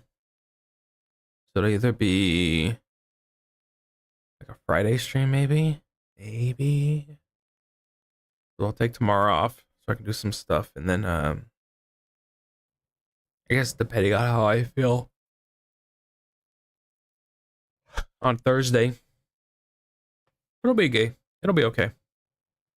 Just hope Picora is not as hard. I don't know. From what I saw, it no one ever said anything about it being harder. So, what a stream. Felt like it took an hour just to talk. What a weird stream. But we're close. 3 more achievements, and then we're done. And we'll have 100%. This will be the first Hololive indie game that I've gotten all the achievements in.